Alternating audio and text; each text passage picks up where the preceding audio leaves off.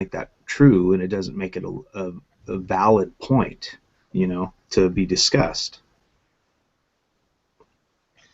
Right. I'm not saying that. I'm saying that inferring from A, therefore A, that is a deductively valid argument, meaning that the reasoning is perfect. It's just Yeah. it's useless to Yeah, persuade exactly. anyone. Yeah. Because if you already accept A, then obviously you're going to accept A. So circular arguments are useless for persuasion, but they are deductively valid. That is, their reasoning, their deductive reasoning is perfect. They're just useless. And Yeah. question-begging arguments are the same, which is a broader category. That's I was trying to define this a while back and I've forgotten. The idea is that if you're question-begging, if you're going, let's say, from premises, let's say, make it simple, like P therefore C, right? P is a premise, and C. It's question begging if what is it now? You know that somebody who accepts P already accepts C, so you're not convincing him of anything new, and somebody who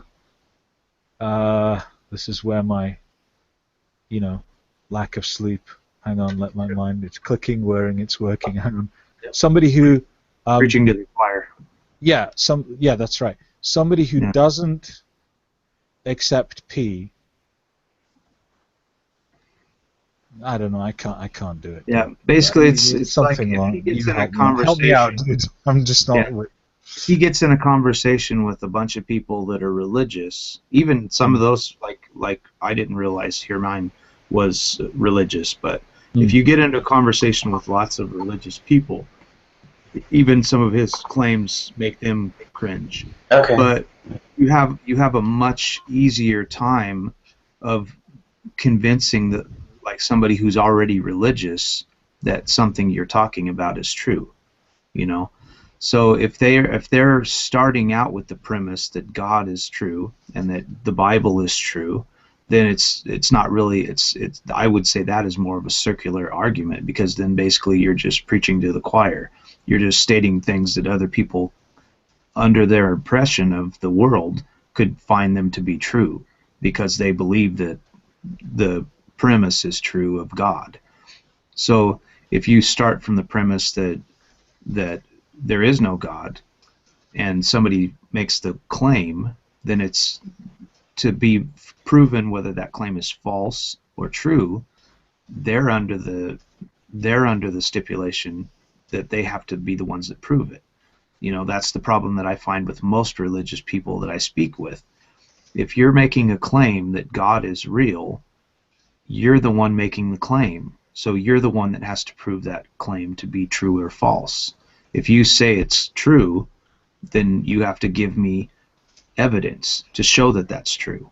And if you can't give me evidence to show that that's true, I am under no obligation to believe it.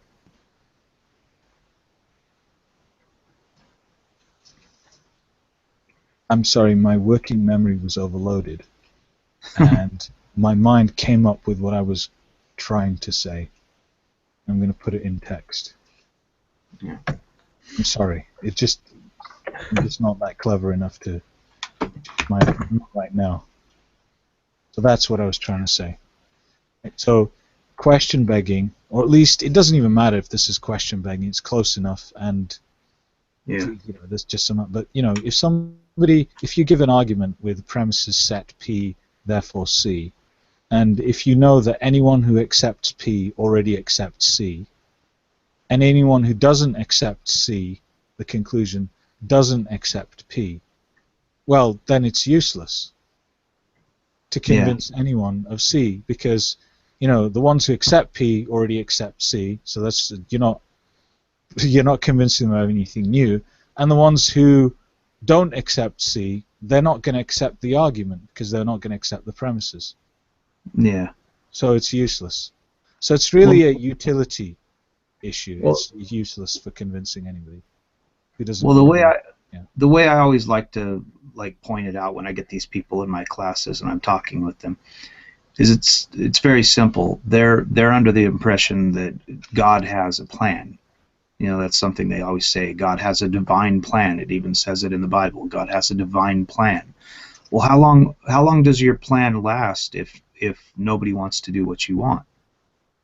You know, if you want to go to Six Flags at 8 in the morning and you want to ride on all the rides and you leave with your friends and you have a plan, and then they decide they want to stop at the mall, and then they want to stop at 31 Flavors, and they want to go to Walmart, and they want to do all these kind of things, and then you get to the Six Flags at 9 o'clock at night finally, and then you don't actually get a chance to ride any of the rides. You get there, but you can't ride all the rides that you wanted to because there's not enough time before they close.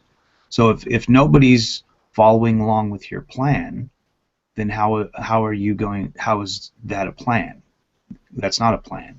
Well, the problem that I see, the fallacy that I see with the religious people, is if God has a plan and God hates sin and God hates all these things and all these people that aren't doing what God says, then that must be part of God's plan.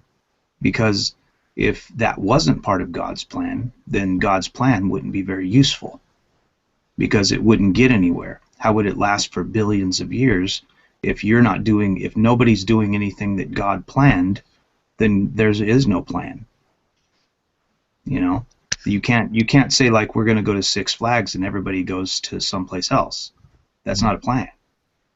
You know, so if that would say that anything that the man is doing is under God's plan, because if it wasn't, then there is no plan. You know, it's just it's logic, simple logic. It's very simple to explain that. I'd add a few more things to that are questions, given what I wrote in the text. Yeah. I don't have an argument for this, but I've got an intuition right now which needs development. That I don't think that a being who is all-knowing or all-powerful or both can actually have a plan. I don't think so either, even if he did. Now, I can't give you an argument for that, but there seems to be something about the concept of a plan that might entail that you have to not be all-knowing or all-powerful. That's my intuition right now. I don't have the argument for that, but that's just my feeling. It could develop into an argument. That might be me when I say intuition. It might be my, let's say, my mind connectionist network, low-level activity patterns registering as a feeling that will later develop into something coherent. Maybe not. Yeah. I don't know. But it's worth expressing intuitions. Because I think people throw them away, and that's not a good idea. But at the same time, there's other people who totally trust them. It's also not a good idea. So okay, so that's what's in my mind, and you know, I've got this weird feeling, and I'm scrunching my eyebrows. And you know what? It could be. So maybe in about a few minutes, I'll come out with something. But the other thing is that I don't know. So God's this all-knowing, but let's consider plan, right? So this would be like a goal achievement process, right? So it means that he has a goal, and he's got a plan to achieve it, because a plan is usually for a goal, right? Right. He's trying to get someplace. You know? Right. So now we know that God, presumably God being omnipotent and omniscient, is definitely going to achieve the goal. Right? We'll go along with that for now. I don't think there's any question of that. So as you said, I'm just linking it to what you said now, actually. It's kind of including what you said, just linking it up, you know, in a broad way with some divine attributes. That God's plan has to work. So everything that exists, God knows about, and it has to be part of the plan. There's no way that it can't be, because God knows all contingencies. This plan ultimately includes everything possible that could be relevant. Exactly. So Which everything is even like sin and homosexuality and everything is part of his plan. He would have to know everything. I would say, just be a little more careful, I would say everything is either part of the plan, or he knows it's not going to interfere with the plan. Exactly.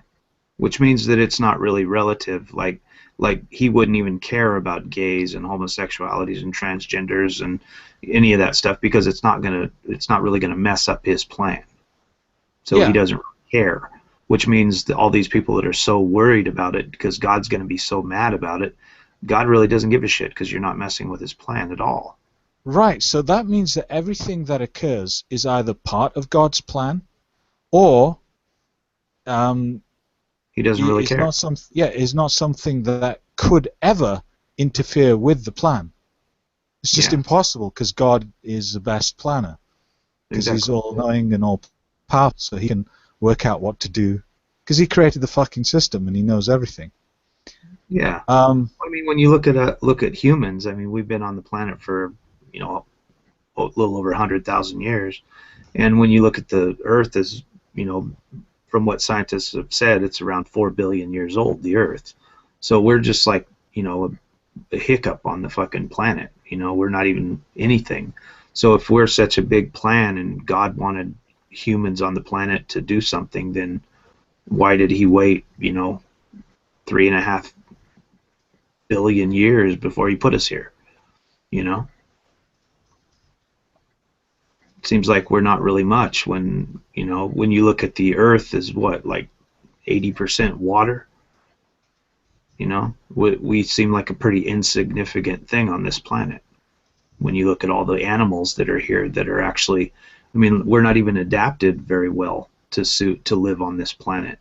When you look at other animals and other species that live in harmony with nature, all humans want to do is destroy it. You know, that's what we're good at. We're good at destroying nature, while most animals on the planet, almost all animals on the planet, live in harmony with nature, and they only take what they need, and they don't kill things, and they don't destroy land or property just for personal gain or to just because it's something fun to do. If they kill something, it's to eat it. You know, if they destroy things, it's because they're trying to do something with it. But humans just, I mean, I forget what movie it was, but I remember seeing something that was very profound to me when I was a kid, where they equated humans to a virus. If you look at the Earth, basically, it looks cities on Earth look like a virus. They look like they're slowly spreading out, kind of like a virus would, like a cancer, and they're basically just killing off everything in its path. You know. hmm.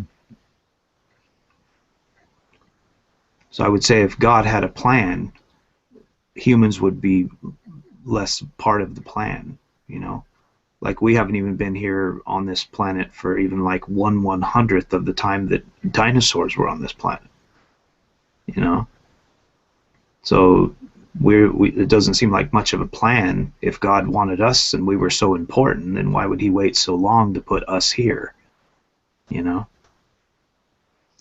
Sure, that kind of thing is similar to premises in things like the argument from scale, right? Yeah. Um, I think though that the premise that the length of time that something exists is somehow positively correlated with its importance could be questioned, though. However, that's being very uncharitable to what you said, which is Yeah. typical of debate, right? Because that's how Yeah. debates work. I want to kill Yeah. you.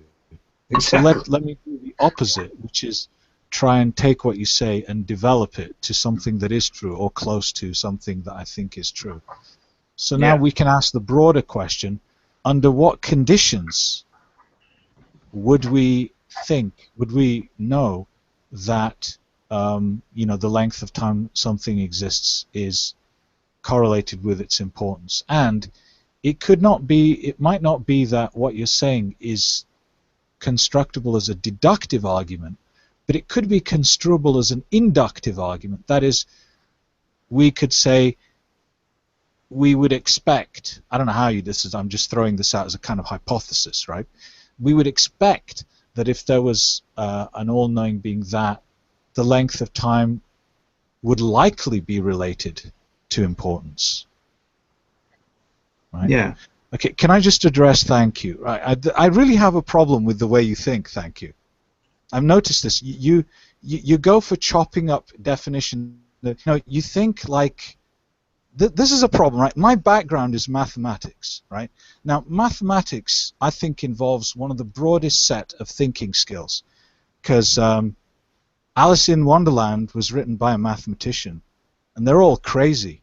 So they like to think in crazy ways. But proofs are presented as if mathematicians, are perfectly logical, but they're not constructed like that. They're often constructed by constructing castles in the sky, and then people later come back to construct the bottom bit and come back to construct bits. That's what we're doing with the notion of plan. We don't have to start to define it exactly to construct some castles in the sky about it. Now, those castles in the sky might be wrong, but we can come back to finding that out. There's no reason to think that it's best to start by, at the bottom, by define the plan, then define the. This is mistaking the building for how it's been constructed. Yeah. We also don't have to know what the plan is. We have to adopt flexible thinking.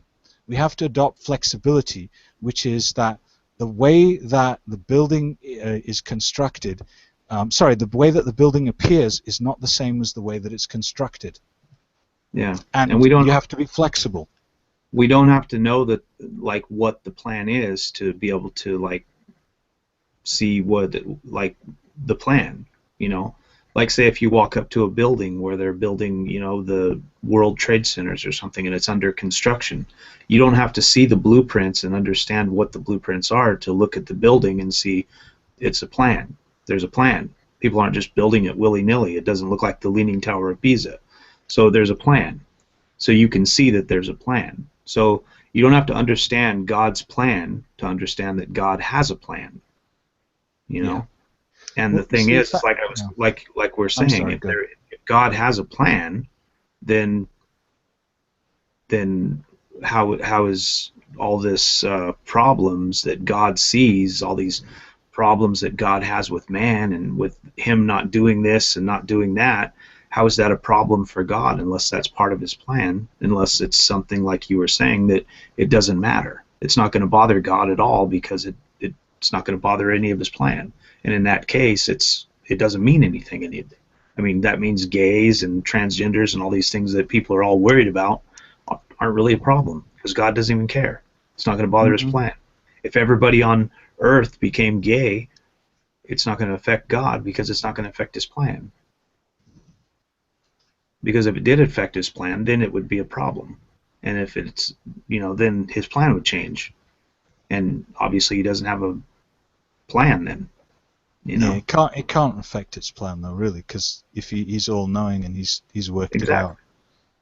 So yeah, yeah. I'm sorry, man.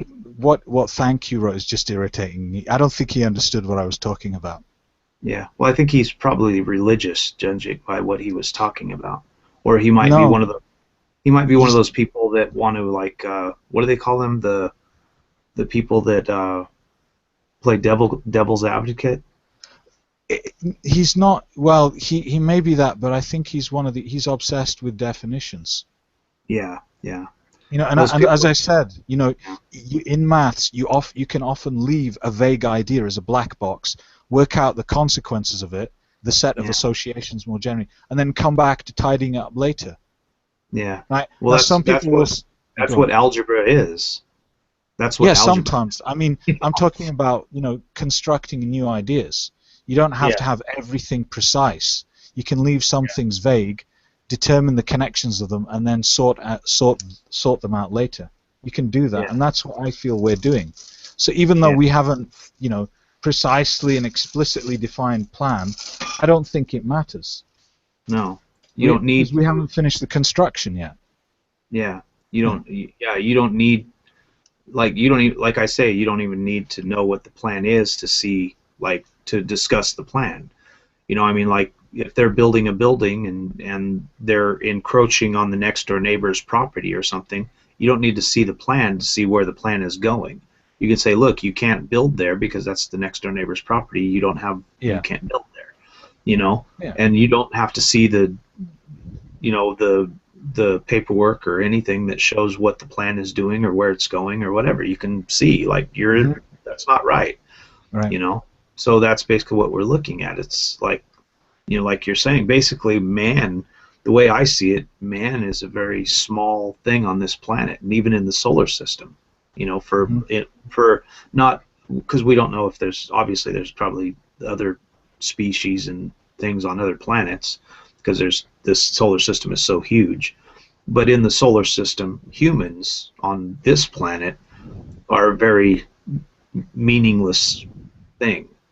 And if something, the Earth has only been able to support human life for a very short time, and if something went wrong very quickly, it could go south for humans, and we would be a non-species on the planet, but the planet would still go on, which means we're we're not really we're not really anything. We have this idea that we are something on this planet and that we are important, but that's self-imposed. That's something that we think, you know, and that doesn't make it true. Just because we think we're important, that's that's just arrogance. That's a sense of self, but that doesn't make that true, you know. Like all the people that believe in the Bible and seem to think that like the that life is important. Well, life is only important if you think it's important, you know. It's not important to somebody who's dead, you know. When people are like, well, I can't see of a time when I didn't exist, or you know, things like that, and it's like, you know, well, someday you're going to die, and a minute before you were born you weren't alive, you know? So I mean, in actuality, you're a very small blip on this little planet spinning around, you know, and your like genesis in this spinning ball is meaningless, you know. When you think of like where this planet was 1,000 years ago, even 500 years ago, you know, where's it going to be 500 years from now? And is anybody going to know who you were, or that you even existed? Are you going to mean anything? No. In 500 years from now, they're probably not even going to know who Jimi Hendrix was. So it's the existence of humans is really, it doesn't really mean much at all. It's all in context. It's just narcissism, you know. It's like what you think you are. If you think you're important, then you're important. But that's you. That doesn't make you important.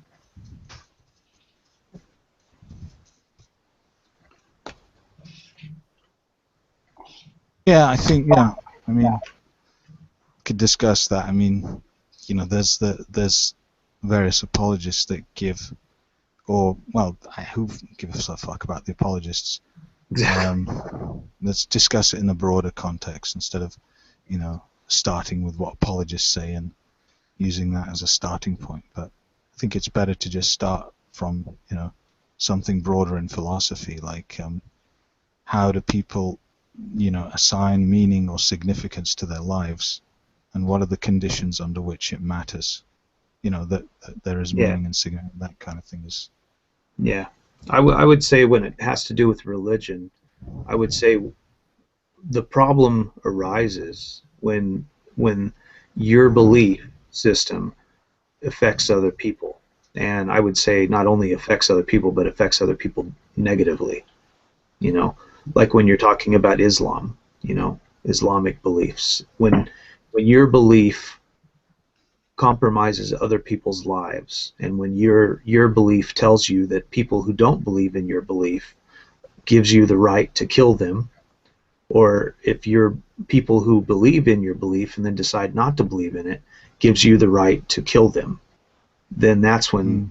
that's when that belief needs to be questioned, you know. And in the belief of Islam, you're talking about apostasy, you know, things like that. Mm-hmm. um, Even in Christianity, it says directly in the Bible, when you're talking with somebody like that guy we were just talking with, when you're looking at the Bible, it says in the Bible that you can sell your daughter into slavery.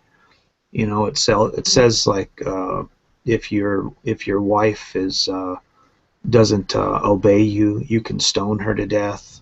You know, you can kill your own children. I mean, there's all kinds of nasty, disgusting stuff in the Bible, and I mean, just hundreds and hundreds of pages of it, and they just skip that over that stuff. Most of the time, most people in churches don't ever hear those parts of the Bible. They never read them, because if they did, most people would think they're fucking crazy, you know?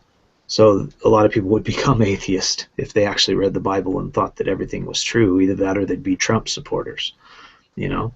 So it's, I think when you're talking about religion or a belief system or some kind of knowledge that can be had, I think you need to think about how it's going to negatively affect the people around you, and how that's going to negatively affect the earth. I would say, you know, like in the way, like I'm a vegan, so in the way of like negatively affect the earth, like you know, like trees being cut down, you know, destroying the environment, destroying the water, the aquifers, things like that, you know. So I think when we're talking about a belief system, if you have some belief system that doesn't harm anybody, that's fine. But if you have a belief system that can or does harm people, then I have a problem with it. Hmm. Well,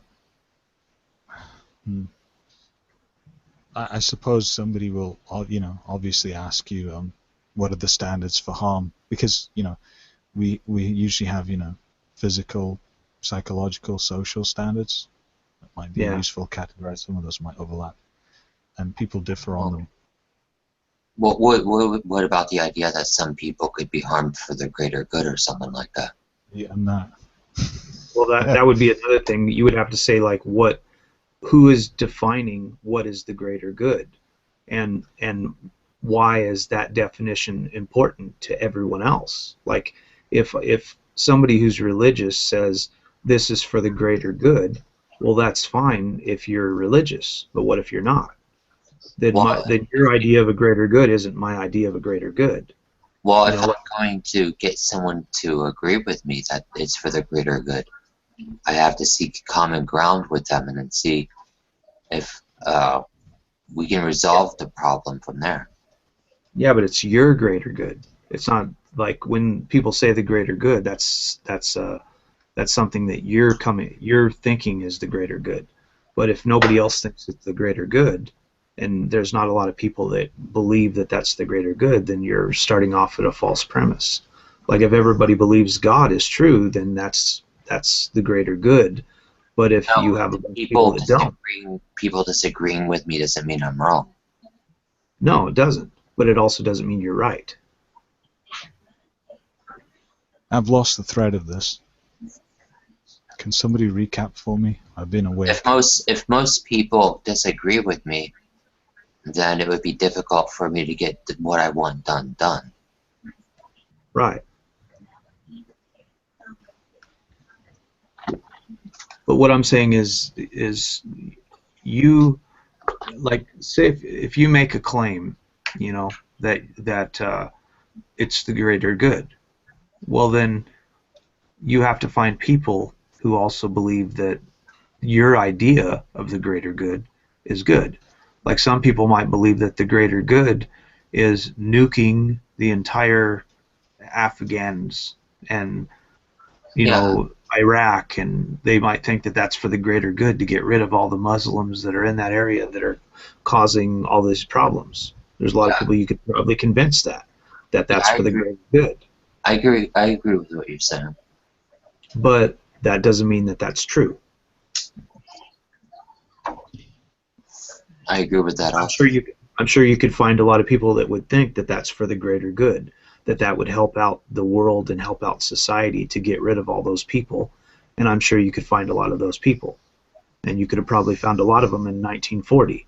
But that doesn't make it real or true or good.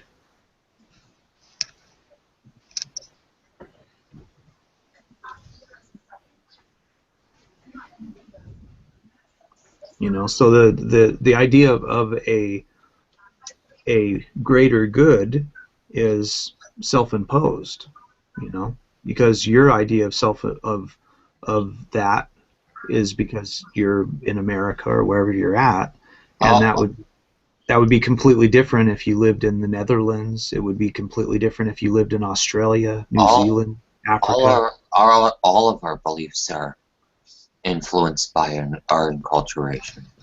Exactly, that's what I'm saying. So the greater good is only greater and good for the people who believe what you believe. I understand that's true. Yeah, Although and that's there's a very agreement. small Number thing. one, there can be agreement that things are greater good between different belief systems or individuals. And number two, even if it's true that there isn't ego or not, it still is or can be the case that this problem of the greater good still occurs for you.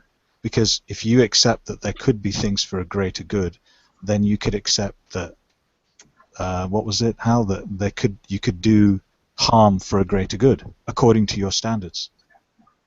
I hope that wasn't too DPR. Yeah, I would. Was I it? would. Was it? Was I it, would. guys? Please say no. No. Yeah, no. I would. I Okay, would say thanks. I feel when it better comes. now. I would say when it comes to something like when I would say harm, like say like Mobil or Exxon or something like these, where they're actually destroying aquifers and water and doing all these kind of things. You know, that's when I see it's a problem. Because they have a belief that making more and more money off of oil and finding more and more oil is a good thing, and they can find a lot of people that drive cars and want to have a Hummer that would believe that that's true. But then when those people can't find water to drink, they're having problems up in Michigan, then it becomes a problem. But it's not a problem until that. So I would say when your belief gets to the point that you're harming other people, and that's what I would consider harming, something like that, where you're making it to where other people, you're not just making it hard for people to live, but you're actually threatening their lives. I would say that's when it becomes a problem, a big problem. Well, I'm in favor of harming other people sometimes, like when we lock a murderer away in prison or something. Yeah, yeah, I would say that would be part. Like if you're trying to protect society, then that would be part of the greater good. But that's only part of the greater good if the thing that you're locking them away for is is considered to be wrong. But like some people could say that the greater good is locking people away that was smoking weed. Oh, You know, I agree with you. I'm just saying. like if you have one joint and you get caught and put away for 15 years in prison, some people would say that's for the greater good if you don't smoke weed. Then other people that live in People, states like Colorado would think it was fine. yeah, You know, people can disagree with me. I'm just saying what my preference is. exactly. Well, that's You where could, most of this comes from. It's just it's personal. It's a personal thing. you could kind of sort that out by not saying it's all good as long as it doesn't harm individuals. You could say it's all good as long as it doesn't, as far as I know, it doesn't lead to a bad and it leads to a greater good, which is a little bit bordering on, or perhaps tautologous. Um, nootropic. So I deal with each individual case. I think that we have inconsistent moral intuitions, and I think this is what stuff like the trolley problem, modified trolley problem shows. So we can think about something being good if we believe that like say it'll improve society or something like that, right? I get what you're saying, Helmut. Yeah, Karen, Yeah. sorry. Then we can say, well, what if we killed all the undesirables? Wouldn't that improve society? Right. This is a problem with, I mean, I look at it as a problem in general with Yeah. if you have any kind of system and you formalize it, you always get the issue of consistency, either in a propositional sense or in a goal oppositional sense, which you could probably define properly, right? I would say that's a that special case of what you're saying. Yeah, that's always going to be a problem Yeah.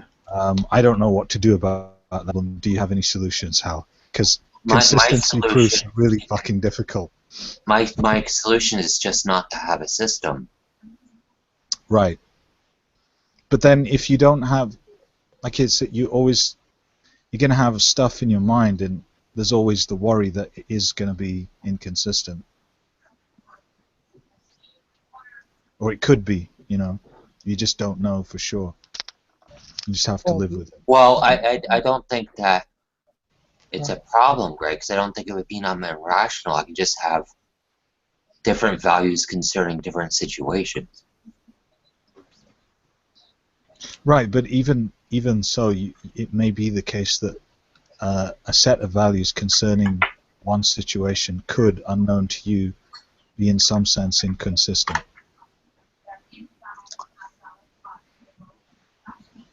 And that's always going to be a problem. I'm trying to say that it isn't a problem. Right, but I don't see why it wouldn't be a problem. Maybe I'm not understanding it. He hasn't built the system to begin with, so there's no problem. There's no problem underlining the system because the system doesn't exist. There is no. Okay, but when you, I get that. You haven't constructed an entire system to model everything. Agreed. But then when you in the course of you thinking about it, you might discover that there's an inconsistency that you didn't notice before. Well, it would be a problem if I believed there were objective moral facts and then what I thought the facts were contradicted each other, but that's not the way I think of it. I can say, well, in situation X, my preference is A, and in situation B, my preference is Y or something. All right, but wouldn't you engage in some sort of reasoning about preferences at some time, and then you might find that you end up with opposing preferences? It would only be opposing if I had conflicting desires about the same thing. Can that happen? Can that occur? Yeah. What if you didn't, but you could still have some reasoning that ended up showing that there was opposition? I don't see why that's impossible. I'm not understanding. I'll make my excuse. I've been up all night. Okay. I'm drinking sugar drinks to give my brain some fuel, temporary. So.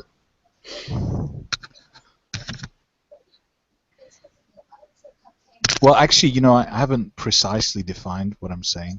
It's just like a vague possibility in my mind. I have to, or an unspecified rather possibility. So I have to, dot some I's and cross some T's, and I probably have to ask you about preferences and some, attributes of preferences and how they can be related to propositions or, in general, any kind of inferential influence. Well, I can say something like, generally, I don't like salty foods, but I like pretzels. Yeah.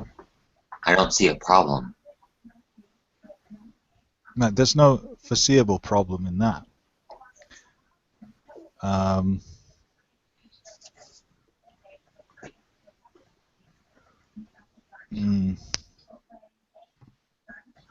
Does the problem the idea with there being a problem in such a system?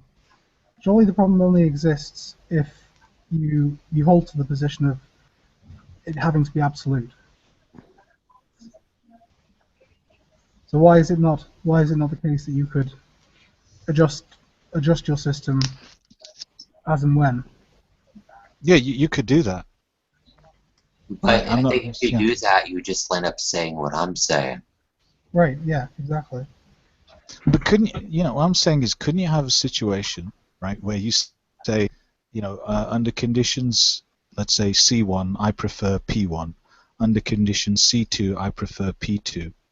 And then you get a condition C3 where you find out that you don't actually, those two are not actually, you can't have them both. So there's some sort of error going on or something happens. That wouldn't make sense unless it referred to the exact same situation.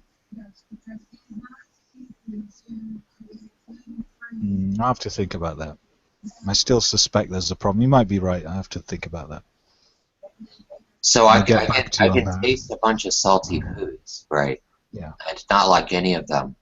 And then taste pretzels, and then I prefer pretzels. I don't think it makes any sense to say, well, I shouldn't be inconsistent, right? I should realign my preferences to dislike salty pretzels for the sake of consistency.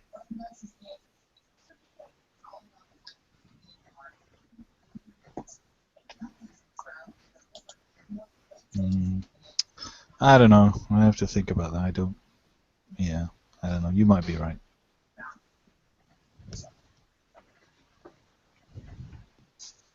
I got this feeling that if you connect things up in a certain way and relate this up to some sort of reasoning that is related to your preferences, that you will get problems.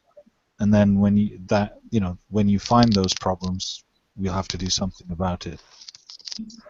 Well, using your logic, Tropic, that the thing I would say is like like you had said earlier that putting away people in prison for murder is a good thing, and using your logic about the P and the C and getting to a point where you have C3. We've shown that there's many people that have been on death row and have been shown that they actually were in there falsely, and that they were falsely accused of murder, and that they were on death row and they were going to be put to death even though they never did the crime. So when you get to the point where, yeah, putting people away is fine for murder, but then you get to a point where some of the people that are put away for murder didn't actually do the murder. They were falsely accused. Then your premise becomes muddy. You've just muddied the water, because now you can't put away everybody you think or put to death everybody you think is a murderer unless you can prove it. But isn't that the same situation as having prescription drugs? Yeah. I don't see the correlation, but yeah, the difference between a prescription drug and a drug like marijuana is somebody's perception. Depending on the state you're in, you may perceive marijuana to be just as bad as heroin, But then if you live in Colorado, then you would think it's not. It's all in how you perceive it.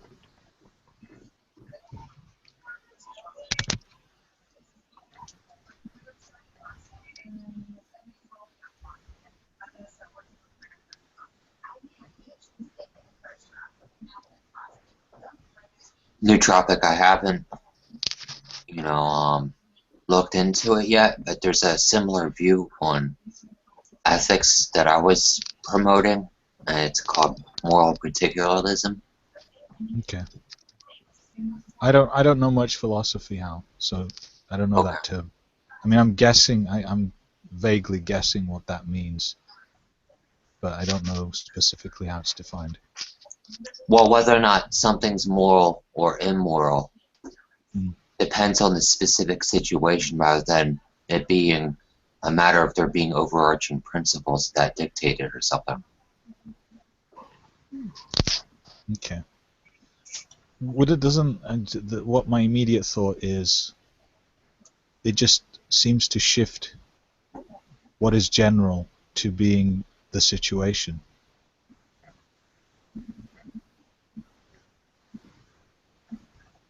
So the situations just become analogous to the general principles. I don't see how it's analogous.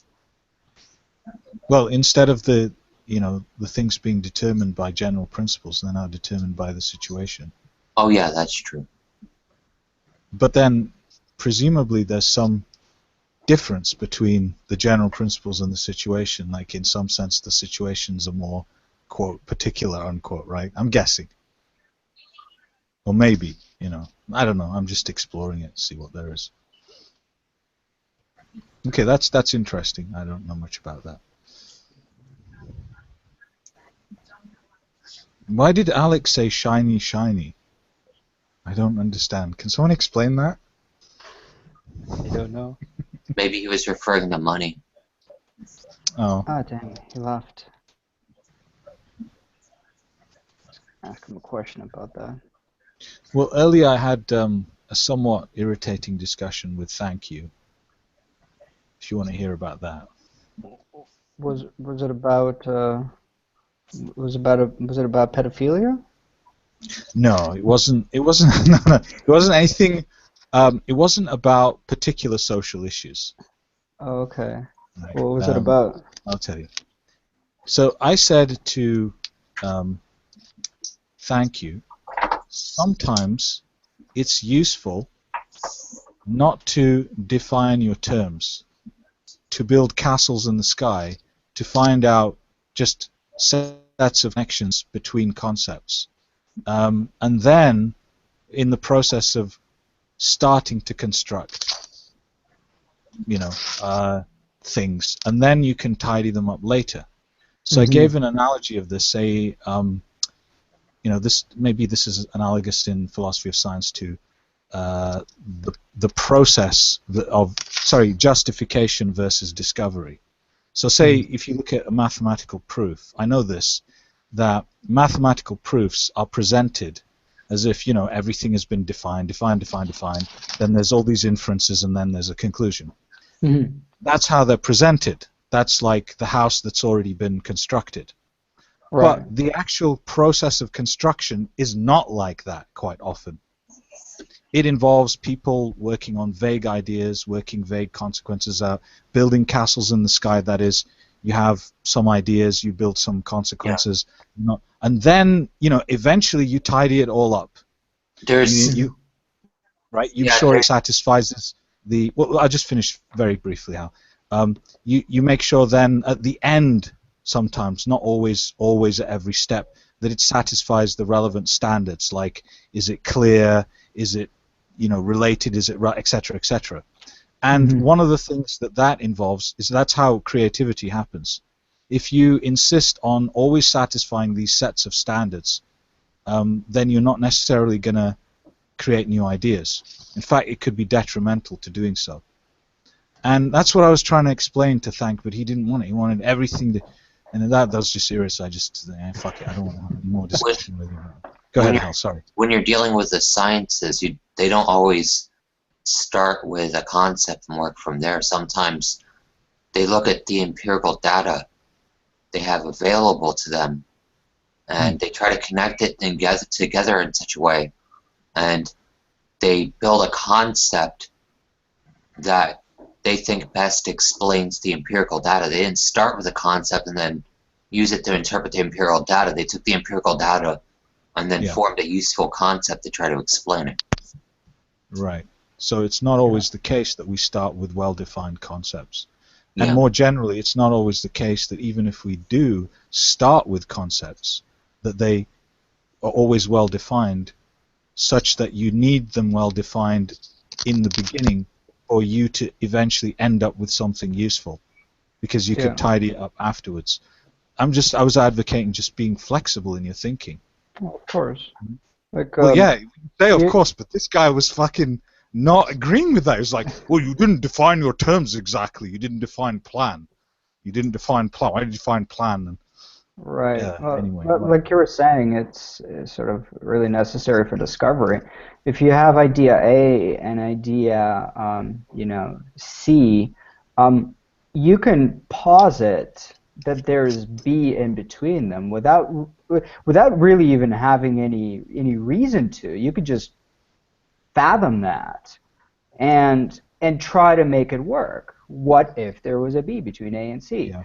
And then slowly try different models, different ideas, until you sort of get a blurry picture of something. It's only once all the sort of the logical and causal inferences have been drawn that you can have a proper definition. But that's at the end of the discovery process. Yeah. So the product is not always the same as the process that you constructed it. Exactly. right? And that's trivial and obvious, but it's important because it means that everybody who thinks like that is a fucking idiot, says all that being hyperbolic and rather emotional. But you get what I'm saying. Because if you want to always make your thinking be right at every step by every standard, you might be fucking yourself over. And I would say you, because sometimes to think outside of patterns you have to violate some of the standards, because the standards are patterns that maintain the existing patterns that you have quite often. Well, that's kind of what I was going to say next too. Is just in order to challenge any ideas that we have, we actually have to challenge the definitions. Otherwise, they're true by definition, so there's nothing to challenge. I'm saying sometimes you have to think in vague terms. Yeah. And you have to violate what I called Sky Emma. It's not a very good list. Actually, an acronym I made up of. Got it from. Oh fuck, what's his name? Richard Paul, Center for Critical Thinking. So he has this really shitty list called Universal Intellectual Standards. So he writes accuracy, clarity, depth, and a few others. And I think they're not universal, they're just very, very common across many domains. Mm-hmm. And so I thought I'd make a better list. So I have these categories that were represented by the semantic standards, communication, informational, epistemic, metaphysical, axiological standards. So informational is things like relatedness, relevance, accuracy, precision, and semantic things like clarity, right? Sometimes you have to violate those in order to escape from existing patterns, because these standards actually maintain the pattern that you're in. Sometimes you have to talk nonsense just for provocation value to escape the idea you're in. You don't stay in LSD land, though, because that would be useless. You use LSD to escape, and then you find that you arrive at somewhere that you can then tidy up by this very same standards, that kind of thing. He didn't get that, so fuck him. Fuck him. So there's different schools of thought in philosophy. So what the rationalists did is what you were talking about, Nootropic, where you start by defining your concepts of whatever, and then they try to discover all the truths by logical entailment from the concepts that they were assuming. And that's an outdated way of doing philosophy. That's like what Leibniz did and Plato and stuff like that, but that's not how like modern philosophers do philosophy. Well, I would say more than that, it's a really stupid way of doing anything, because it leads to being totally rigid and inflexible in your thinking, not just in philosophy. But, he's like that. So, his creativity zero, cheers, dude. That's to thank him. Except by accident. See, that's the thing. If you think like that, then you're leaving creativity where your mind, just happens to, you wake up with, oh yeah, you leave it to chance. Because you're not actually promoting any kind of mechanism that would allow for that. Well, And it's kind of like, this stuff. Yeah, go on. Sorry. it's kind of like the way they do that as well. I find this a lot on the internet, especially. I find these people that they don't actually want anything to challenge their belief, or they don't want to actually argue in any way.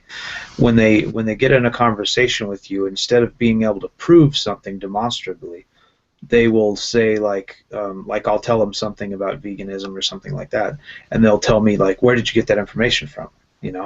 And I'll give them the information, and then they won't read it.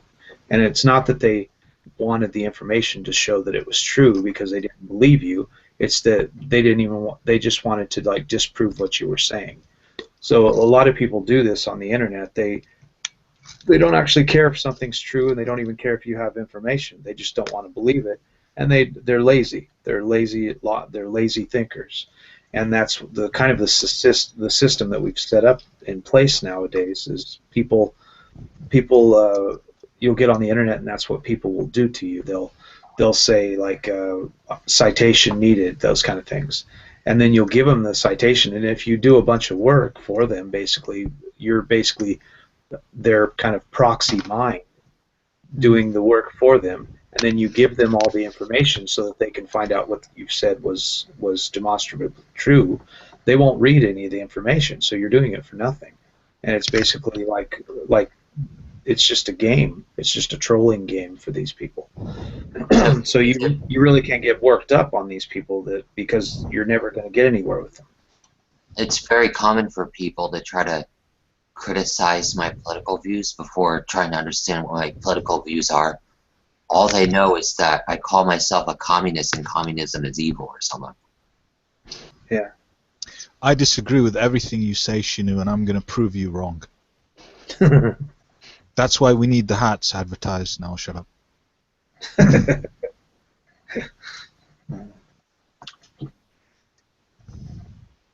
Yeah.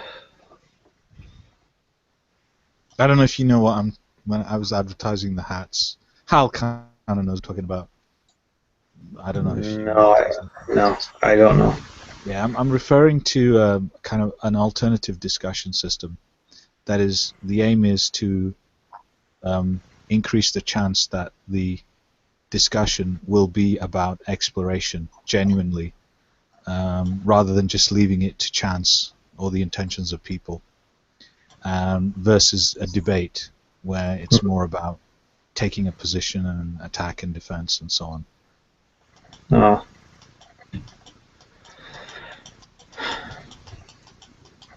It's got these 6 quote-unquote hats. They're just metaphors for different ways of mentating.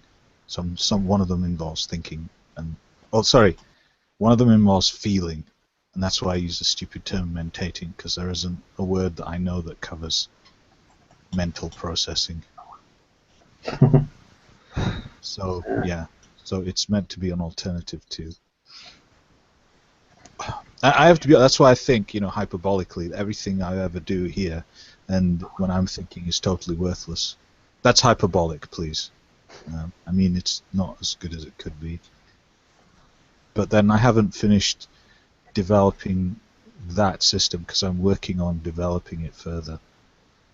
So I'm in a kind of a limbo. If anybody's interested, I'll show them the result when I finished it. But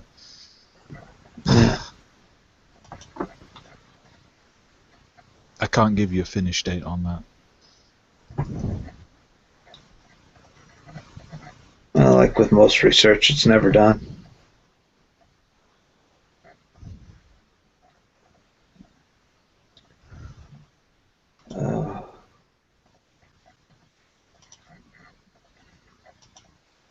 Did we? Okay. Jack, So, go ahead. Sorry, Helen. Jack, you missed me out trolling the trolls last night. He was what? He was out trolling the trolls. Yeah, I was out trolling the trolls. Like, they would say something stupid, and I would agree with everything they said. And I would add additional ridiculous stuff and say, "This is what I'm for." That's a good one, yeah. Trolling? What? Who were you trolling? Ace and Ace the Fall Guy and Clownfish. Oh, Clownfish. I know him. You don't know Clownfish, Jack? No, I don't think so.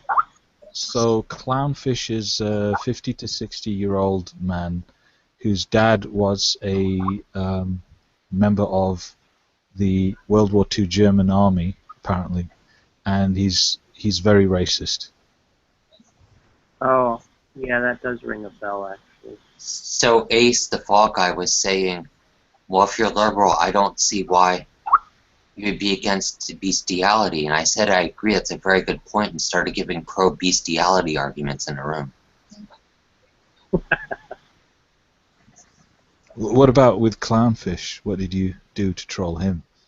Oh, he talked about how there's this cultural Marxism, and that's why there's transsexuals and stuff like that. And I was like, and he always talks about racism against the white male and stuff like that. Mm-hmm. And I said, that's right, Clownfish. My people have taken over the country, and when we're finished, everyone's going to be transsexual. There are going to be no white males left. And I know this must be hard for you, but since I'm such a nice guy, I can give you my email address so you can send me angry letters if it'll make you feel better.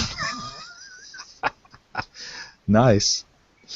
What is cultural Marxism defined as? Because I've heard the term. I vaguely understand what it's meant as, but I'm not really sure. Yeah, go ahead. In this case, I don't know what the rest of it is, but I'm interested in jumping on the cultural Marxism bandwagon. What you mean? You are an advocate of whatever cultural Marxism is. Maybe you Well, can but explain includes what what it is to us. Hal was just saying. I'm very interested. I Okay. haven't looked into it. What I got, I mean, you know, Google is the best fucking conversation killer. I could just Google it and ignore it, all of us. Right? You just ignore all of you and just Google it. Fuck you all, I'll just Google it. But for the sake of conversation, what I remember is it's something about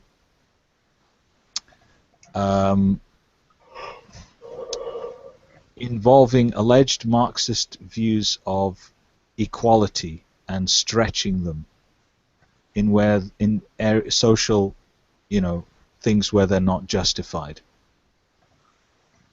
So, and that relates to some meanings of the rather nebulous or variously defined term, whether it's normative or descriptive multiculturalism. So, cultural Marxism somehow causes cultural relativism. It's a conspiracy theory. Something along those. I don't know. I mean, Well, yeah, it's a we'll have a conspiracy look. theory from the right wing. But, Yeah, I don't know. I don't. What does anybody? I don't know. I'll look it up. Let me just really interesting. well, I put the link in the Anyone have any sidebar. thoughts? Well, the link's in the sidebar. Yeah. Chip Burlett, Okay. I guess before Wikipedia really got the page or whatever, had some kind of list of all these right-wing nutcase conspiracy theory type things. Yeah, that was part of it. So with Orthodox Marxist-Leninists, the kind of equality they're concerned about is equality when it comes to people's objective conditions. Okay. Well, can you detail that objective conditions? I don't understand. Like equal access to the resources, like housing, food, clothing, education, stuff like that. Right. So then it would appear, I'm guessing here, obviously, that I've heard, those who would self-identify as on the right use the term cultural Marxism. That not all of those would disagree that there should be equality in some ways between, individuals or groups, right? It's not like they advocate radical inequality before the law for, different individuals, for example. So it seems to me that if they're saying cultural Marxism, they're just not being specific on which equalities they differ over with others. Right? I don't know. That's just my guess. So they're just saying, you're a cultural Marxist really means you advocate some sort of equality in some way that I don't agree with. It's just empty rhetoric. It's like how people that don't like Obama say he's a Muslim or a Marxist or something. Yeah, I don't know. I would just ask them if they're using the. But that's I don't think I'd ask people on Paltalk because I don't think they understand the terms they use. But let's say a more well-informed. Fuck it, I'll just read about it. But okay. So there you go. Cultural Marxism. Okay.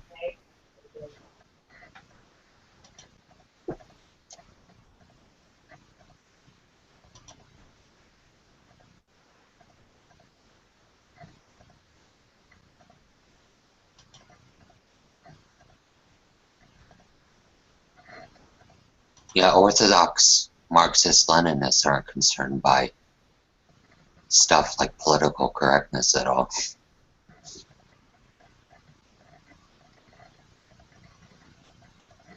I'm trying to guess what the relation is between political correctness and this cultural Marxism, if it involves, equality, advocation, that they disagree with.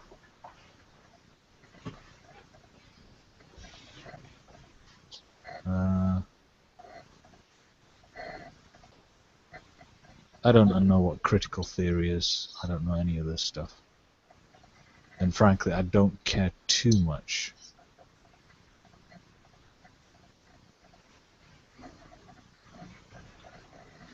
Well, that crops up too.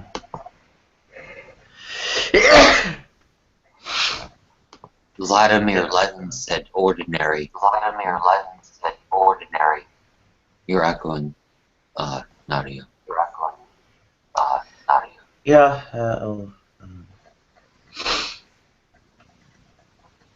what is it? How Lenin said that ordinary moral concerns are irrelevant when it comes to politics. That sounds like the opposite of promoting political correctness. Yeah.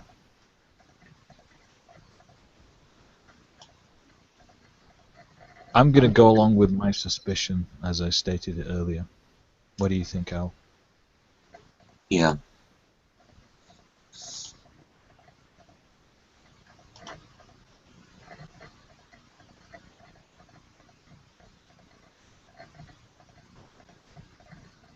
Marxists have had a large influence on the West, though, but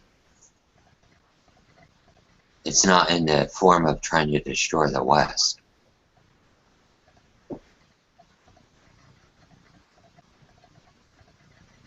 The thing is, when I hear people say that whoever it is on whatever political side, they are just trying to destroy the West, that might just be that they have a particular conception of the West, Yeah, from their political point of view, that they think the other people are opposing. That's what it is. Yeah, but would they probably mean that they're trying to destroy, traditional conservative values or something? Yeah. Which they just identify with the West. Yeah. Which is questionable, to say the least.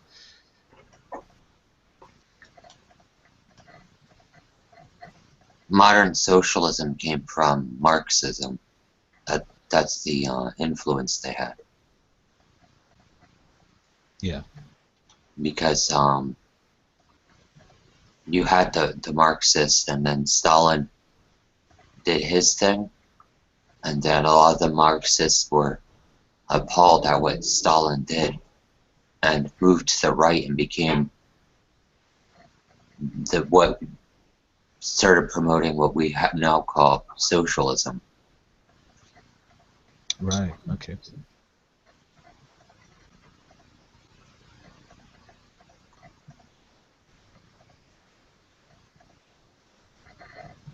Well, it's a nice piece of rhetoric. You could say, what would the opposite be? Cultural, what's a kind of a move? Cultural Nazism, or what is it? Right wing, cultural something right wing-ism, right? You could just make that term up and do the same. Well, the opposite of Marxism is probably something like free market capitalism or something. Okay, so somebody could say cultural capitalism and make up some rhetoric like that. On somebody who's a Marxist or socialist on the left could just say you're a cultural capitalist, and and in fact, you could say that capitalism has a more of a you could, I don't know actually more, because I don't know what metric I'm using. You could say that there's no reason to think that it has more of an cultural Marxism, whatever that means, when it's specified in terms of equality advocation, has more of an influence than cultural capitalism. Some would say it has less, by some metrics of how you're measuring social influence. Yeah.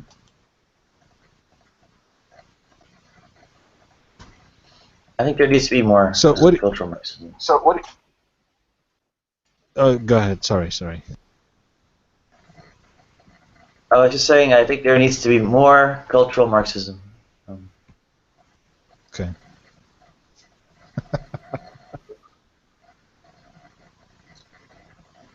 Do you think the LGBT goals and aims of society comes under or overlaps largely with cultural Marxism? In your tongue-in-cheek way of defining it or having a concept of it? Absolutely. Yeah, I thought so. If you really overthrow the traditional gender relations and traditional nuclear family and all that. So,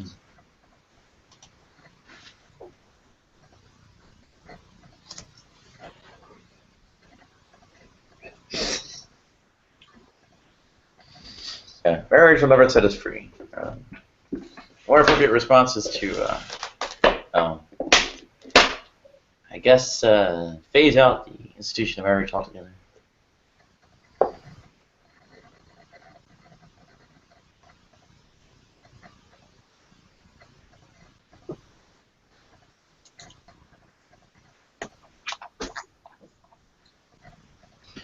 Seems that rural, agricultural, whatever is kinds of small farmer, yeoman lifestyles or some such, promote the nuclear family and such. So, well, I'm now officially in favor of factory farms.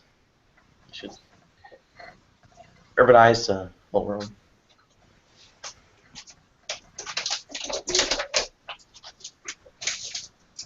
There's all kinds of ideas for different forms of farming, closed-loop farming systems, and there was even that idea of having skyscrapers with crops in them, so that you can maximize the use of land space for, crop management, for growing crop, and you could control conditions much more efficiently because they're not open. You can control the system and so on. And I was in the city center today, and I just thought, eventually, they have the robot vacuums for the house. I just thought, well, I saw this guy picking up litter. I just thought, well, maybe they're going to get robot ones eventually. They just have if they don't already have them in somewhere like Japan. I don't know. Does anybody know? And then I thought, basically robot litter pickers. Oh no, on the streets. I don't see why that. Okay. Yeah, we don't have anything like that. Right. Well, I can see it coming, right? It'll be in restricted areas, and pretty soon, those guys will just lose their jobs. You won't have any people who pick up litter. You can imagine the day when, when driverless cars. You can imagine the what do you call it? The trash. We call it rubbish services are fully automated. There's a moral dilemma with having a person in a automated car. What's that? So let's say that the car's moving, and if it doesn't veer, and there's a choice that the car has to make. It has to run over a crowd of people, or divert the car to like a cement median and kill the driver. So what should it do? Should it run over the pedestrians, or should it kill the driver? Is this the trolley problem? Or something like it? Yeah, it's like a modern flavor of it. Yeah, they were talking about that, about the new kind of cars that they're coming out with, the self-driving cars, that you're able to program the computer to assess whether it's going to kill people and how many people it'll kill. And if you don't set it, then they're starting to try to think about law, the way the law is going to work, because if you don't set it, then you can choose not to set it, but then that'll become a problem in court, you know. And if you do set it, then that still becomes a problem in court because So you can make it say like it's gonna like always protect me, you know, never allow me to die, you know. So if you do that and your car kills other people to save you, then you can end up in court and be charged with that because even though the car is self-driving, you programmed the car to do what it yeah. did. So the troll problem actually has a realized practical situation for it. Yeah, philosophy isn't useless after all. Well, that one is. I mean, has precedent in maths, right? So, for example, the equations for differential geometry that Einstein used for general relativity were developed, you know, in the 1800s. The non-Euclidean geometry. No, it didn't have any use, and then it, you know, had some use. So it's the same with certain areas of philosophy. So yeah.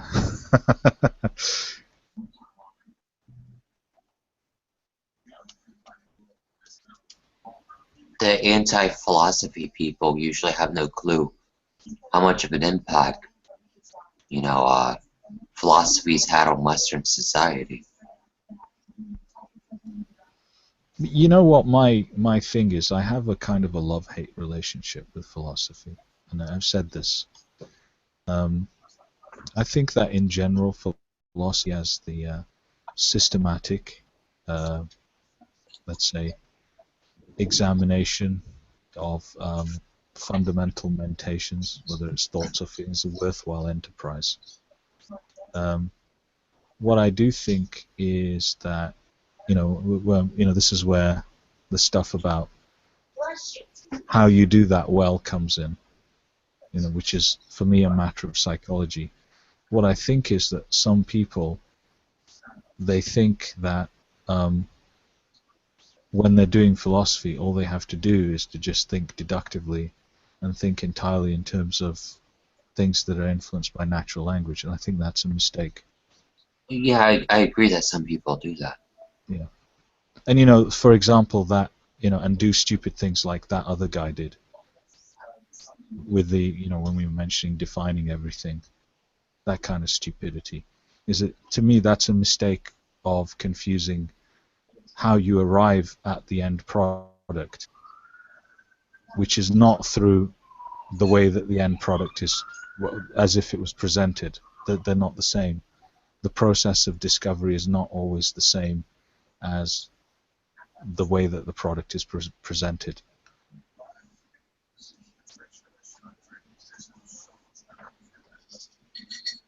But other than that, that's really my position. That's it. So I don't actually have, and in terms of an objection to philosophy, and in terms of the effects that it has, I think not only has it had a historical effect, I think it has an ongoing useful effects. Yeah, And, you know, yeah, and I, you know, I've mentioned this to people. You know, you've heard my list. I forget it now. What is it? I forget. Or whatever. You know, we both know, right? So, yeah, that's it. That's my position. But I also think, though, that there may be a tendency for philosophy to isolate itself, interaction with various areas. I think it should really be integrated more closely, if it already isn't. well, That's it, really. there's a lot of interaction between what the philosophers are doing and what the scientists are doing. Yeah. I mean, I still get this feeling that there's some sort of difference psychologically that might be problematic between the way that a lot of philosophers think and a lot of, let's say, people who might need, you know, the general aim of philosophy as, you know, the systematic examination of fundamental mentations or concepts that might be dangerous.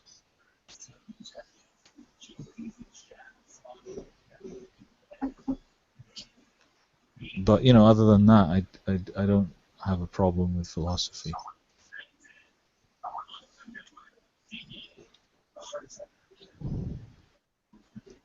But I don't read any philosophy.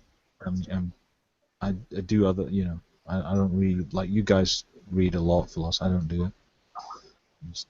Because I've got real world things that I need to, that philosophy doesn't help with at the moment. Or it's not that it's completely irrelevant. It's just that let's say that the probability of me reading some philosophy and it being useful is less than if I read something else to my real world aims. That's just the way it is. So Yeah, that makes sense. I mean, there's some like I'm interested in, as you know, I'm interested in mentation skills, that is thinking, feeling skills, and discussion systems, and in particular applying them to maths education. So there are some areas of philosophy that actually, so that there is philosophy of education, and there is philosophy of math that's more tangentially rich. So some of those, but apart from that, yeah. Well, I think basic knowledge in epistemology can help promote someone being a more careful thinker. Yeah. Okay, I agree with that.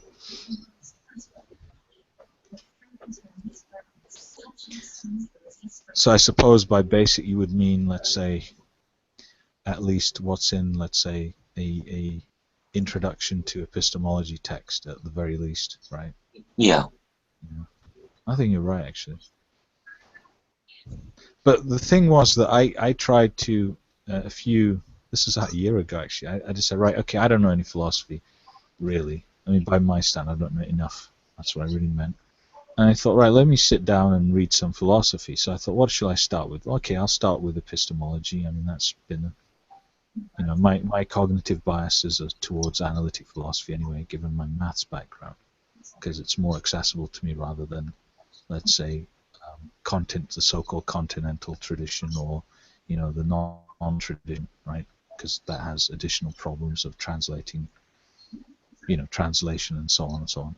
So I sat down and I decided, right, I'm going to read, there's the Stanford Encyclopedia and then there's the Internet Encyclopedia of Philosophy. So I had a quick skim through the ESEP on epistemology. I thought, okay, I won't read this. I'll read the Internet Encyclopedia of Philosophy.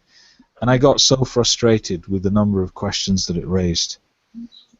I just couldn't get anywhere, so I just gave up. Oh. That's the truth. I swear that's the truth, Hal. I just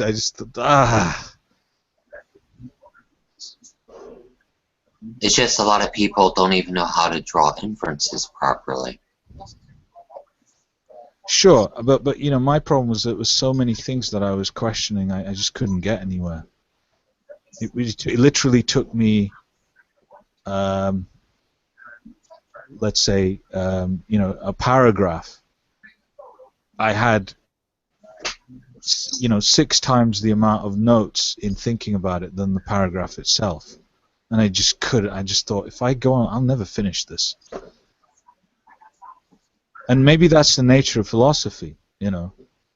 That's what it does. So maybe I shouldn't have given, because I do this with anything I read anyway. So if I'm going through, let's say, one of my favorite, of course, Edward de Bono. I think there's a lot of things that can be improved upon in what he's saying.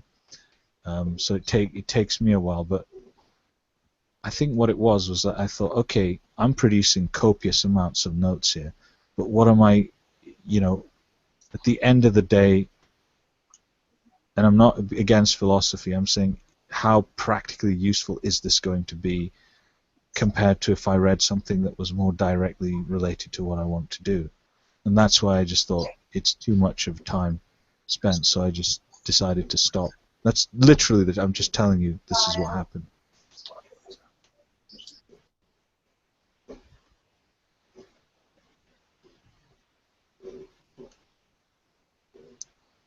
But I'll come back to it, when I've got more time. But right now, I just wing it. I know bits and pieces. My knowledge is extremely patchy, so that's it.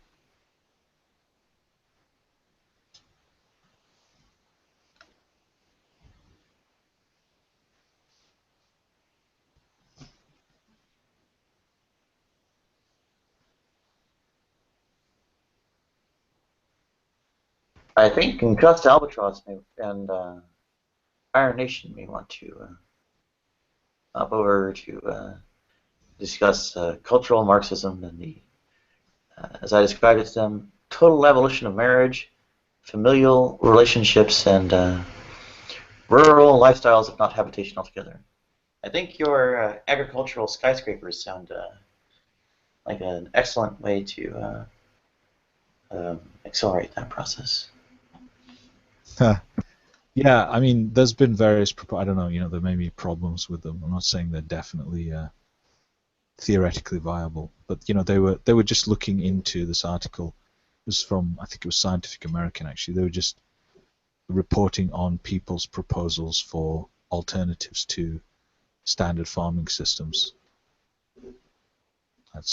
But when you say the abolition of the family unit, what you mean, the legal abolition, or do you just mean that social will develop so that nobody really being married is no longer useful? I mean, what do you mean when you say the abolition of? Both. Sorry? Both. Both. But what would you ban the family?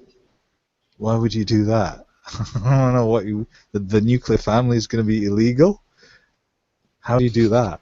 Seems a bit drastic. I wouldn't. I think making it illegal is very meaningful, but I think at the very least not really recognizing or privileging it in law is probably worthwhile. But again, I don't think it centers around the law very much, apart from where the law or is reinforces it.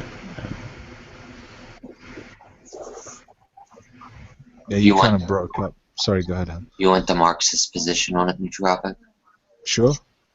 So, the Marxists want socioeconomic equality, right? And so the idea is each according to their ability, each according to their need. That's the slogan and stuff like that. And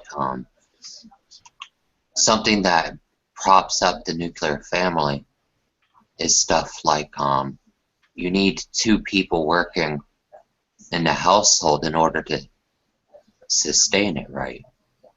So that encourages couples to stay together to raise the kids, even if they're not in love with each other, just for practical purposes. So if there's socioeconomic equality, there would be less reinforcing the idea that one ought to have the nuclear family in the first place. It's kind of reinforced by capitalist economics. Also,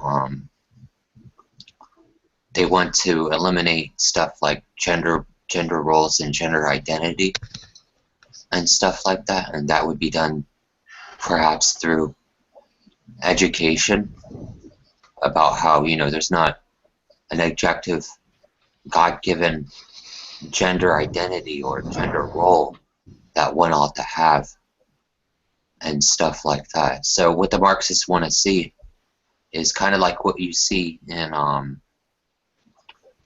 countries outside the US, where it's not just the biological parents that raise the kids, the extended family's involved, the neighbors are involved, stuff like that. So the kids are more raised by the community rather than just by their biological parents.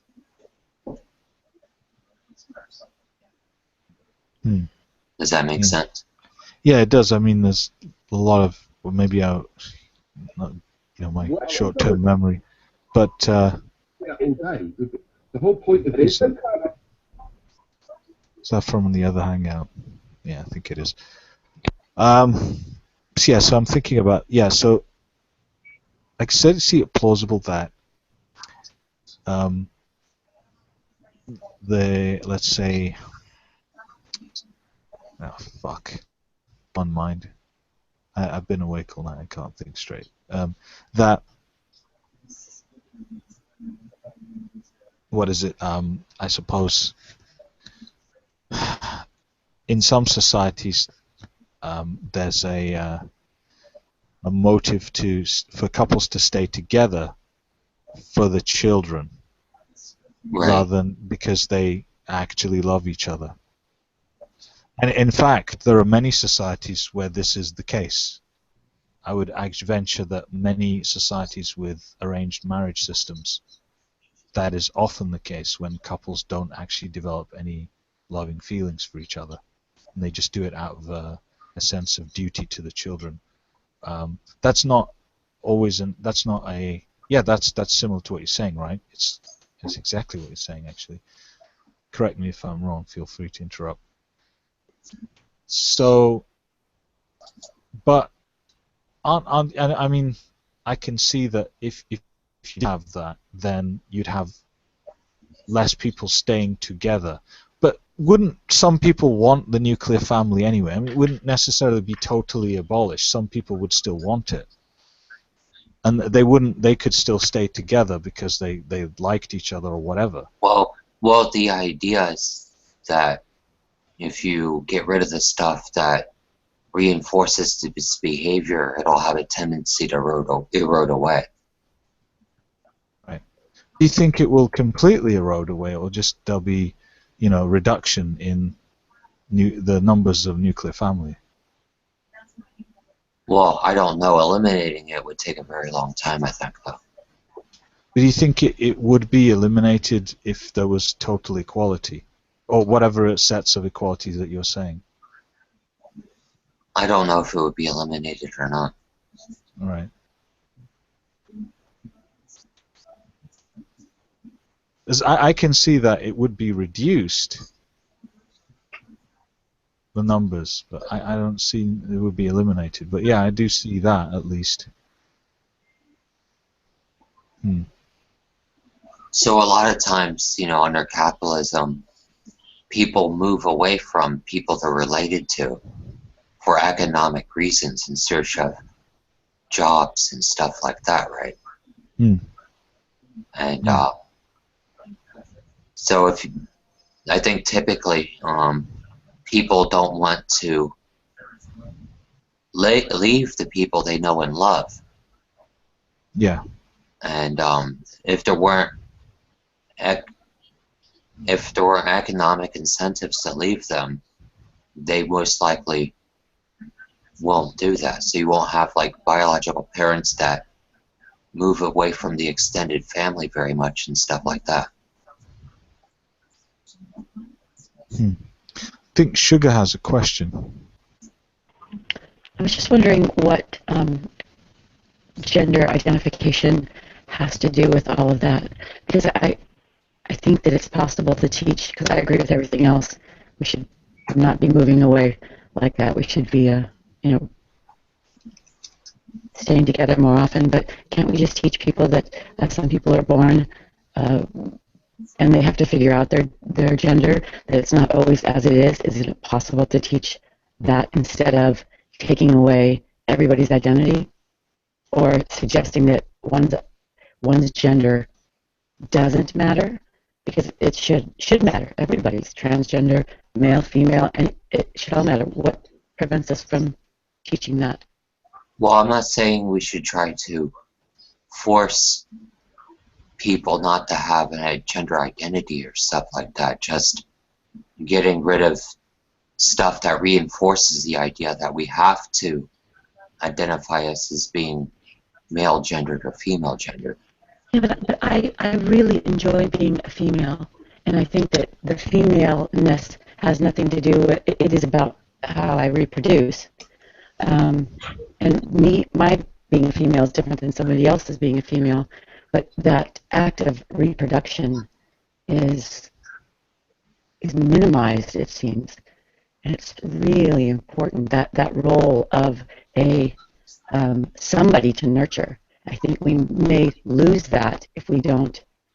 It doesn't mean that it has to be the male or the female, but it seems like we're losing things when we smooth everything over to one, nice little even surface.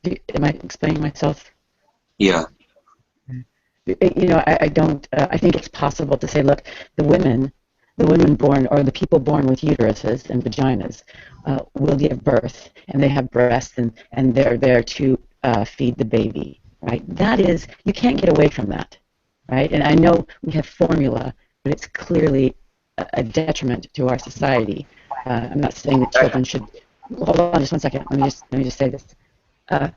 But that does not mean that we ought to tolerate anybody saying, okay, well, that person was not born a female, so they're not a proper mother. They're just as proper of a mother, and we can get breast milk from another woman to help supplement that, or from somebody who has breasts that are functional.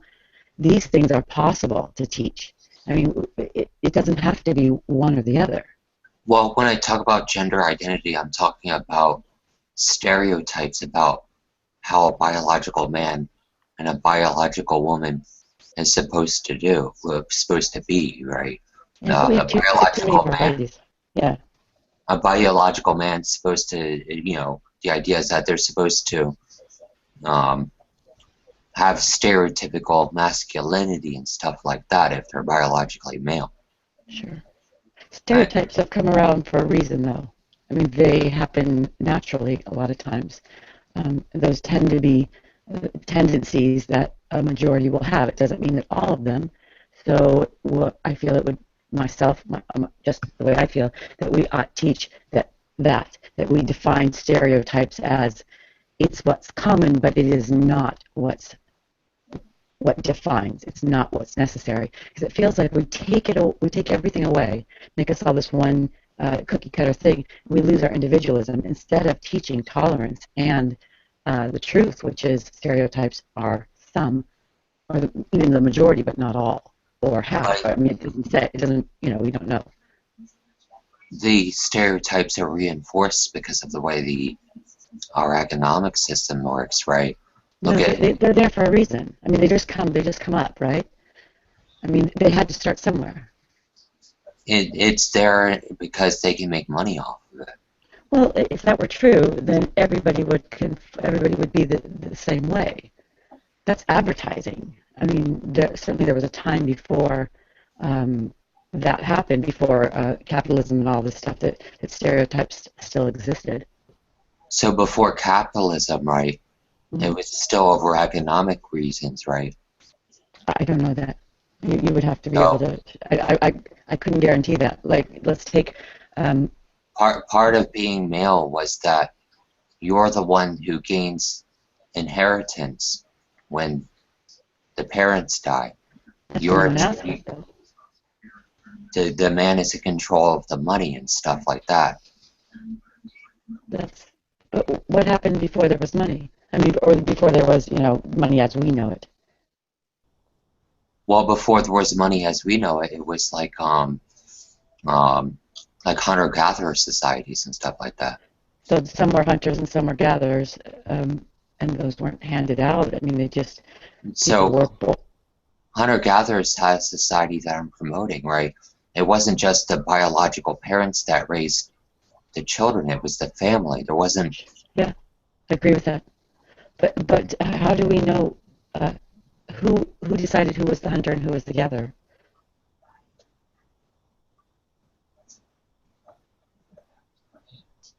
I don't know who decided that.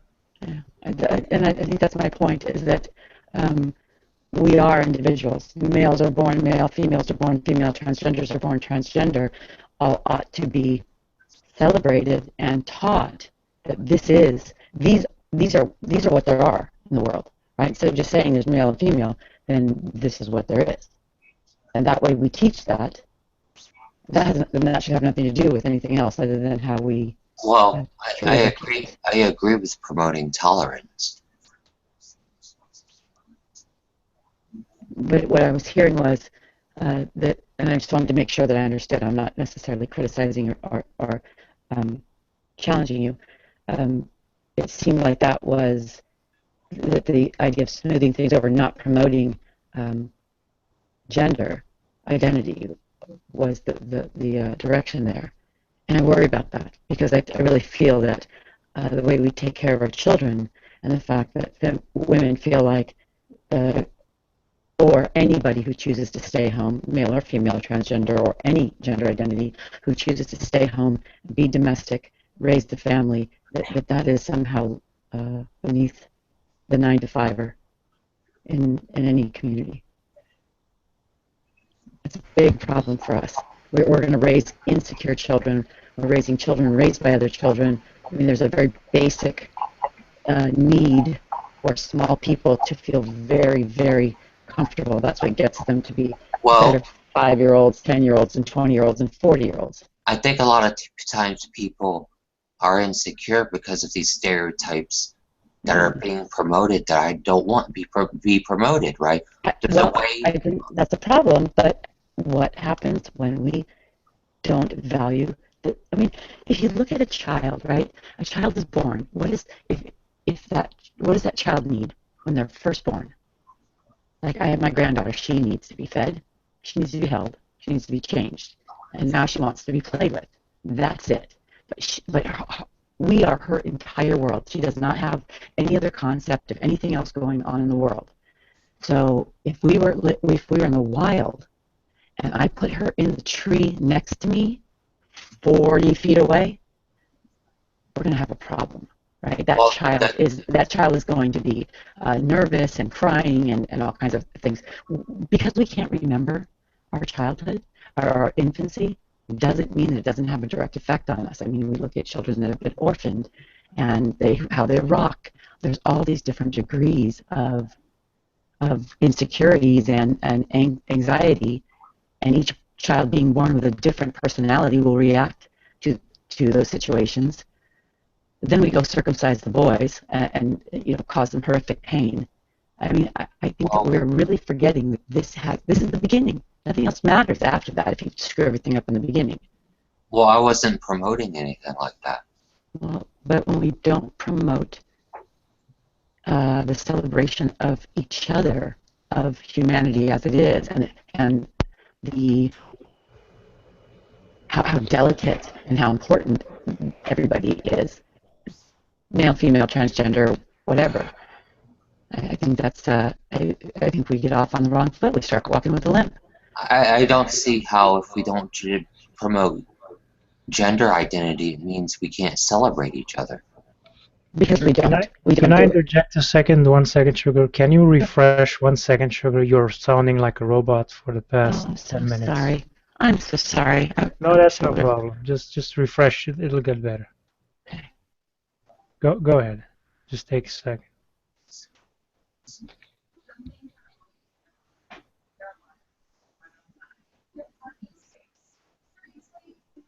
Yeah, that's a Google bug. I don't know what the hell that is. Everyone seems to be getting it.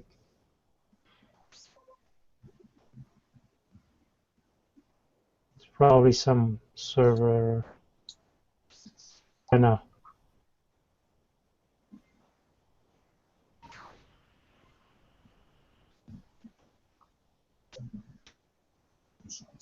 I don't hear anything. Is that better right there? Yeah, it's better. Oh, I'm so sorry, guys. I hate when it's a new computer too. I don't know why that. No, it's not your fault. It's not, anyway. Sorry for interrupting. Go on. Oh no. I appreciate you. I appreciate you interrupting me. I think that we often underestimate this because we don't have a memory of it, right? We don't remember our childhood. Our men don't remember the pain of circumcision, yet we are continuing to have anxiety issues in the world at an increased level. Still more hatred and discrimination, and I'm wondering if it's because our focus is in the wrong direction. Okay, so once again, now I respect what you all do with the communism and all the other stuff because you're trying to make a better world, but we're once again focusing on money and things instead of people. I don't see how I'm not focusing on people. Because we're talking about capitalism and how what the buying power and advertising and all that stuff, that is the topic instead of Where, Well, how do we raise our people? I don't see how talking about how we should deal with each other is ignoring people. I don't think it's ignoring people. What I feel is that we are focusing on things outside of, there are certain basics, right? You have to breathe, and your heart has to beat for you to be alive. Correct? Yeah. Okay, so it's the same thing. It's to me, it's in order to have a successful society, you must have a successful foundation of family, and each person must have a good vision of themselves and of humanity. These are just basics. It has nothing to do with what you buy, where you live. It is, I am born this way, and I am perfectly imperfect. I am just great as I am, and the rest of the people in my community think so. I'm different, but I'm the same. This basic need, this is the basis. When this foundation is shaky, well, I mean, we know what happens with bad foundations. Well, the stereotypes I'm talking about, and I want that not be promoted anymore, is a big reason why a lot of people are insecure in the first place, right? Can you give me an example of that? Yeah, so what it means to be successful is have a lot of money, and for a guy, it's to have a really good-looking wife with blonde hair and really long legs and stuff like that. And a lot of times when men can't do that, they're not meeting up to the expectations, so they feel like they're a failure. Right, There's a specific way a woman's supposed to look and behave. They're supposed to be very feminine and skinny and stuff like that. And when they can't meet up to that expectation, they feel like a failure. Right.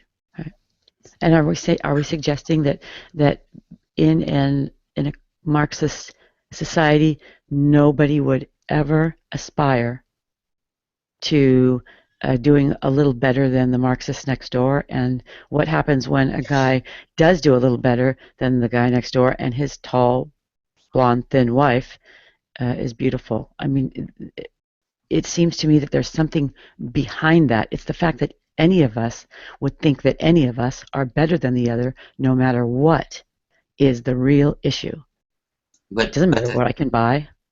But the thing is that the way our economic works, it reinforces ideas on specifically what it means to be doing better than your neighbor, what it means to be successful, what it means to be a man, what it means to be a woman. And I do agree with you on that one. That promotes it, but I don't know that it is where the focus ought be.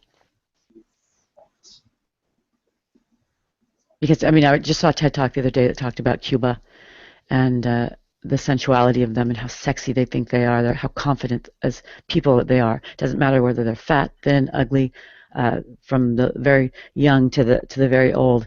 They are really secure because they don't have a lot of the same advertising and bullshit to have to live up to these standards. Right. So I absolutely agree with you on that one. But here we are, right? And we have to go backwards. But we can't go too far back because we live in a modern world. So the focus, if you want to get people really on board of living that kind of lifestyle, because I don't really have a problem with living or with communism, the idea of all people living together equal and for everybody, but I don't agree to any kind of dictator, that whole, the ugly side of it. I'll live in a hippie commune before I'll live in a Russia type commune, right? Yeah. And that's really, really important to me. Well, I don't like what Russia had either. Right. But I think unless you can really get to people and get them to change how they feel or shape how they feel about themselves intrinsically, that's the first thing. Because if you don't have respect for yourself as a human being, how do you respect anybody else? We know that to be true.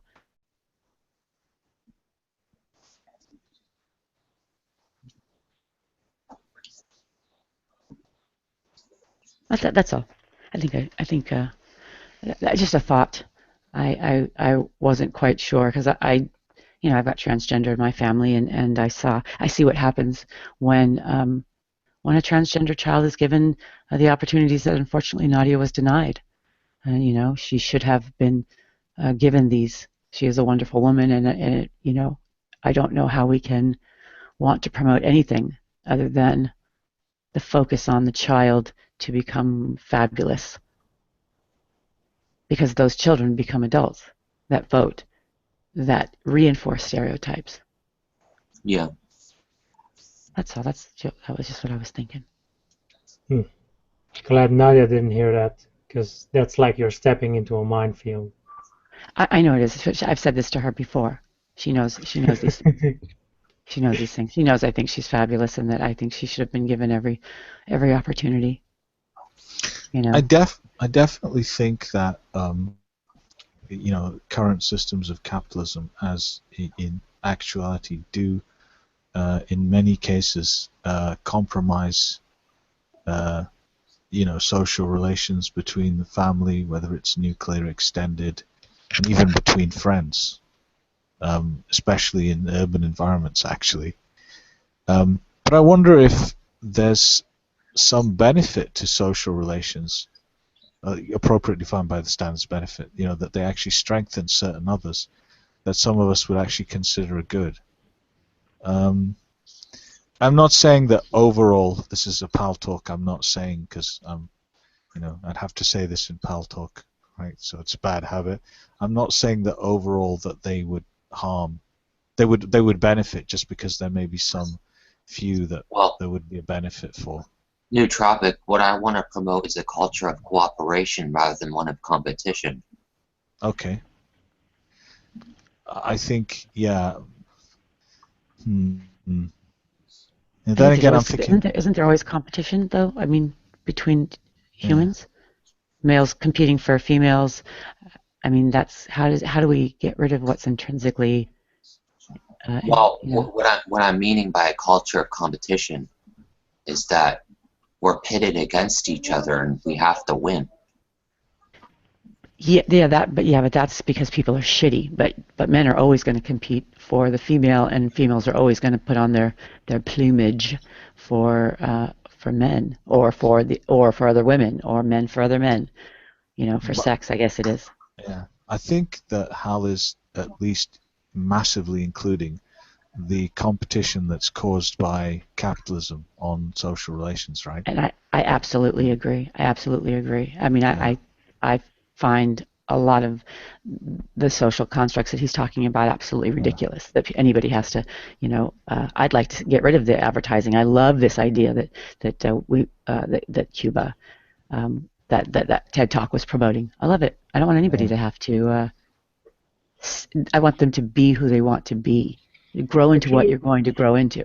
Actually, a lot of it has to do with how attractive you are. Like, I've found this in many people who actually don't really look all that attractive. It's really that it's the confidence. If you have confidence in yourself, and if you know yourself, a lot of that is actually more contributing to how people perceive you in terms of how sexy you are, or whatever, how good looking you are. Like, you know, you see a lot of these singers, they're like, you know, they're butt ugly, you know, their teeth are all fucked up, and they've got a nose the size of a plane, and they've got warts and everything. But these people, they're just confident, and they don't like give a fuck what others think, and that's I think what contributes to, you know, how you know, just don't give a fuck about what others think of you. I think that's... I do think that most women are attracted to guys that they view as being confident in themselves. Yes, I'd rather have a confident man than somebody who is necessarily ready for the runway. I shy away from men who are overly pretty. I want to know what you think, how you feel about yourself. Are you happy with what you do and what you promote? That's sexy. And this has reinforced it here, because there are many, many people I don't even see their face, and I've never seen their face, and I find them sexy as fuck. So I would agree. So there's a lot of confident people that don't meet stereotypes because they don't believe they have to. I'm just saying that the stereotypes that are promoted does cause a lot of people to be insecure. I would agree with you on that one. Right. I think we need to take it back a little farther to really get up underneath it to fix it. That's totally true, Hal. No, it's sort of a psychological warfare that's going on in our society, and I think it's very unintentional. I don't think that this is really something people intended to do. Here's a thought. Oh, sorry. No, go ahead. Sorry, I'm going to think about it. When I was thinking the other day about who broke humanity, right? Who did this? Who do I blame? Where do I write the letter? It came to my mind that I thought, well, we broke it. I broke humanity, you broke humanity, every person breaks humanity, right? The government, made up of people. Manufacturing firms, made up of people. Advertising firms, made up of people, right? We all do this. If a food is bad, if it is everybody who passed that along that is responsible, every person that didn't take a moral stance and say, that this is not good for us. They're responsible. So that's what brought me back to the point of making the person whole first. That is part of the key to getting rid of exactly what Hal's getting or wants to promote, and I think that's important. Yeah, so I don't believe there's some evil capitalist with like a top hat and a monocle, right? Eviously, devilishly plotting against everybody. I just think that the system, it's inherent in the system for it to work a certain way. But the system is people. We are the system. Well, we are humanity. Well, I can talk about like what capitalists do, right? Capitalists don't do what they do that we don't think are good things because they're evil. They do it because they have to. They're forced to do it in order to remain capitalists. Nobody forces anybody to do anything. We do it. The capitalists are humans. So in order for the capitalist to be a capitalist, he has to do what he can to maximize profits. Otherwise, he'll be outcompeted by the competitors. Yes, but the fact that he even becomes a capitalist himself and supports that is because he doesn't have a good foundation of what humanity ought be. But there's a pattern in society, right? So we learn to, construct our goals and our behaviors within that pattern. So if the entire pattern, from just from the influence of our significant others, people around institutions, we have all kinds of things, and so we have a very capitalist society. So capitalism kind of constrains how the patterns of people's thinking, generally statistically, right?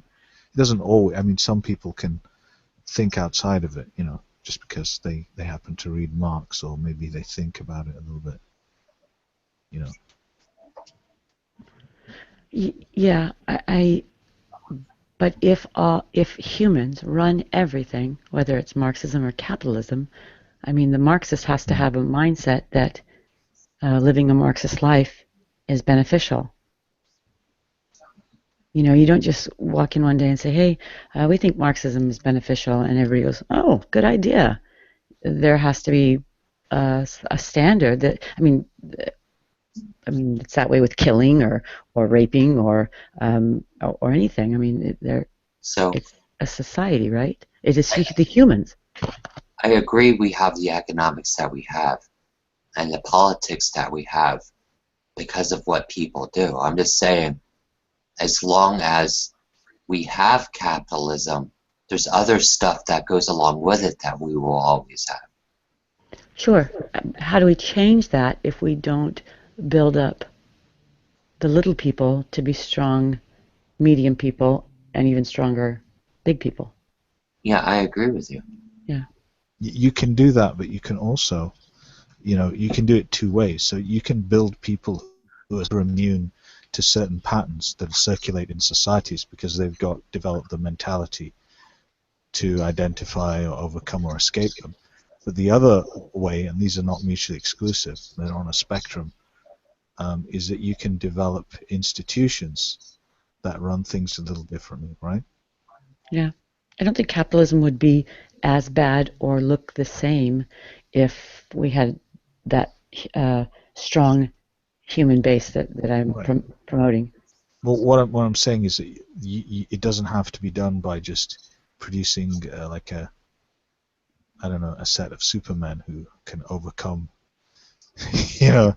Although that's something I would actually personally advocate myself, obviously. But you know, it can also be done through, you know, changing people. You just, frankly, you know, just follow the patterns that are kind of laid down to them, just by making institutional changes. Mm. They can creep in. Yeah. Yeah. Okay.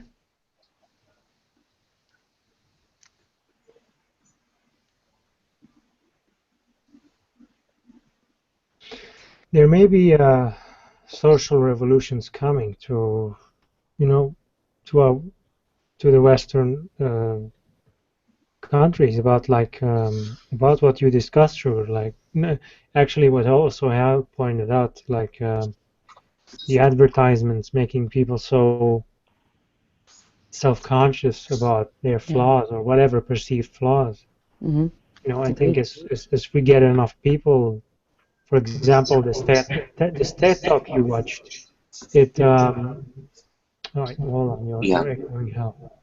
I don't think that they promote these things for the purpose of, you know, No, I was just finishing up. I was saying that this TED talk, for example, is spreading awareness about this. And so if enough people are aware that this unintentional cause is causing our society to be crippled and just, you know, unhealthy in this way, and unhappy in a lot of ways. A lot of people go on to antidepressants because of what the hell exactly mentioned. If you don't have the beautiful wife or whatever, and then the nice car and whatever, and you know, these people become incredibly depressed, you know, because they're not living up to these things, and this is not a healthy way to be, because this impacts their productivity at their work. You know, these people become sort of zombies. You know, they're let's say that this is a person with a 150 IQ. You know, they will waste away their days because they will be so consumed with all this depression, and they will not be using their talents to sort of, you know, help society get further. And I mean, yeah, I mean, if we can inform more and more and more people like we have been informed, I think we can fix this. Yeah, I agree. yeah, I think the reason these things are promoted is because it makes money, right? If you convince guys that in order to be successful, they have to have a Mercedes or something, they'll work as hard as they can to buy cars like Mercedes. And if you convince women that they're supposed to wear makeup, you can sell them makeup. Now I know it's not an absolute, and I know that everything is not exactly, but I would really like to see what a society would be like if every child knew and felt that they were absolutely loved, honored, given boundaries, felt secure, because children love boundaries, like it, whether people think so or not. They like that kind of constraint. It makes them feel safe. And you can test that theory with children. You give them some parameters to choose, and they do better than if you give them the whole. It's like with cereals. When the kids were young, I'd put out 3 of them, right? They could pick whatever 3. They were happy picking. You put out 10, chaos. You put out 1, a fit. So there is a middle ground. If you take each child and they come out into the world, they're probably less likely to become an advertising agent who feels like he has to have a Mercedes and a you know, smoking wife, because he knows what's real in the world. He knows that that feeling of belonging and love and commitment is paramount. I think this change is very hard to do if you don't do it on a societal scale, because you can only fight these commercials and these, you know, that are subconsciously really brainwashing you each day because you are bombarded by the commercials. You know, it's sort of like if you hear something long enough, you believe it, and so you can only last so long, and it takes someone a very, very exceptional to really ignore all these messages that you have to look this way and get that and whatever. So we have to do this so that's what I'm saying. We have to do this on a societal scale, Agreed. in order to really change anything. And so we have to get more and more people aware. Yeah, agreed. And then these companies will stop engaging in these commercials and whatever, because people will no longer buy these things. They will become obsolete, and they will be forced to move along with whatever the people want. I agree. And if you look at life as kind of a metaphor as we march along, you've got the elderly at the front. They're very tall, just metaphorically with me, and going down until the very small, right? And we are marching along in a good form. Somebody has to stop, turn around, and look at the rest of the people, because the people walking forward, that are ahead of them, they're doing what they're doing. You can't stop people that are ahead of you. They're already doing what they're doing. You have to stop them and go, we're not doing this anymore. And so that's where we come along, right? Every person, when my country says 1% of the population is ruling everything and we don't like it, and the fact that 99% of us can sit there and go, I don't know what to do. My vote doesn't count. 99% of us are sitting around being apathetic. That apathy's got to fucking go. And then it's not that hard, because my little bit, if I take care of me, then everybody who's standing around me, and they take care of them, it just spreads. It's logic. There's nothing about it. Even if a few people fall away, you still have a majority of people that say, 99%, we're going to make some damn changes. Oh, I'm glad I haven't had my coffee yet. I'm starting to get excited now, y'all. Gonna save the world. We are gonna save the world. Not even a laugh? Nothing? All right.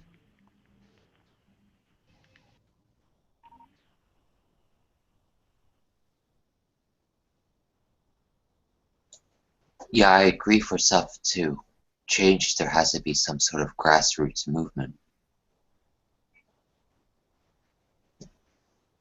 Yeah, I just think that we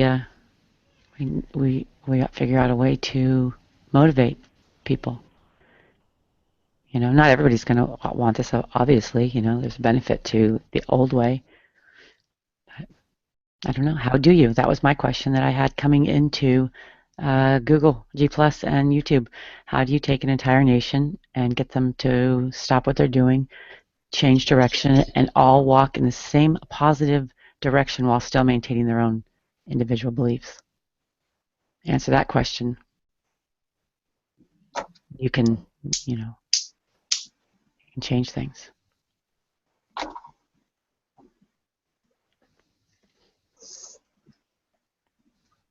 personally think we should all have more sex, and that would cure everything, but that's just me. It's one woman's way. I'm actually completely impotent right now. You're completely what? Impotent. Yeah, I am as well. If I'm telling you, there's nothing. Yeah. Maybe it's celibacy, actually, that it would be the. It's actually frustrating. The reason for it being is that I'm on a freaking diet. Yeah. It's like I'm on an extreme diet, and this diet is, it's affecting every single aspect of my life. How do you feel about when people tell you that you're not eating enough? I don't really care what they think. I think they're right. I think they're right, but I don't really care. Is there a possibility where you can eat more calorie dense stuff? So, I'm sorry, nutritionally dense items, so you get more volume and more nutrition, and not have the scary calories that cause the effect you don't want? I wrestled with this. I know what it's like to do this world, and I have malnutrition issues that I created myself, and I can tell you that they are not worth it. Being thin is not. First of all, being thin does not change your life. Being thin does not make life better. Being thin does nothing for you other than to get you to wear a size 4. I will tell you that my life is worse now than it was when I was 300 pounds. So that I can tell you, nobody could have convinced me of that at 308 pounds. Well, it is the truth. the thing Nutritional. is, no, people judge you differently based on I where you don't live. care. It doesn't matter. They judge you anyways. Well, it does matter. It does matter. You Of know, course, yeah, I didn't everyone watch it. judges you. It depends. Of course, the judgment can be positive or negative, and if you're more thinner and more slimmer, you will be judged more positively. No, that's not true. This is a brutal fact. Not Oh, true. this is very true. No, I've been dumped by more men thin than I yeah. ever did No, fat. I'm talking about like outside, if you're in social occasions. Not talking about people who yes. know you better. Oh, women are vicious to me. They're not friendly to me anymore. My girlfriends that would leave me alone with their husbands when I lost my weight, oh no. I was not allowed to be anywhere around their husbands anymore. I can't speak about your personal life, but I'm more speaking about if you're outside and you're in your, let's say you're at a freaking supermarket. I'm not talking about someone who knows you. I'm talking about someone who doesn't really know you, and they don't really give you a chance to. Why the hell do we care about people who don't know us? Well, I do care. Oh, okay. I do care how people perceive me. Everyone cares. Yes, I care about the way the people I know perceive me, but somebody walking past me in the grocery store, what do I care about that? Everyone know what, Art, even if you don't care, you still notice it. That's why you wear makeup and have jewels and nice clothing. I'm gonna go to the other room where I can talk. That's why you don't walk around with a bathrobe outside, with a towel on your head, It's, of course you care. You're not gonna tell me you don't care. Go ahead, Sugar. Sorry. Everyone, I'm just saying everyone cares. This is bullshit, Like, you've not been fat for a long time, Sugar. So, like, I've been thin when I was 16 till my 20s, and like people were not judging me as much as now. And before that, I was fat, and now I'm fat again, and now I'm losing again. And so I've seen both sides, and again this side. So I know what the hell I'm talking about. So I think fat people who lose weight, sometimes because they're so long, they have not been fatty. Sometimes they forget how their life was before that, because it's been so long. So, there's sort of an amnesia. People do look at you strangely, and it's not a nice feeling. Yeah, it's definitely not.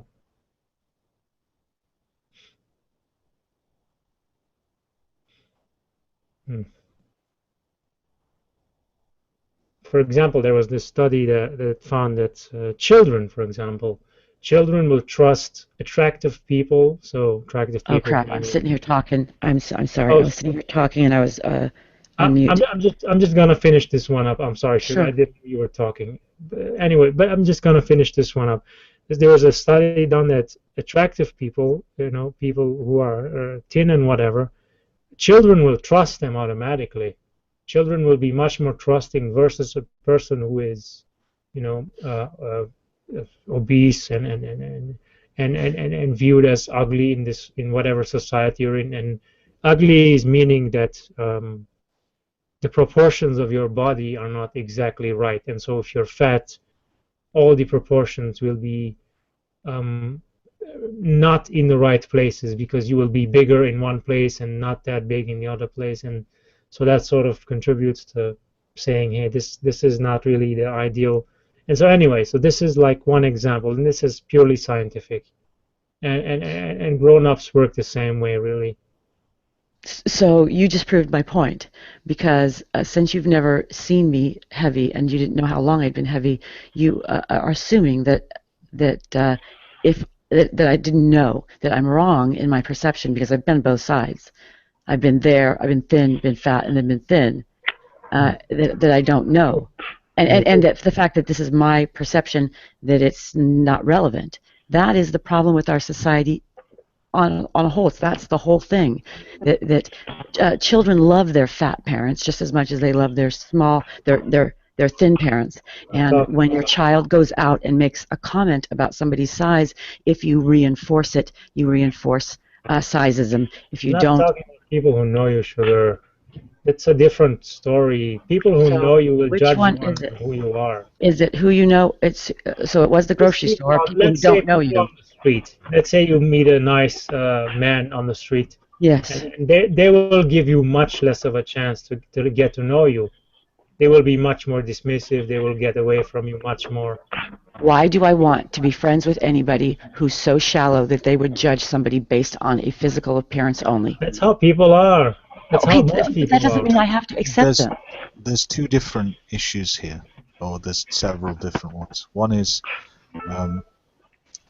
let's say, there will be changes in people's behaviors towards I you agree with that. when you change, right? Now, some of them may be positive, but it doesn't follow that overall, and this is the important thing, that overall, the thin person has a more positive experience, because going with the thinness, you might get better treatment in certain situations, but you also get the costs, which involve people ignoring you and focusing on your appearance. That's one.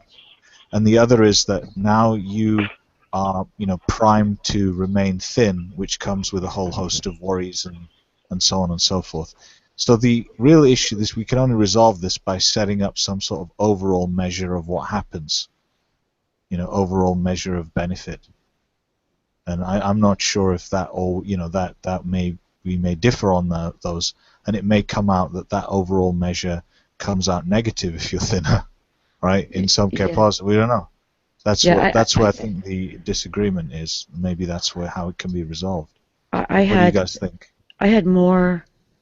I had mostly the majority of the deepest relationships I had, best friendships with girls, was when I was fat. Because there are people that wanted to be with me. They were there because they liked me. And I've gotten thin, and boy, people don't give a shit. Oh, you get this. Yeah, I can get a drink at a bar if I wanted to, but guess what? I don't let men buy me a drink just for that reason.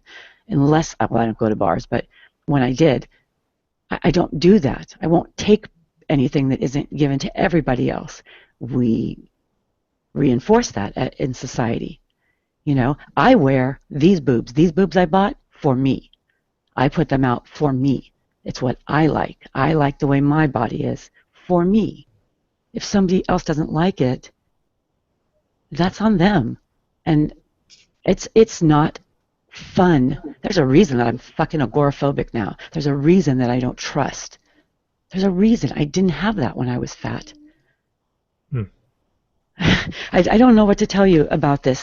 This whole thing about people being beautiful, that is just as much a society construct as it is an inherent feeling that symmetry, Perhaps, Sugar, perhaps you are viewed as a benign, non-threatening friend that pose no threat to whatever. I didn't have a hard time getting a man, though, either.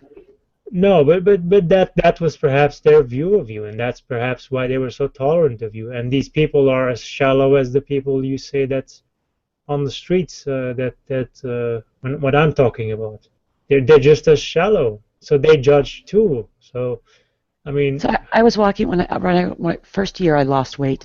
I was walking up to the bookstore, and there I was thin, feeling really good about myself. I think it was the start of the second year. And I'm walking up to a Barnes & Noble, and there are these three large women sitting at a table, right? I'm walking up with a smile on my face because I'm happy. And they are scowling at me like I have just shit in the middle of, of the street. And I'm looking at them, I'm making eye contact, and I'm still smiling. And they are just looking at me like, you piece of shit. And I stopped, and I pulled out a picture in my purse, because back then I used to carry them. And I laid it on the table, and I said, ladies, I know that scowl. It's not nice. and I walked away.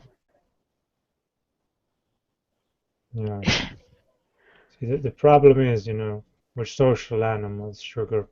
Yeah, And but so don't believe the how hype. people treat you in a daily life, and you know, if you're out and about, how people treat you, how people see you, how people view you, that's going to affect who you are. You are Yes. an amalgamation of the experiences you have. You're not some person in a bag, isolated. And so, as a person who has to live you know, with other people, you have to sort of, you know, at least be pleasing to them also, so that I am perhaps pleasing they to might be nobody more but myself. generous with you. I'm You sorry. can be as No, I you reject can it. be I reject it. as holy and righteous and whatever this is, but the real world doesn't work that way. People, Fuck the real world. We are the real everyone world. judges everyone. Everyone judges everyone on how they look. Like just take someone who disagrees with you and just wait for them to like call out your on how you look. You know, just wait for that, and then you sort of hear the other side of really what's going on in their head. You know, what they've really suppressed of, you know, parts of what they think of you. The You know, choices they'll are tell you ours to reject. whatever. The choices are ours to reject or accept this. When we see people being put down for being heavy, when we see people being judged, the fact that we reinforce that. If we see a friend judging somebody based on something, and if we don't say something, if we don't raise our children different, we acknowledge it. We condone it. Do you remember the commercials, Sugar? The commercials we talked about that make you feel bad, Yeah. that make you like So then you call the self-conscious. advertisers then you So call the advertisers and you're you tell them I'm bombarded. not buying your Right, products right. anymore. Right, but you're bombarded by this, and so sort of you're brainwashed. And Don't give up. so the same way people are Don't give up. bombarding you with negative experience, and that's what I'm saying. It's the same as the advertisement. You can only keep it away for so long before it's like when I said if you hear it enough, you will believe it, no matter how strong you think you are. And once again, this is why we must raise our children to be strong. We must we must bring that family back together. We must focus on humanity and making humanity and the individual the best it can be. There is no other. There is nothing else that can happen. And people like you and I, Palm, that are already affected and are already formed, we have to bust out. We have to bust out of what we feel and say, I don't give a fuck what you think about me. I don't give a fuck what you think I am or will be. This is me. No, I don't And think I that's will fair. I will be right here if I have to live on my own and if I have to buy every vibrator in the world to make myself sexually satisfied, because that's really all we're going for. We all want to mate. We all want to have sex, right? No. If I have to take, it No, motivates a not lot. about It sex alone. motivates a It's a lot. relationship. It's more Okay, than sex. relationship, but Sugar, instinctually, it is just be that. careful No, not to no, be Sugar. You can careful with only that. keep I'm it. gonna ask. I want. Is this just you two You can talking? hold on, hold on. I just want to can finish only up and then you can go. You can only keep the gates from you can only keep the dam up for so long before it floods in your face and overruns your town. It's not, you know, these words you're saying, Sugar. They're very pretty. They're very nice, but these are just words. You know, you can't How keep this dismissive. away. Thank you. No, I'm not saying this as a negative. I'm just saying this as a reality. You can't keep this away for so long, and eventually the dam will break, and it's gonna come down on you like a ton of bricks, and you know you're gonna I have to think deal with that that. there's several different issues that need to be separated, that are discussed, right? So first, if we form a simple model of what's going on, right? So if you have two people, let's say they're the same except for some appearance characteristic, and then you're considering how people behave towards them, right? Now, then there is that they behave towards them differently, which is no doubt, that could well be the case, right? But then there is what that causes in the individual who has different behavior towards them, right? And the extent to which that affects their psychology, and the extent to which you can, I don't know, you can learn how to be different, how to have different behavior. I haven't finished what I'm fucking saying. Yeah, no, it's another hangout. It's another hangout. Don't worry. Go ahead. Go ahead. All right. Okay. Now, then you also have the different issue of whether the difference in behavior, okay, when you're more attractive, can certainly confer benefits, but it can also confer costs, and whether the overall, some sort of overall measure of cost benefit is better or worse. So those are totally different issues. And they're related in that because they're related, causally related, but they are different, right? I think OG wanted to go. Sorry, OG, about before. I was just a bit... No, I love it. I'd rather hear this. I was just going to make a lame attempt at humor. And you know how it is with humor. If you don't, that ship has sailed already. So I typed it in for somebody. No, this is more interesting to hear about cause and things because it's what I'm here for. This is just deeply personal for me, and I'm just conveying my personal experience. I know exactly what you're talking about. I've seen both sides, and like I'm just now coming back off of being fat. I'm still fat right now. You know, it's just, you know. You can't help but notice it. You even just notice so many cold shoulders, and you can only ignore so many vacant stares before you know you say fuck it. Right. Here's the thing. There's no doubt that certain appearances can cause certain negative reactions from people, right? So if you're fat, yeah, you can get negative reactions. The question is, and if you have a tendency, because whatever your personal psychology, you have a tendency to focus on those, then yeah, you're gonna focus on those, right? But from that, it doesn't follow that if you were to be thin, that especially for women, that in the longer term, overall, it's all good all the way. Yeah, because there's all those other things. Right. I can't speak for women. I'm just going to say that. And for men, even sometimes there's all these increasingly so. Actually, there's men who are getting issues about their appearance because you get all these other issues like you worry about maintaining it. There's competition issues. There's the worry that you're being judged not for whatever is important, but rather for your appearance. And that worry is legitimized. Then you get all of these things coming in, even if you're. So I'm not sure if overall it works out that it's wonderful to be thin. I mean, I suppose it depends on the person. So these sorts of things may be worse if you're very attractive and thin versus not. Maybe it's greater for people who are more attractive as judged by standards. So I don't know. So this is the issue, I think. It's not just cut and dried. Well, if you ever want like first-hand empirical evidence that prejudice exists, put on 100 pounds.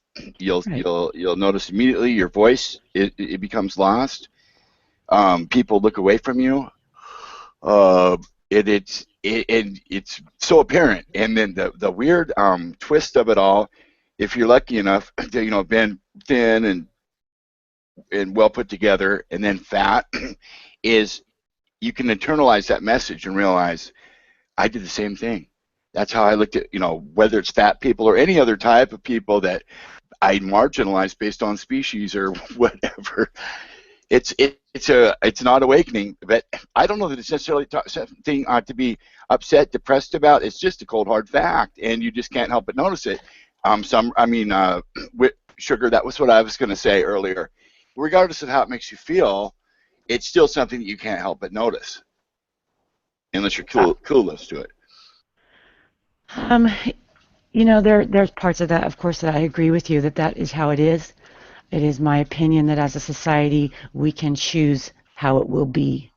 And at some point, some people have to be strong enough to stand up and reject the bullshit.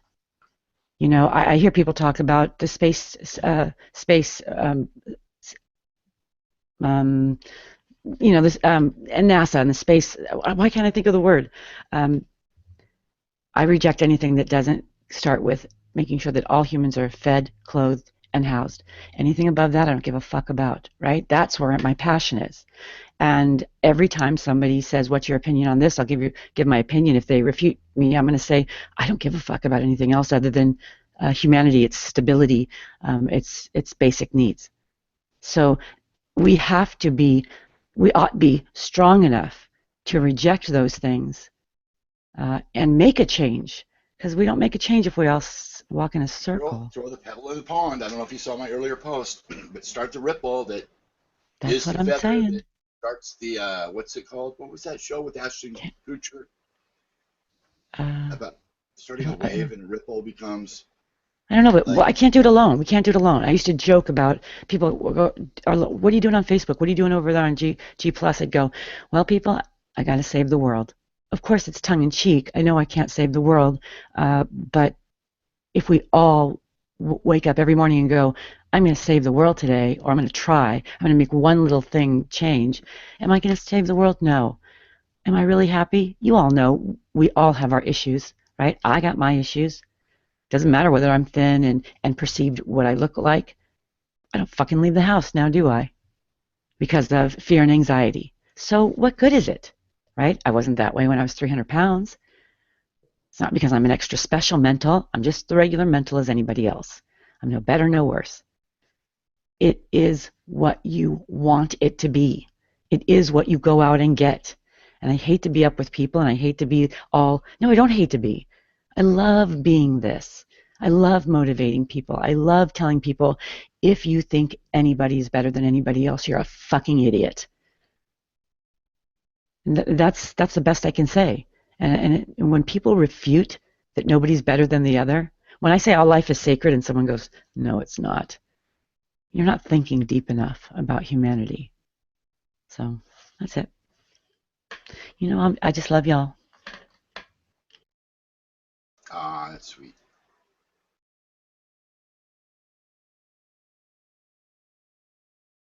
I Thanks, didn't say OG. that condescendingly. I was hoping that No, I appreciate that, OG.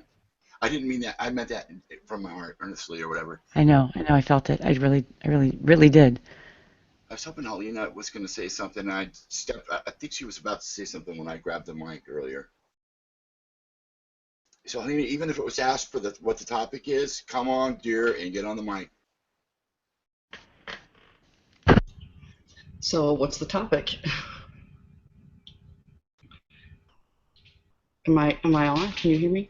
Yeah, I hear you. Well, to me, the topic that I kind of had discerned, and that was listening back and forth to both rooms earlier on TV, is to me, what my takeaway was is that how people perceive each other based upon appearance, and how shocking that is when you are forced to come to terms with it yourself. And maybe, well, in my case, just my empirical evidence was being thin and I guess somewhat maybe attractive in a certain sense, and then being fat and realizing that how differently people looked at me and how my voice felt it was compromised in public, and I felt marginalized. And I didn't sit there and whine about it. I realized, pot kettle black, this is the shit that you did all your life. And so there wasn't really much shame in it for me or hurt feelings, but it did hurt when it was people that were close to me, when I felt that same effect. Mm-hmm. Yeah, I mean, appearance matters, and that sucks. Everybody's expected to, there are expectations put on everybody, and you're going to lower your credibility if you don't at least, fulfill the expectations as best you can. So everybody's trapped. We're all trapped in these expectations. That's the way I see it. But that's giving into it. Are you suggesting that we resign ourselves? Do we have a choice? I think we do. If I'm wrong, like 300 pounds. No, I lost 170 pounds. Oh, you weighed 300 pounds. Yes. 170 pounds is still amazing. That is right? true. I mean, yeah, but that was it was. You know what made me do it? No, I was going to ask. Did you do it because of credibility and stuff like that? No, not at all. Because I was that person that when I walked into a room, people would go, "Carla, what's up?" My blood pressure was 210 over 120. My blood pressure finally gave out. And because I had great blood pressure the entire time, the nurses would be like, how does that happen? How can you be so heavy? And my blood pressure finally gave out, I had a husband of 13 years. I had a husband before that. I had no Mhm. problem. I didn't look like this, not in the least. Not in the least. And I thought it was funny what you were saying about, like, your friends might say, let's say that you were leaving the party early or oh, something, sugar. They yeah, might say, "Oh, my husband John's at home. I need to drop him by a half case of beer, but since you're yeah, going home, I want to stay here. Would you just take it by him when you were no. heavier, right? They just Hmm. send you off to be with him, and then when you got thin, it was like, where's John? I went through a period at work where my male partners, some of my male partners, could not show up to work. They had to change shifts because their wives threw a fit. They could have worked with me before. We slept in the same room together because we're medics. We sleep in the same room. And all of a sudden it's an issue, right? I don't go with married men. I don't fool around with people like that. But when my blood pressure gave out, I knew, wait a minute, this is, I can't deny that this is affecting my health. So, here's the thing: I had nobody heavy in my family, right? Nobody's heavy, so I never talked about diet. Nobody ever said anything to me. My mother was not very nice to me, but she had her own mental issue. But nobody else in my family spoke of heavy people. We didn't tease about heavy people. It just was not our family way. So I didn't have a sense of that I was less than anybody else because of that. I knew I was fat. I knew why I was fat. There was no mistaking that. Um, but I didn't, but I still felt like my life would be better if I was just thin. I mean, I knew that, oh my gosh, as soon as I get thin, everything's going to be great. And people. You saw, you visualized it with at a deep subconscious level. It sounds like that you knew that you were going to get better. I believed There's that it something was to the that. answer to everything at that point. There was the issue of maybe my mother will like me more if I'm thin. Maybe I won't feel these things now that I know are a byproduct of being brought up by a narcissist. Now I know why my personality was the way it was, but I didn't know then. I thought it was because I was fat. That's why my life wasn't as successful. Why I couldn't stay in marriages because I kept leaving. You know, um, but it had nothing to do with that. I mean, it had nothing to do with my size. That's And it wasn't until my blood pressure bottomed out that I chose to look into the surgery and that I had the surgery as a tool because it does not take care of it. It's a tool and that's it. good for you, because I know that you still have to go through an incredible amount of stress with or without that surgery Oh, to get fit and stay fit. But for me, I refer to it as my 75-pound relationship shield. yeah. And It's only a shield if you make it a shield, though. it I mean, sure I had is. If the 170 phone calls pound. they don't come and the door doesn't get knocked on, that's what I'm saying. But do you put yourself out there as much? Do you really try? I mean, are you feeling like you're putting forth the same effort as you would if you were in an optimal body for yourself? Oh heavens, no, no, that's Well, no. that I'm just we not would have to. in public as much as I would be Well, then we can't outside. really say that people aren't knocking on our door if we don't put ourselves out there. I can't complain that, boy, I'm never going to find another mate in my world if I remain agoraphobic, right? That's Yeah, I've mine. struggled with that. I I, struggled with that one in my teens once, just for a short period. It was horrible. man, I never would have figured that for me. Never. I was fearless. Fearless. I had been mostly, but it was actually a result of eating too many psilocybin mushrooms or something. Yeah. Welcome back, King. Yeah, well, maybe I'd say my discomfort is, I guess, has maybe two components. One is pretty much sort of, I guess, a reaction to myself or whatever. That's not necessarily mutable. I mean, it's like I don't know, whatever kind of quote unquote expectation of a normal face, I don't know, an acid attack victim might have or something, right? Or that someone might have with respect to still having their body parts attached or whatever. And as far as the social affairs, it's not like some kind of mirror thing like mates or whatever. It's like employment, right? Not well, has all kinds of intertwinings with, say, gender affairs, like waist to hip ratio is,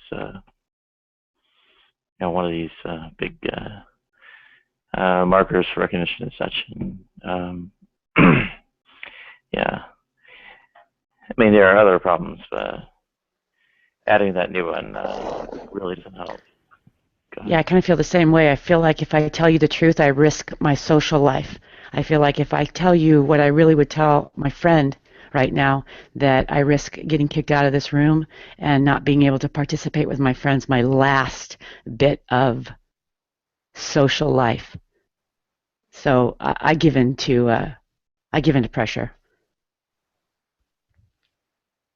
Well, certain bargains have to be made at times. Does that relate to employment or something, or what is it? No, it relates to it relates to what I would really like to say to you about this subject, because I believe you are capable of so much more. I don't agree with the things that you tell yourself, and I've been fairly silent about it. And what I'm saying is, I would like to encourage you more, and I would like to tell you, I think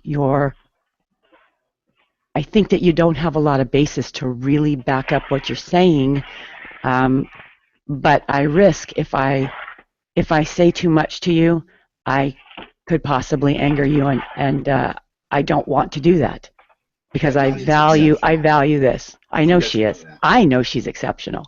I know how fucking exceptional she is. I know. She just wants to normalize herself. It's hard. I don't envy, or it angers me when I think about what she has to go through, what she had to go through in her life. I mean, it infuriates me, but it infuriates me to have to have to not tell her the truth, as a friend would. A friend would say, I don't want any friends in my life that don't tell me the truth.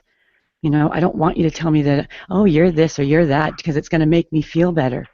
I want you to be my friend, to tell me what's going to make me be a spectacular human being. That's my friends. And I feel like I can't be a real good human to you, Nadia, when I can't say I think you're better. I do try to a little bit of an issue. And you're saying something about what do you think? You think I have conversations with myself, or I don't think these things I say are directed to myself. I think that you are more willing to give in to the negative than to fight, and try and smash them down. I know you're exhausted from having to do everything that you've done, and I know you feel that maybe there is nothing else that can be done. And I don't want to live in a world where that is true, and I don't want to be a part of it. And the only way to change it is to keep talking about it, and to keep trying to change minds, and to try and keep encouraging you. Well, yeah. But what does it have to do with, If I had $1 for every time I heard somebody say how beautiful you are, or how sexy they think you are, just as you are, but you refuse to believe it, and I mean, I don't want to blow smoke up your ass. There are plenty of times I've sat there in silence when you've been self-deprecating, which I get accused of doing myself, so being self-deprecating, and I haven't said anything, and I think, gosh, if she just knew how many people thought she, felt that she was not that. I know. It's. I mean, there was the night I was in somebody else's hangout, and the guy comes in and goes, Sugar, are you a man? Sugar, are you a man? And I'm like, no. What makes you think I'm a man? Well, this is my normal voice I was born with my vagina. right? I get the same thing. Well, I ask, okay, what do you think? There's two parts to the question, right? You know, what do you think I'm describing, and who do you think I'm describing it to? Well, but Nadia, if you believe it, I mean, you don't say things you don't believe. Huh? Do you? Yeah. So I mean, the fact that you're saying it to other people doesn't really mean that you don't say it to yourself. It's something that you really think is true, but you've got a lot of people disagreeing with you, and rather than consider what we say, namely, you are regal and beautiful, and you really are. You have a regal quality that is strong and statuesque and stoic and powerful and beautiful. And you've got that tiny nose. I mean, you really are just objectively beautiful, at least from my subjective opinion. And there are an overwhelming majority of voices who agree with my subjective opinion and disagree with yours. But so you should weigh that as evidence when you sort of think about your own appearance. That's kind of my opinion about that. Hey, if Nadia wasn't beautiful, which Nadia is beautiful, would you tell her?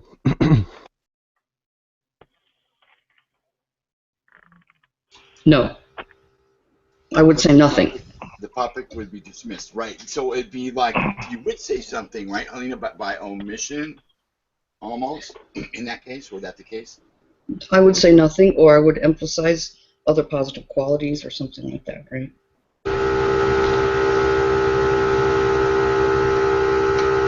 So, I mean, Nadia, do you think we're all just lying to try to make you feel better? How do you account for the people who say, Nadia, you're not ugly? What do you think when people confront you with that? Do you think something like, oh, it's the camera? Or well, strictly speaking, I don't think it's. Sorry.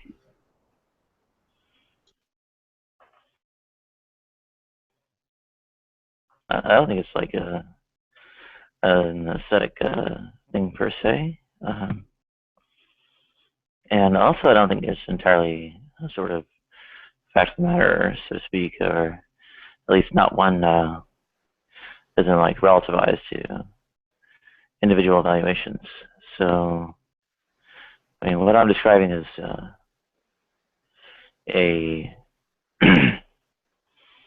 I guess, a broader trend and such, where I think the kinds of evaluations that are happening, well, aren't the ones you know, right? So they aren't the ones that what?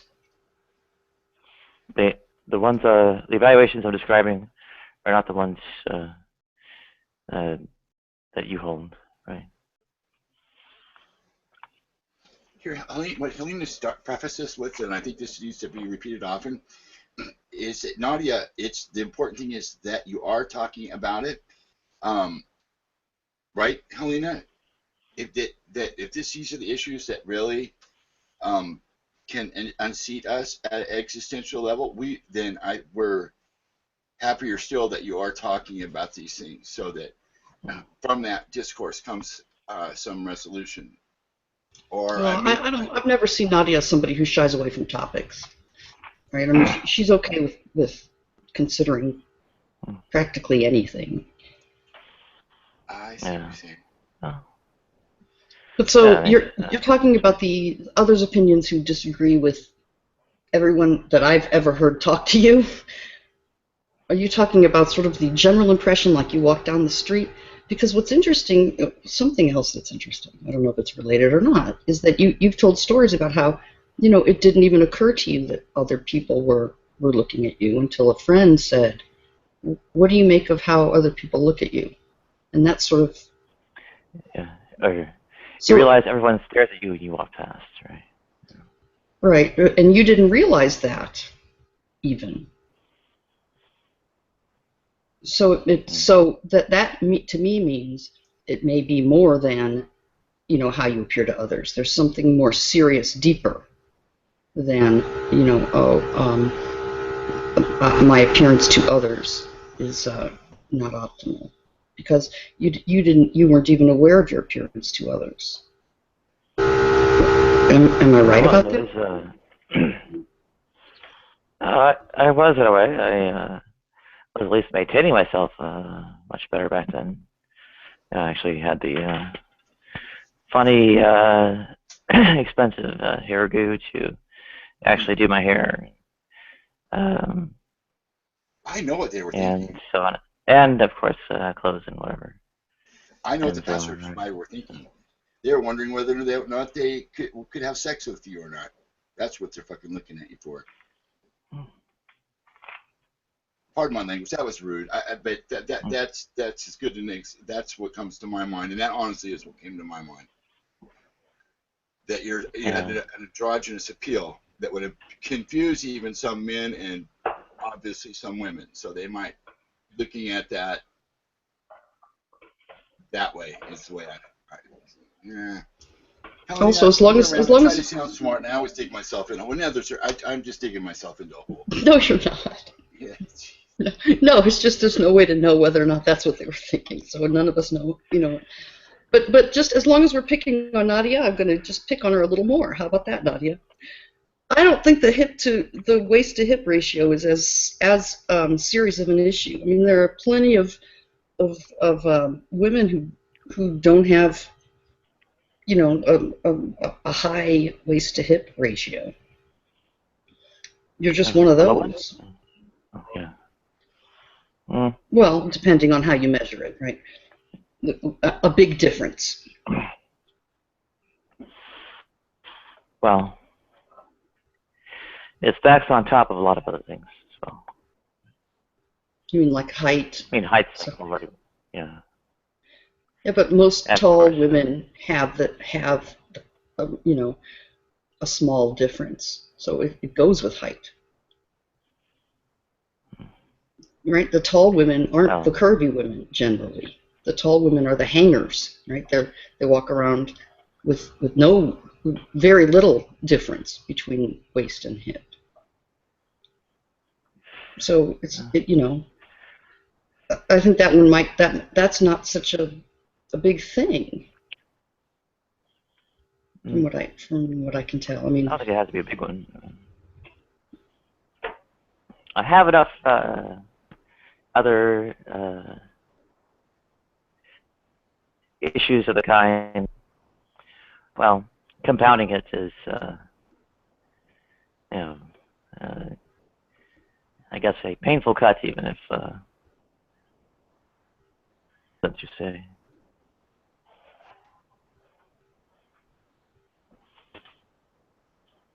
Mm.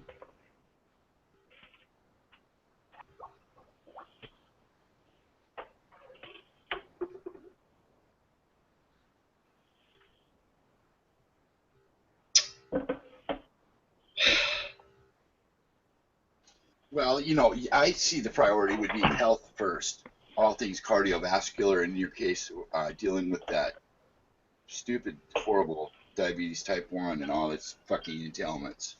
That's number one, because it doesn't matter how pretty if you are perfect your body is or whatever, it's going to be dropped into a urn or a casket anyway.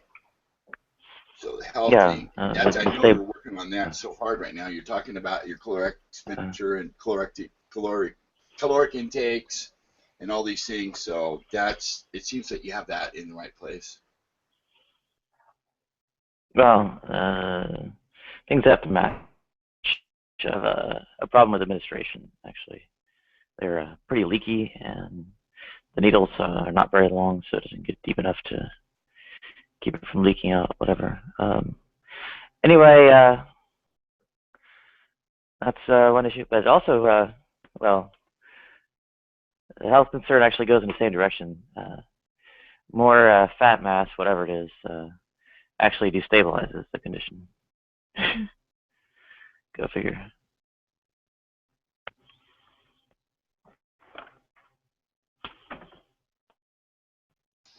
I just flashed my hand. Does anybody want to see it again? Yeah. You just did what with your hand? Look at that. That's my hand. Look at that. Let's Look at touch that. hands. Let's Look at touch that. hands. This is Look so at that. sweet. There you go. I'm flashing my hand. Quick, read my palm. Let's touch hands, Nootropic. Okay, yeah. So There you sexy, go. guys. Oh, you're so sexy. What's your name? Can I get you guys to kiss now? Making yourself. You're so sexy. Touching hands. I was hoping we could go a lot further. Oh yeah, honey. Here we go. Bro hug. Oh, and the We can comic be has more entered the than building. just friends. I don't know you, but I want to get to know you better. See, All of you. because I'm losing weight, I'm getting funnier. See, Oh, you're gonna be sexier when you're losing that's weight. how it is. Yeah, well, what happened? What happened to me? No, yeah, I can kill a room in a half a second. Come on, Alice. How'd you get that? You're How'd too you get sincere, that's all. Right? We can Don't be so fucking sincere! I know. We I need to can get. frolic on the space station and we can both be weightless, honey. Oh god. Yeah. You're a goof, whoever you are. We can be heroes. Just for one day. Oh, I love that song. Yeah. God, he was the master. That fucker did change my life. Yeah. I remember listening to him when I was a kid. Me too. One of the first movies my parents took me to, one of the first, was The Man Who Fell to Earth. Oh my god, it hurt so bad with that eye scene. That eyeball scene is just seared in my brain. Changes was one of the first albums that I remember. I mean, it'll never go away out of my brain. It's the strange changes. Isn't that a great song? You rock and rollers. And you know what? My parents took me to go see Looking for Mr. Goodbar when I was young. I was like 11 or 10. I'm like looking at him like, seriously, people? This is what you take me to? I don't know that. What is that?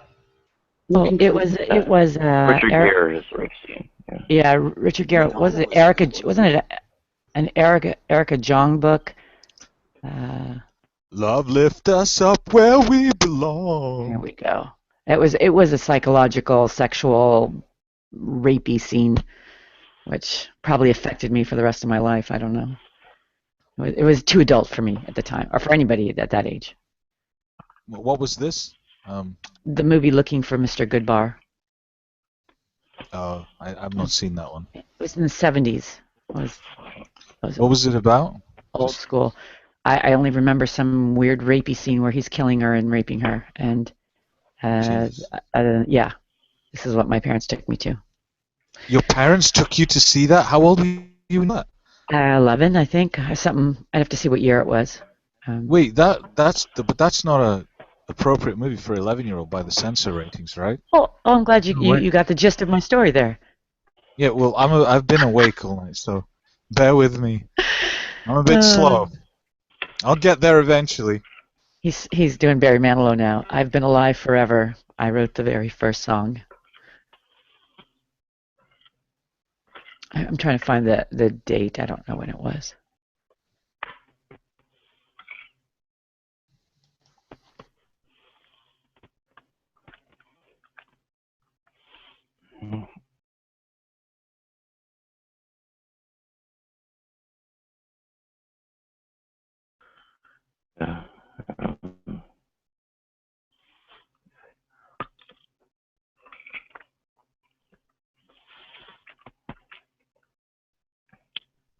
A lot of these things are subconscious and all that. I mean, there is another end to the story, right? I mean, what is the other end in there, right? It's not just a... What's the other end? Yeah. Sorry. What is the other end? Well, we're not acting as the only sort of agent in the system, right? There's, of course, the others you're trying to convince you, I don't know, have whatever kind of social relationship, be it employment or friendship or whatever it is, right? So. Yeah, I've got no solution to the employment thing. I was going to be, I totally caved in every possible respect in order to gain credibility by appearance in my profession. Right? So, like this is stupid compared to what Palm and Sugar have been through, right? But I dropped a lot of weight for the sake of profession, right? And I don't go anywhere professionally without makeup. I don't go on camera without makeup, right? It's unfortunately, to me at least, it's a fact of life. Yeah, but it's not stupid. And yours is relative. I mean, No, I mean the amount of weight I lost doesn't compare, right? I mean it's just ridiculous. It's just. Well, no. That's what I'm saying. But it's the heaviest you ever were, right? Yes. Mm-hmm. So it's relative. I mean, it's just as much for you as it is for me. I don't think suggesting that your whatever X amount of pounds is not as good as my 170. That's not true at all. That's what we tell ourselves. Seriously, it's not true. I disagree. It's to me. You really accomplished something, and I was just, I feel like I don't have the right to talk about it in front of you and Palm. That's absolutely wrong. You couldn't. How could you lose more weight than you had on you? I mean, what you did naturally as well. I had to have a surgery, a tool to help me out. You've maintained yours on your own. Well, it doesn't matter, right? Does it matter? Right? I don't know. Yeah, but that's what we tell ourselves, is that mine is better because it's more spectacular, and it's not. Yours was just as relevant to you because it is what you had. Anybody who would make a distinction, why would they put us in competition? There shouldn't be. Yours is fabulous. But we're in this like you guys were saying. I was listening. Mm-hmm. Then I had to take a phone call. Then I came back, and then I was like, I've got to join because I'm done working, right? And when I was first listening, you were talking about capitalism and whether or not it traps people in the system. And this is kind of, I don't know, I guess a social or appearance sort of element of that. I'm trapped just as we're all trapped. I don't see how we can get untrapped. Well, but here's the thing. I do those same things. Like, I put nice clothes on when I go out. I put my makeup on, and people see me put makeup on at 11 o'clock at night because I'm going to be, talking to you guys. But it's because I feel good that way, and I like it. And that's the difference, right? I mean, yeah, but why do you like it? I mean, you're saying it's just for you. I'm saying I'm socially pressured. Sure. Well, I am too. Are we both right? I mean, are we both right or what? I think that it's okay to be a little socially pressured if you're not, if it's not a detriment, right? To feel like I want to present my best self will encompass us 100%. If I feel like I'm caring for myself, you get up in the morning, you make your bed. Why? You're just going to go back and sleep in it. No, but it starts the day. It makes a beginning. You go take a shower. Because I never make my bed. I know, I don't either, but it was one of the things that my therapist told me that will really help me, and it has. When I really need to make a change, I make my, well, I didn't get it from AA, but so that therapist is maybe trying to get you what? To what? I mean, the reason I don't make my bed is because it's got nothing to do with the outer world. No one ever sees my bed, right? So I am just sort of embracing all of those social pressures. Yeah, you don't know. You don't know that, Helena. You don't know that. There's no absolutes. I may have seen it. Wait, what do I not know? You don't know that I don't see your bed. Oh. I may have seen it. Hey, we weren't going to say anything about those cameras, man. Oh, shit. Sorry, yeah, because I'm really enjoying that. Have you seen that blue thing she wears at night? Wow. Yeah, I'm 100% with Helena here. Now I know you guys are lying because I wear nothing at night. I know. See, I got to admit it. That was just a cover. I don't think there's any. We have this feeling that it's all or nothing, right? There's Jesus says on the Sermon on the Mount, "You're either with me or against me." I think that's been a detriment to our society because it is possible for you to feel confident in yourself and want to look good for yourself and also want to look good for others, and without there being any kind of hypocrisy or mental breakdown. Both can exist. I agree with that. Okay, so yeah. I think that's what we strive for. And I think we get caught up in when people say, oh, you're a hypocrite, and we just go, oh, we get called a name and we get all freaked out. You're a narcissist. Yeah, right, whatever. Who gives a fuck what you think of me, right? You obviously don't know the definition, because being confident is also now a sin, right? Being appropriately confident. Yeah, you know, confident, bad word. Diet, bad word, but an all ice cream diet is wonderful. Being appropriately confident is acceptable. You know, it's a paradigm. Right. I perceive you, like Sugar is saying, as sort of like seeing what others think of you, and caring about what others think of you, like perfect strangers. Caring about what they think is sort of a negative thing for you. That's what I perceive. So then if you're like obese like me, and if they view me in a negative light because of my obesity, I mean, they don't know me. You know, I don't wear makeup or whatever, and whatever. You view that as you dismiss that, sort of. That's what I see. You have this dismissive attitude, and you're sort of like a saint, you know, and you're walking around. Yeah. See, you're doing it now too, because that's my perception, at least. Because I outwardly say that those people are wrong, and that's wrong. It stays a thing because we keep it a thing, right? The way that people dismiss each other is because we keep it a thing, that when we see it, we don't comment on it, we don't squash it like a bug. What if they give you a compliment? What if they give you a compliment on how you look? They say, "Hey, Sugar, wow, you look nice figure. Oh, nice makeup." Thank you. That's the same thing in the reverse. So you should be doing the same thing, because what they're doing is judging you again on how you look. Yes, and how many times have I said, oh, here's another thing that I've often said. You shouldn't care what they say according to your logic. Wait. I have said many, many times before, and if you need me to bring in people to confirm it, I hope that my insides match my outsides, because that's what I'm really going for. There has to be a way to address it. There has to be a way to say thank you very much. They don't know you. They're judging you based on incomplete information. But that's my point. That's my point. You're not getting it. No, you're not getting it. Thank you for telling me that I'm pretty. I hope my insides match my outsides someday. They don't know that. You could be a psycho. Who the hell knows who you are? I have to fuck what somebody who doesn't know me thinks. You accept one and you reject the other. This is hypocritical. Unfortunately, it does matter what other people think, because how? What are they?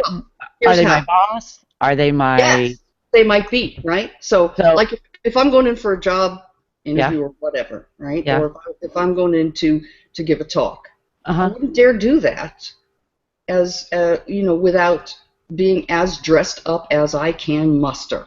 Nor would I. Why would we? Why wouldn't we put our best foot forward for a job interview?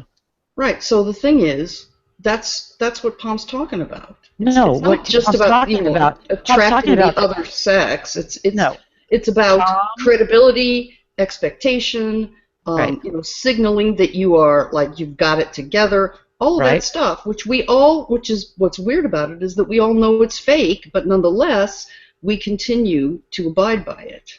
Right, and like I said, it's all or nothing, right? If someone comes up to me and says, "Gee, Sugar, you're looking nice today," I'm supposed to go, "Oh my gosh, how dare you judge me based on my appearance?" That's fucking social justice bullshit. That's why feminism is the way it is today. Reaction wait, no, it should not. It should not. My reaction should be a gentle. Wait. What if someone told you, "Hey, you got saggy tits and you're ugly"? Your pain is speaking right now. Your pain is speaking. That's the same thing. They don't know you. No, it's not. Because what I'm saying is, if someone says something to me, I should say, "Thank you for the compliment. That's appropriate, but I hope who I am inside is more important to you than what my outside is." It's a gentle reminder. Why is that a problem? Why must I go to the extreme and freak out over somebody complimenting me? That's not a confident position. I wouldn't even do the gentle reminder. Why are you doing the gentle reminder? What is because nobody ever got anything by being harsh and abrasive, except for people walking away and thinking they're harsh and abrasive. Right, but there's a reason. Why remind? I mean, what's the reminding? Because we are all responsible to crush the social construct that we find unacceptable. I don't know, because the person who's giving you the compliment is just meaning to. And I took it. And I also gently reminded them that I hope that they find my insides to be as good, if not better, because that's what I would like. You interpret it as an invite. Oh, well, let me find out. Well, yes, come inside me, right? Come inside me, yeah. See, like I can accept it. I can accept that compliment because I don't reject it when they do the opposite, because I do care about people. But you say I reject the negative and accept the positive, and so both of us are getting judged by people who don't know us, and they're judging our appearance. So I'm not hypocritical, but you in the situation are. No, because hypocritical means you are. You don't accept one and reject the other. Hypocritical You have no basis. Hypocritical means that I don't act, that I say that drugs are bad and then I go out and sell drugs. That's hypocritical. For me to gently remind somebody that my appearance is not as important to me and ought not be important to the rest of society, that's not hypocritical. You shouldn't even thank them. You should just not care. Who are you to tell me what I should and shouldn't do? Because that's what you said when they would say a negative thing. You shouldn't care what they say. They don't know you. Okay, that's what I'm asking you. Why do I care? Why do we care what somebody who doesn't know us and doesn't know us? If somebody comes up to me and goes, "Sugar, you look really horrible today. You're really not a very attractive person." My appropriate response should be what? Just you're based on what you think. You shouldn't care. The opposite way also. No. What are you saying? If. Oh, mine. What would mine say? What should I say? You wouldn't respond at all. I wouldn't respond. So if somebody comes up to you and says, "Palm, you're really good looking today," what are you going to do? I wouldn't respond. Really? I don't take compliments. Disingenuous bullshit. Disingenuous bullshit. If you really believe that, Palm, you would not be working so hard. You would not be practically trying to kill yourself to look thin. That's not true. I actually do care what they think, but I don't say it out loud.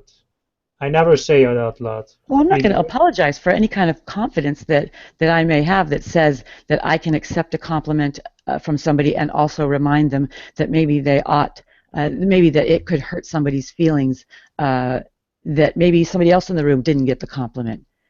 You know, that doesn't seem fair. I care about what people think, but I don't speak my mind about it. That's who I am. And what's wrong with speaking your mind? Years of being treated like a bag of shit because I was overweight. Oh, so wait. Just a vacant. So nobody should make a comment. Nobody should speak up. Dismissive stares. You know, it was a horrible feeling. You know. What does that have to do with me saying thank you for the compliment, but I hope my insides match my outside someday? You're wanting to hang this on me. No, I get it. I do get it. No, I do. I've explained this now a couple of times. But maybe someone else can explain it.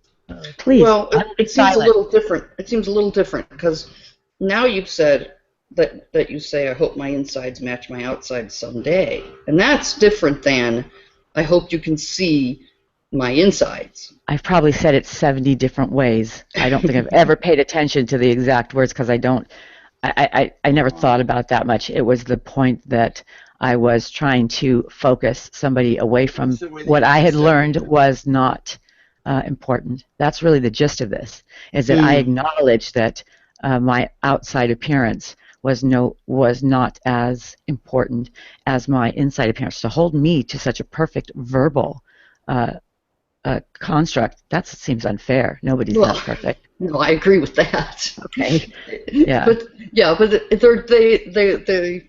they did seem to express different sort of sentiments. Like I'm imagining being the person on the receiving end, and the last thing you said would have a very different impact on me than the first way you phrased it. I will make sure that I watch out for that. I don't get too many compliments these days other than show me your tits, which I don't even think is a compliment, so I don't think I'm going to have to really worry about that, nor do I really care. So, but when the next time it comes up, I will make sure that I appropriately balance that out to not reinforce the social...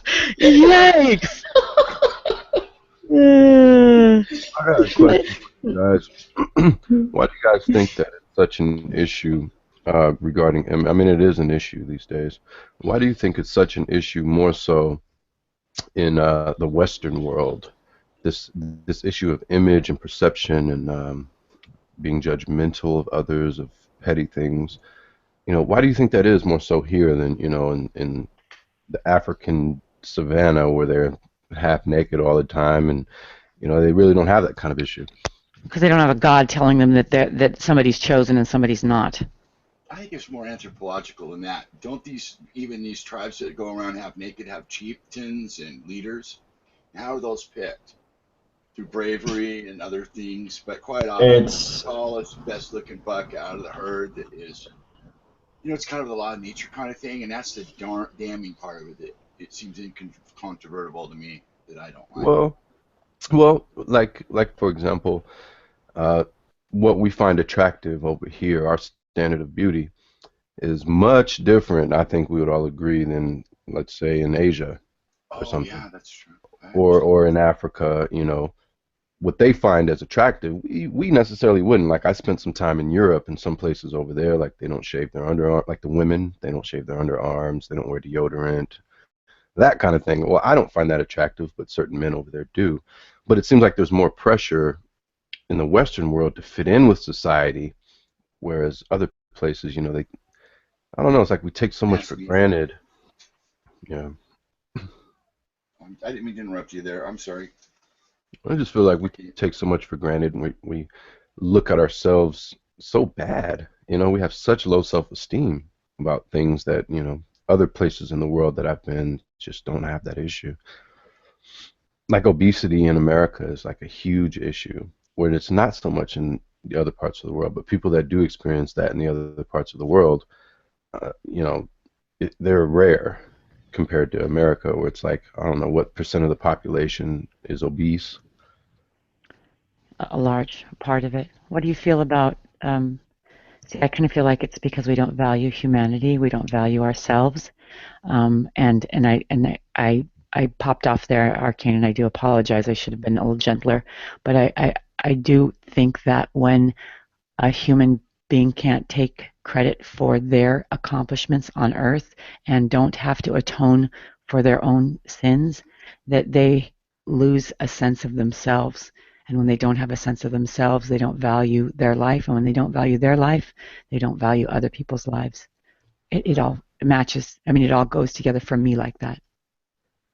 So you mean like people that are typically regarded as religious, they're more judgmental? Is that what you're saying? Well, if I choose to believe in the God of the Bible, if I get a job, if I do something good, I need to, all glory goes to God, right? That's everybody's, first I want to thank God for what all things are not possible, are possible.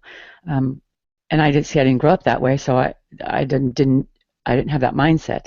Also, if I do something wrong, if I hurt Palm's feelings by some of the things I've said today, only I can say, Palm, I'm so sorry. Here's what I learned from our conversation, and I'm going to make positive changes to make sure that I don't do that again. I'm the only one that can do that. Jesus dying for my sins doesn't change any of that.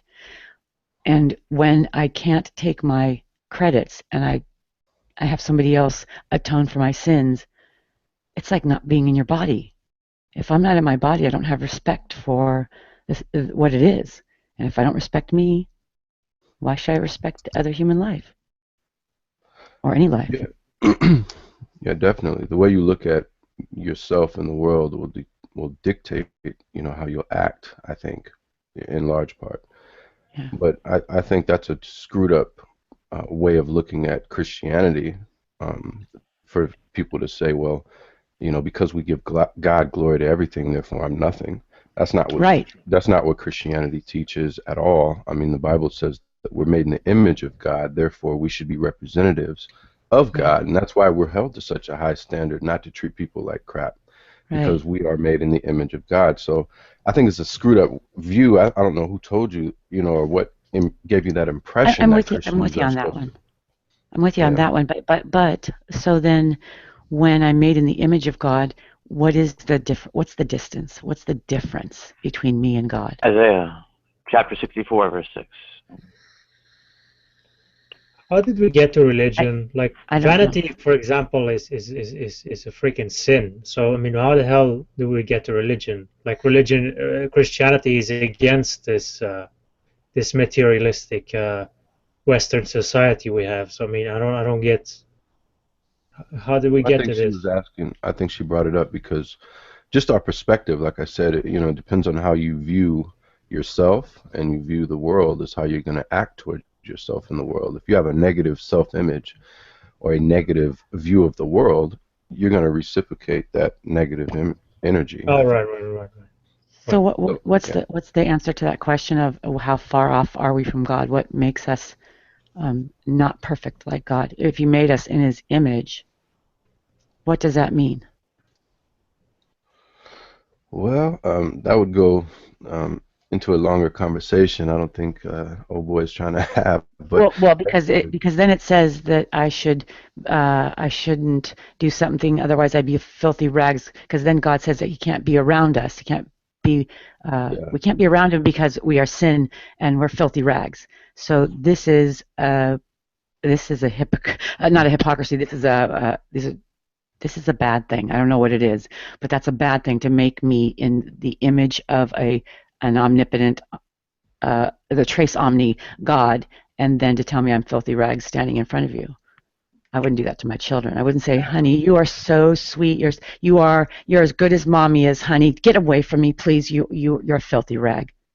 I mean, come on. I think every Come mother on. has said that and done that. I mean, No, no my way. mom has done that. Are you kidding? The way, Through the course of my life. Arcane. I mean, let's be real. My mom will tell me, oh, you are the sweetest. You can do anything in the world. You set your mind to it. You're awesome. And then as soon as I get on her nerves all week long, get the hell away from me.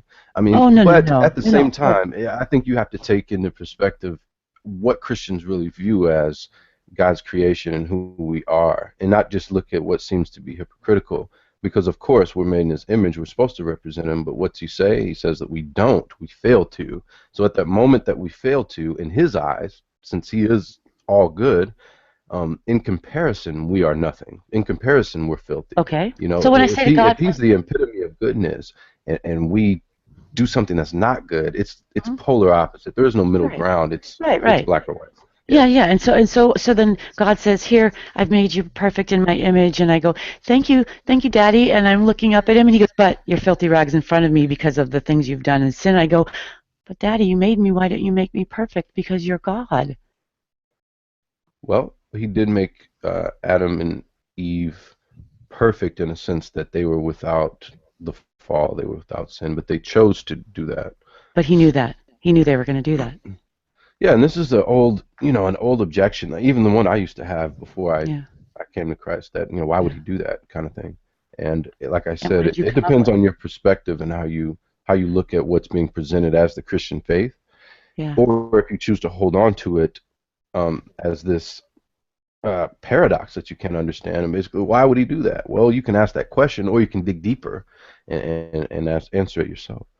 Yeah, I've been digging pretty deep, trying to sit back and watch and listen um, and figure these things out because they're real important to me, right? Because as a person that was raised without religion and not indoctrinated to hate religion, I think I had a pretty good perspective as to what it would take for somebody to come to religion when presented with some facts, or biblical facts of what Scripture says.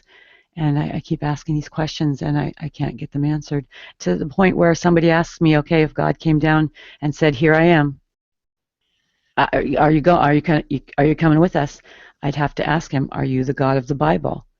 And if he says yes, I'm going to put on my my flame-resistant suit and fuck off to hell, because I'm not going with that kind of person, that kind of God. I won't have it. And boy, I tell you what, some days you think about, you better put your money where your mouth is if you're wrong. Well, the big issue that I have is you feel that way, Mm-hmm. yet I feel the completely opposite Yeah, I know. way. I love God more than anything on this earth because I see the world differently than you do. I think, And and the yeah, question becomes, you know, do you have something that I don't have, or do I have something that you don't have, and which one is correct? does it matter? Are you nuts? Are you crazy? Or am Does I it nuts or matter? am I crazy? Does it matter? Can't we both live in this world? Can't I take care of my yard and raise my children and pay my bills with my mindset just as well as you can with yours? Well, does the truth matter? Only in the end when we die, and that's just between us and either the ground or us and God. So the truth doesn't matter right now? Should it? I think it should. Why? Because of what, if you regard yourself as a, you know, a thinking person and not Yeah. just an emotional person, Yeah. the truth should matter to you when you're I'm speaking on both. issues of, you I'm know, both. things that we deal with in the real world. Whether or not God exists is a real question. You know, Yeah. whether or not you don't want an answer. But how can you have truth if you don't have an answer? If both of our positions are Kobayashi Maru, there is no Well, definitive answer.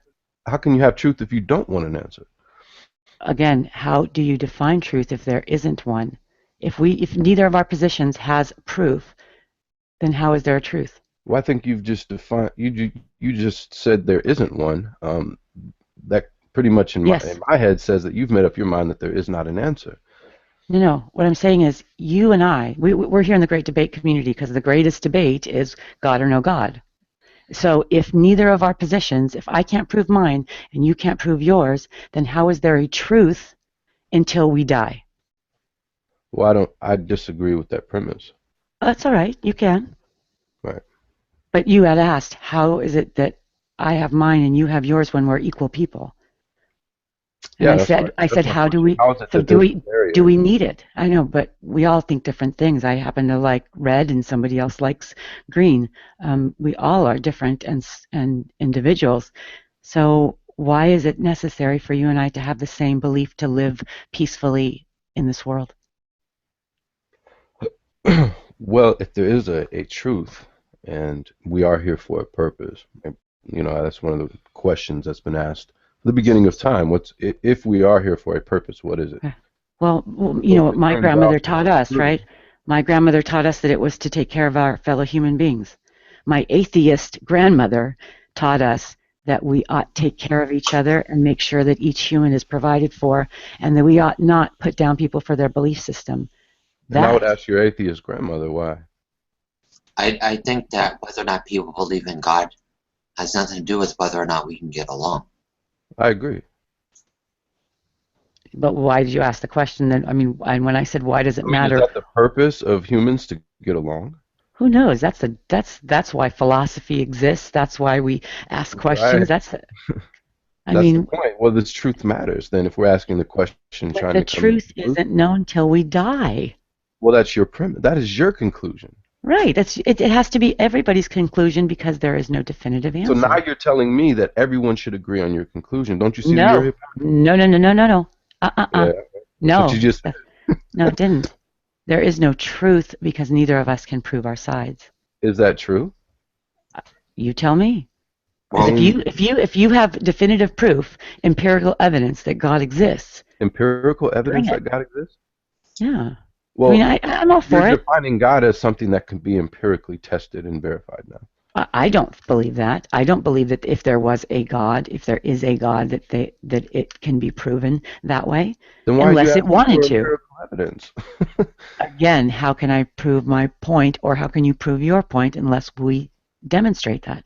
Yeah, you have to go outside of what can be empirical and appeal to something else. I don't think every issue is an empirical issue. No, we're talking about one issue right now, right? Yeah, well, you're asking for empirical verification of something that no Christian I've heard of said it can be No, empirical. I asked, why do we have to? You said, how is it that I can believe one thing and you can believe another? And I said, why do we have to? Why is it that we must believe the same thing to live peacefully in this world? Why is it that I can't? I have respect for you and your opinions. I don't agree with them, but I can live next to you. I can help you with your yard work, and I can take care of your kids if you'll allow it. You know what I mean? I can help you if you are in need, or celebrate you when you do something great. Why do I have to agree with what's going to happen to you when you die? Well, no one's saying that you have to, but it seems like you're trying to say that we have to abstain from truth. I'm getting an echo from somebody. Nah. If that's what I said, if that's what I inferred, I misspoke, because that is not what I feel, nor would I ever feel that way. Well, you said the truth can't be known. Yes, the truth can't be known. If it can, then show me, because I'll shut up Well, if you can tell me the truth can be known. If the truth can't be known, why are About you God. asking for someone to show you? About God. Right. Right? No, Arcane, you're running me in circles now, sweetie. That's silly, what you just asked me. Well, this is what you're telling me. You're saying the truth can't be known, but show me the truth. The truth, you said the truth can be. And I said, okay, then show me. Right. And when I try to show you, you say, well, this kind of thing can't be known. So. Show me. No, I say show me. Go ahead, show me. I'm right here. I'll shut up. Just show me that your God is real. Well, first of all, it's not my position that I can show you. So I'm not going to pretend like I can sit here and argue you into believing. So show me how to find it? Show me how to find it? Not my argument that I can do that either. So then why are we talking about this? Because you brought it up. No, you brought... If you know God exists because you have good justifications for it, you can provide us with the justifications. Yeah, I can provide you with what I regard as proof, but what convinces you isn't necessarily what can be proven to you. Okay. Again, why do I have to believe the same things you believe in order for us to live peacefully together? I never said that either. I never said you have to believe what I believe in order for us to live peacefully together. Let me go back. I'm gonna take us back, because this is what happens. Why is it, Arcane says, how is it that you can believe this one way and I can believe another way? And I said, why do we have to? I didn't say we didn't have to. I'm just asking the question. To me, it seems very interesting that people who seemingly aren't crazy can come to two opposite views on something and hold them vehemently. And to me, that's interesting. To me, so it begs the question, what is it between us that's different that makes us come to these different conclusions? Is it our intellect?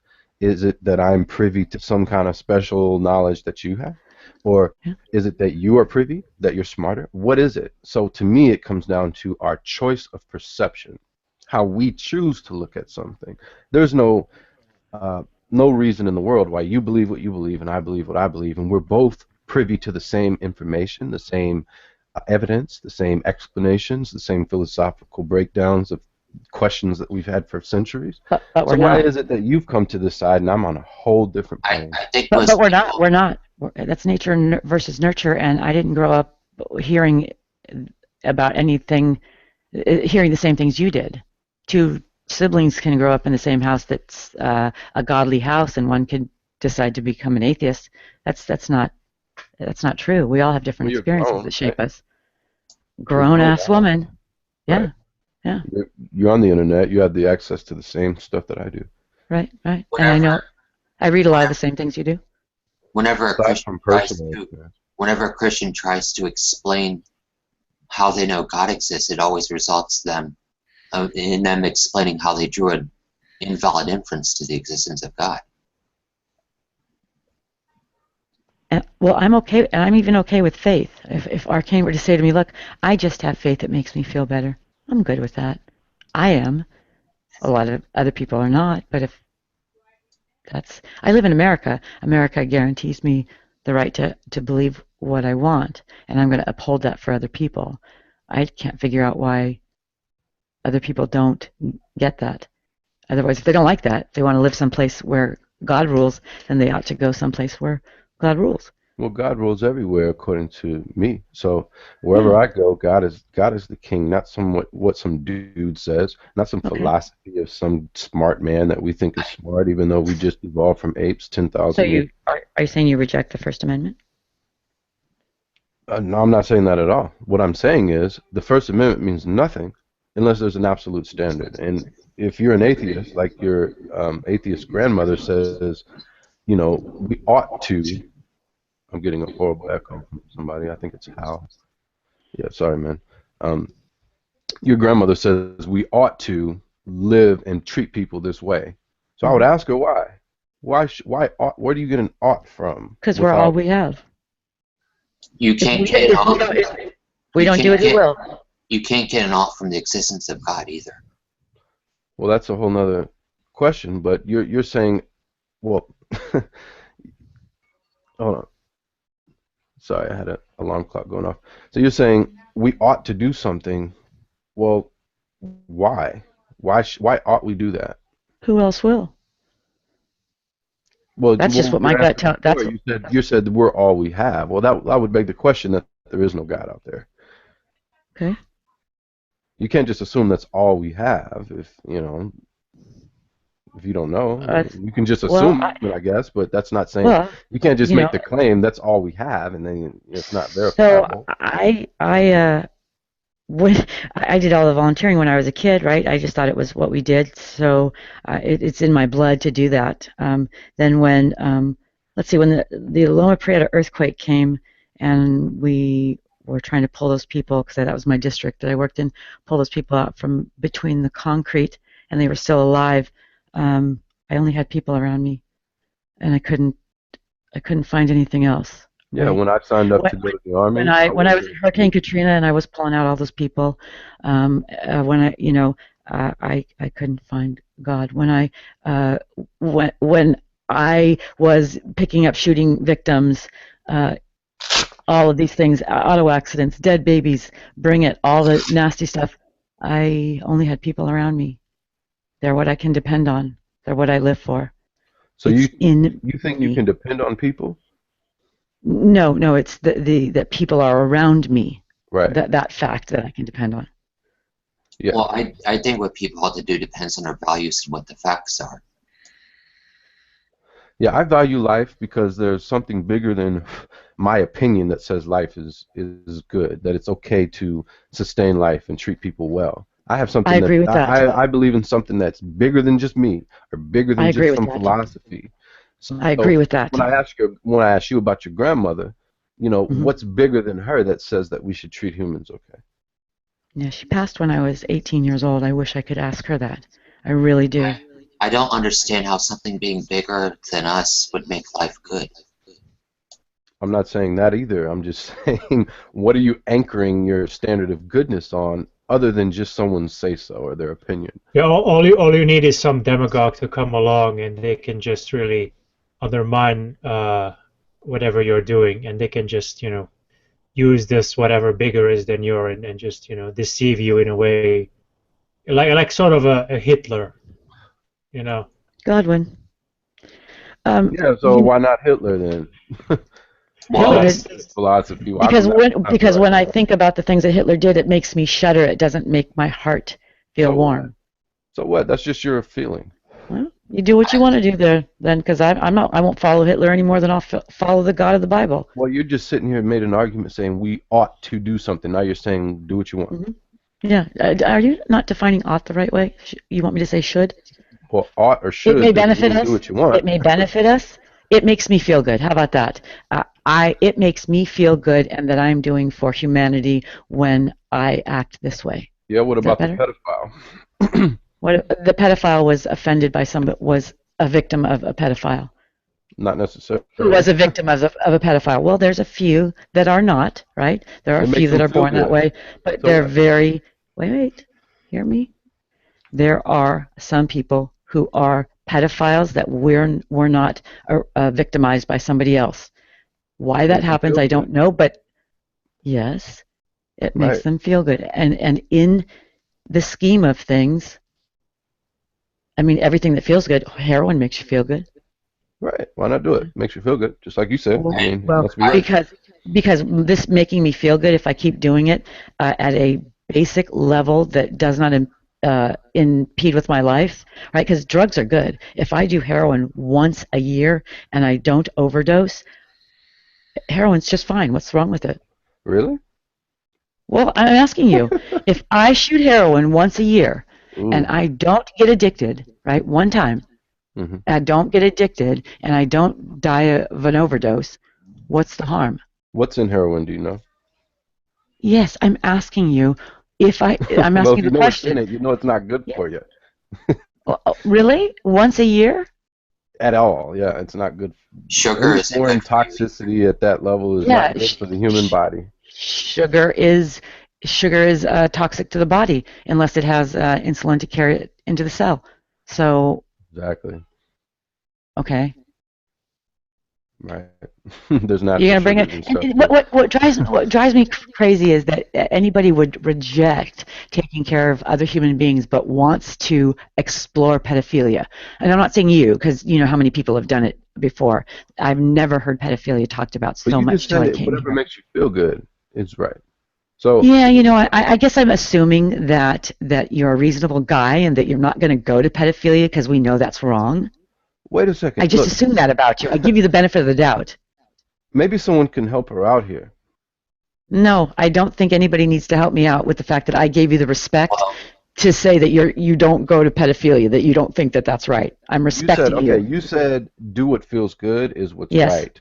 So No. No. I said well, because that's I what you do said. what I do, because I do it because But it makes me feel to me, good. it feels good. It feels right. Right. We're talking about humanity. I think Right. what makes it so we ought to do something is what we value, what our values are, and what the facts are. It could be the case that somebody should do something, but I should also try to stop them. Yeah. Why? Am I so mindless that I walk around going everything that feels good to me I must do everything? I mean, do I not know that some things that feel physically good are not good for me in society or not good for me in this? Do I not have that same brain? I think the pedophilia response begs the question of assuming that the atheist automatically finds something wrong with pedophilia, and that's There you just go. right. Well, And it that's doesn't. why I asked the question, since she said Well, that can you whatever let me feels finish? I right, haven't whatever finished. feels right. I So, haven't finished. Can you let me finish? Thank you. well, you had a Because, pause. Excuse me. well, no, it was obviously not long enough a pause. Maybe you have a mental clock that runs faster than the rest of us, but it wasn't long enough. I hadn't finished.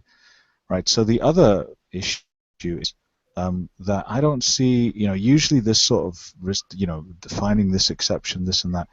There's some belief that you have something wrong with your meta-ethics or ethics, but I don't. Like there's no issues about the usual standards by which we judge meta-ethics with your theistic ethic meta-ethics. There's no issues of questions of consistency if that arises. There's no issues of meaningfulness. There's no issues of completeness, right? Those issues just don't arise, right? Because you have overcome all of these issues, right? Are you done? Yeah. That's my question to you. Can you respond to it? I didn't hear a direct question. Well, I said right at the end. At the end of a long, can you summarize your question a little bit? Yeah. Do you think that when you're pulling out these pedophilia, that you're suggesting that your theistic meta-ethics doesn't have these disadvantages? I was speaking in the framework of her own viewpoint.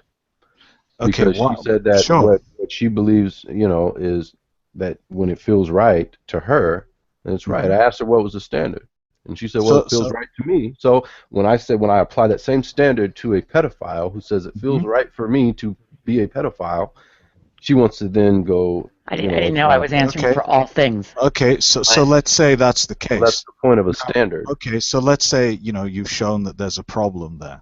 Fine. Okay. I don't think there is. What follows from there? Well, let's say there was. What follows now? Well, the fact that if she says that it's not okay for the pedophile, even though it feels good to him, then she's being hypocritical. Okay. So what follows? Do you have? See, I don't think what follows is that her viewpoint is contradictory. That's not hypocritical. Okay. Hypocrite Okay, says I reject. Hang on. Let's say that's the case. So are you suggesting you have a better one that doesn't have any faults? It's clear of all these issues. I do. I believe so. Right, because I don't think you'd be bringing it up unless you believed that. So you are making an implicit comparison. Now show how your meta-ethics solves all of the problems that I mentioned. Show how it's free of all these errors. Well, And I'll be very impressed. Even atheistic philosophers have accepted the fact that if the notion of a Christian God exists, then that would be the standard by which all things will be judged. No, that's not true. Most philosophers are atheists, and they believe there's objective moral facts. You know how many issues there are that you could discuss, right? You could be discussing, you know, whether if you're a moral, let's say, what is it called, Hal? Moral naturalism is very popular. No, the propositional one, where things express propositions. What's that one? Cognitivism? Yes. If you're a moral cognitivist, that is, if you believe that declarative moral statements express propositions, then you have the issue of how do you know that your moral system, if you've got a set of principles, is consistent. Then you've got the issue of completeness, which is that how do you know that for any behavior your moral system can decide whether it's right or wrong, right, or morally permissible, and so on. So you've got all these issues. Now, do you have a moral system that sorts out all these problems, provably so? I do, but are you willing to admit that yours fails? No, that's not what I asked you. I can admit mine before fails. We move on, though, I have no reason to think. Since you want to jump onto mine, since I was making a critique of hers, and you pretty much just want to side. Okay, let's say. Hold on, let me finish. I wasn't finished. Did you hear a pause? Okay, no, go ahead. I was not finished. So thank you. I'd appreciate the same respect. Go ahead. Yep. So you want to say, you know, that it's not satisfactory. You want to admit that now. It's not satisfactory that you cannot have a moral standard and then go around saying what's good or bad whatsoever. And then before we go on to my standard, will you concede that point? That's all I'm asking. Well, first of all, remember what I said is you admitted you're making implicit comparison. Second of all, we're not discussing my moral standards. You were discussing hers. Third of all, I didn't say that there's that necessary contradiction or problem. I said let's assume for argument's sake it is. Right? So why don't you answer my question? For argument's sake it is. Okay. Yeah, so show me how yours sorts it out, because that's what I asked you, and you agreed that you're making an implicit comparison. You wouldn't be asking if you're not just saying, you're not just examining hers to say, yeah, there's a problem with that, you know? Look, there's a problem with that. And she could go, yeah, okay, there's a problem with that. Right? You're making an implicit comparison. I know you are. You admitted it. Now show me how yours overcomes all the problems that I mentioned. Yeah, there's no logical or hypocritical issue with saying that God being eternal is the standard.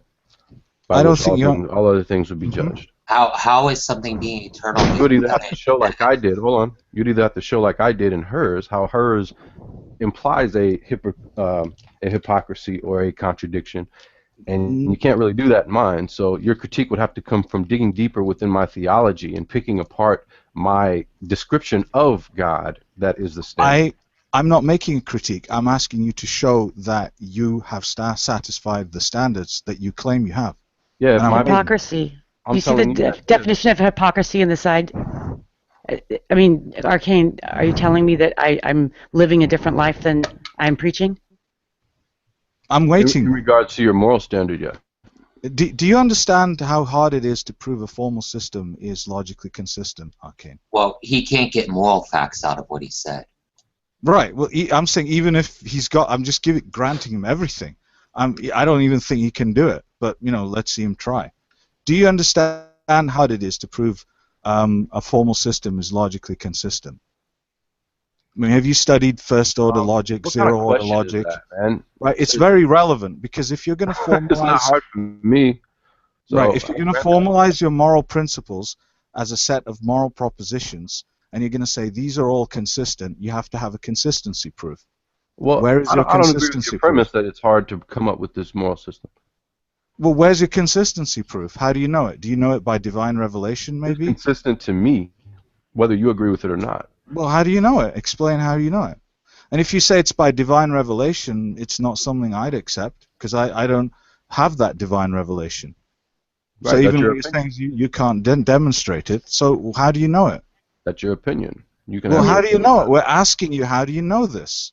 I'm even giving you a candidate for you to try to say, yeah, I know it by divine revelation, which is a I know it the sneaky same route. way. I know it the same way that sugar knows it. You don't Can I understand ask you a what question, please? It's in her gut. I'm She done. just knows. You don't understand what I'm asking you. I'm done. New, can I ask a All right. question, or can I do something? Sure. Let me just read this for anybody who happens to be watching this. If they hypocrisy is defined as the practice of claiming to have moral standards or beliefs to which one's own behavior does not match or conform pretense. So you are suggesting, Arcane, that my life that I believe is that we should focus on each other and take care of each other, that I'm not living that life. No, you're a hypocrite when you say that you can do what feels right, but a pedophile can't do what he feels right. That's not hypocrisy. That is hypocrisy. I just read it. It's the practice of claiming to have a moral standard and then to not be living that. Right. You're It's not just- going to live that moral standard when it comes to judging the pedophile. So you're telling me that if I think all things that feel good are acceptable, then pedophilia must feel good. That means I'm going to be a pedophile. No, That means she's you just must not saying. condemn it as being unacceptable. She just says she. Who said? Who didn't condemn it? She prefers Are you her condemning preference. pedophilia or no? She's saying she prefers her preferences over that of the pedophiles. Right. That's the whole point. Really, Arcane, if you believe for 1 second that my being brought up to serve humanity, to make sure that people are taken care of, fed, clothed, and housed, is anyway in line with a pedophile, I feel for you. Wow. Do you really I miss feel that for you. whole point? I think, yeah, you just did. No, I don't believe I did. Yeah, I you don't did. believe I did, because I'm if not you saying think that you that are for 1 equal second to a I think pedophile. I never said that you were because equal something to a feels pedophile. good that everything should be done that feels good. I did say that, didn't I? Didn't I say that just because something feels good, do you not think that I have the mindset to separate the things that are society's that we consider society's abnormal? Is pedophilia okay? Not to me, Why not? because I have no sexual desire to be with children that Is it repulses okay for me. someone else to be a pedophile? I don't believe so. How do you Even though get? it feels good for them. I didn't say that everybody should do what feels good to them. I said Well, I you do. said what's I right, did. what feels good to you. I said what when I care for other human beings, that I don't kill because it doesn't feel good. I said I wouldn't follow Hitler because that makes me feel icky, and that when I help people, that makes a warm, fuzzy feeling inside. That's what I No, said. not what you said. That's what yeah, it is. How do you Hey, get? you know, dude, live. Do you see the thing? LIVE? Yeah, live. Okay, Rewind so it. okay, we will do so if you need to. But I really disapprove of the pedophilia being pumped into the social narrative as if it's so insignificant that we can It's just sad that you don't even see the point that I was making, and you just hear the word pedophilia and you go ape shit. It's actually used to be. It's because it's so outrageous. I know. You realize that it's a little semantic trick to try I to know. garner attention. Yeah. How do you, Yeah. First of how do you all, get? hold on, Mr. OG. How's it a trick? She's the one who said, if it feels good to me, then it's right. Because I asked her for her standard. Because Hold on, let me draw this out for you guys, because this is insane. I saw your point. Yes, it Then is. it's right. Okay. I truly did see your point earlier. If I it could feels reiterate good it to if me, you then like. it's right. So I say, okay, is it right to the pedophile because pedophilia feels good to him? And I all said she no. heard was pedophile. Well, if it's not, then you're being hypocritical if you say no. It feels No, good to I'm him. not, because Why I isn't don't. it right? No, I just you're told you. overgeneralizing. Being No. hypocritical is different than being inconsistent. I wish you could use child abuse rather than and just categorize that whole fucking bunch of nonsense You just instead of pedophilia. How do you Arcane. get? How do you Arcane. get? It's the Sorry, same, go ahead, Al. same Sorry. thing. It applies the same way, whether you're using child abuse, whether you're using beating people up, whether you're using anything that we deem to be negative. Okay, if it feels good to that person, okay, if it feels good to me to go purse snatching, okay, why isn't that okay? do we Because the consider those negative people sane? consequences that it takes from the other person. What was that? Because of the negative consequences that the other person is expected to endure for the other person's Pleasure. But it feels good to me though. This is why I'm buying the RV. This is It why won't I'm feel going to as travel good to across you the if I was country, if and I I'm was going a to show child's this kind of husband. stuff to Hold every on. American that will watch it. I will It say, would not feel this is good to you what if it was people. my daughter that you chose to abuse. I would cut This your is fucking head what. off. Yeah. Arcane, how do you get It would not feel good. I promise you, no fucking positive fucking reference. I this? think that Hal Allah, has a None. question. Hal has a question. Allah Akbar, I'd love to OG. hear it from Hal. Arcane, how do you get moral facts out of the idea that something is eternal? Moral facts come from the personal revelation of that eternal thing. That's the That's only way. not. You didn't answer the question. How would there I be did moral answer the facts in virtue of something being eternal? Well, like I said, that thing would have to be personal to reveal anything like that. I didn't ask how it would reveal stuff. I said, how does something being eternal mean there would be moral facts? Because that eternal thing itself is a moral person. That's question begging. You asked a question and I answered the question. No, I said I asked how something being eternal would be moral facts. You're just saying there would be moral facts and the thing is moral. I said because that eternal thing is personal. How does that follow? How something How does being that personal follow? mean there would be moral facts? Because the person is moral in and of itself. Okay, that's where the I'm logos asking how you is. derive that. That is the logos. I'm asking how you derive moral facts. You're not explaining.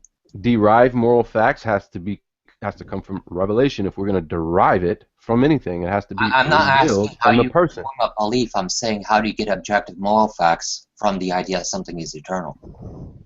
He's asking you for the justification, not the cause. You're giving him cause. Give him justification.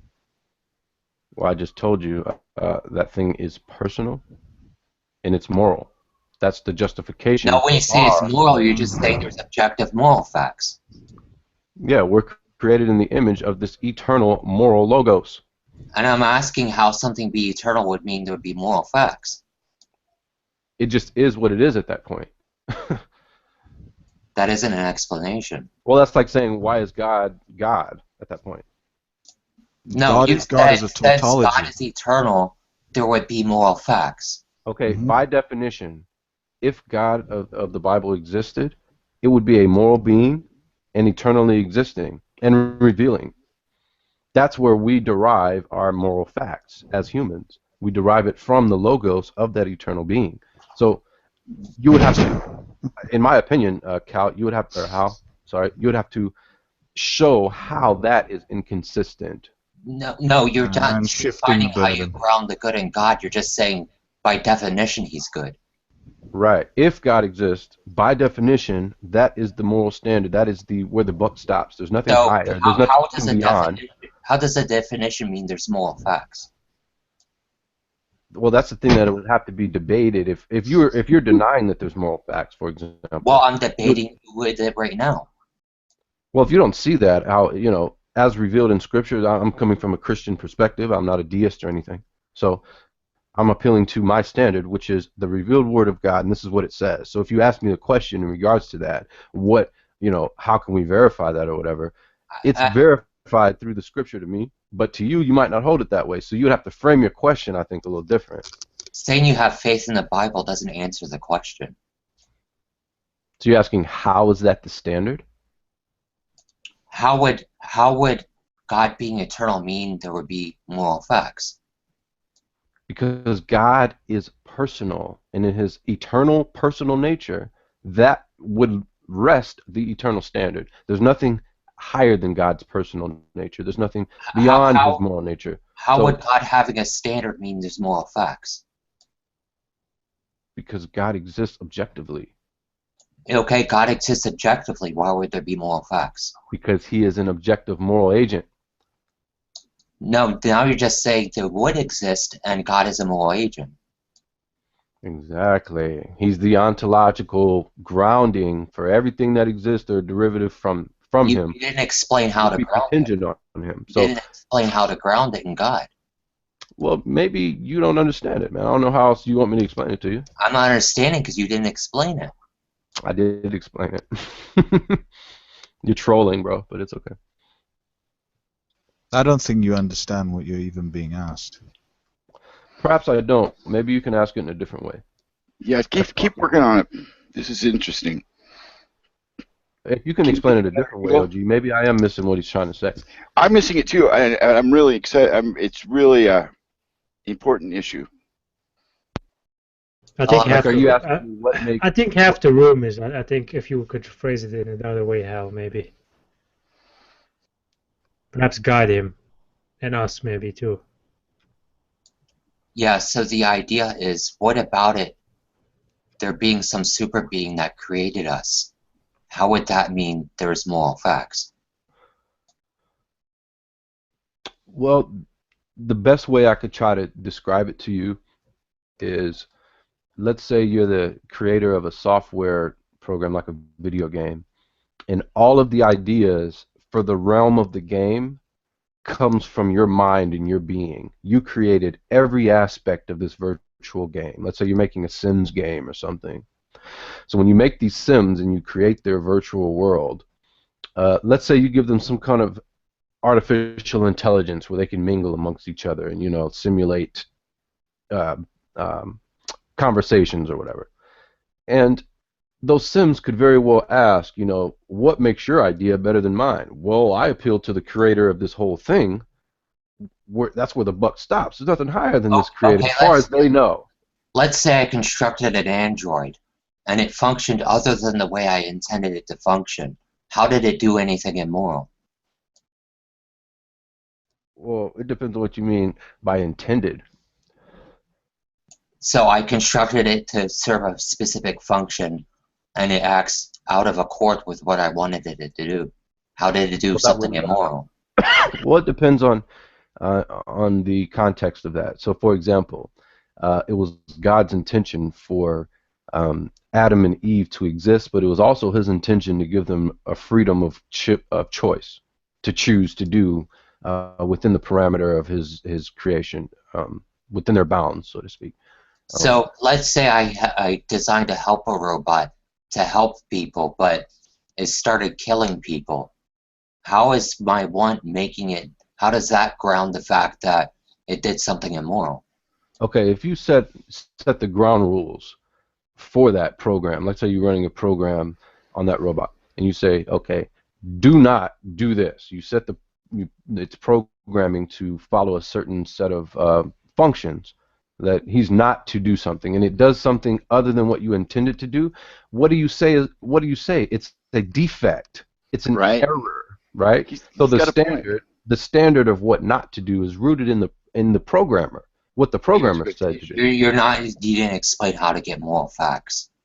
I don't think you're listening. It resides in the uncaused, where the buck stops, so to speak. Is there's nothing higher than God. So you can't say, well, what's God's morality grounded in? Well, He's eternally existing and self-sustaining, and in that way, He doesn't need anything outside of it. Whatever He says is the truth by definition.